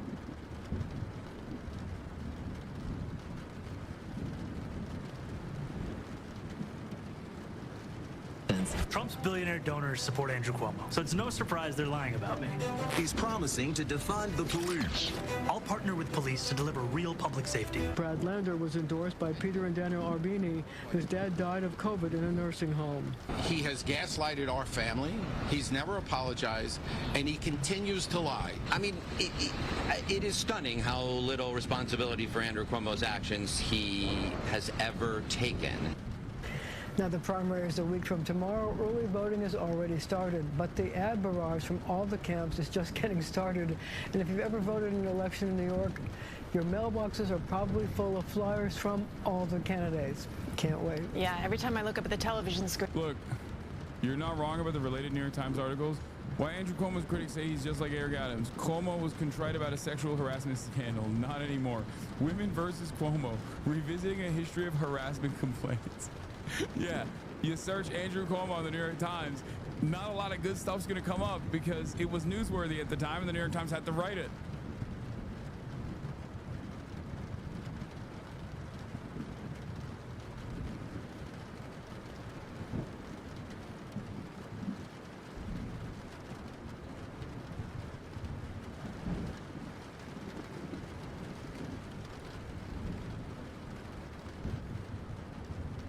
I can't stand these demons. I've been hurt too many times, so I'm just maintaining my hopeful, my optimism, and that's all it is. And that's all I got for the time. Anyway, love you guys. I will see you tomorrow. I'm going to be in New York this upcoming week for the New York mayoral primary. Speaking of Zoran.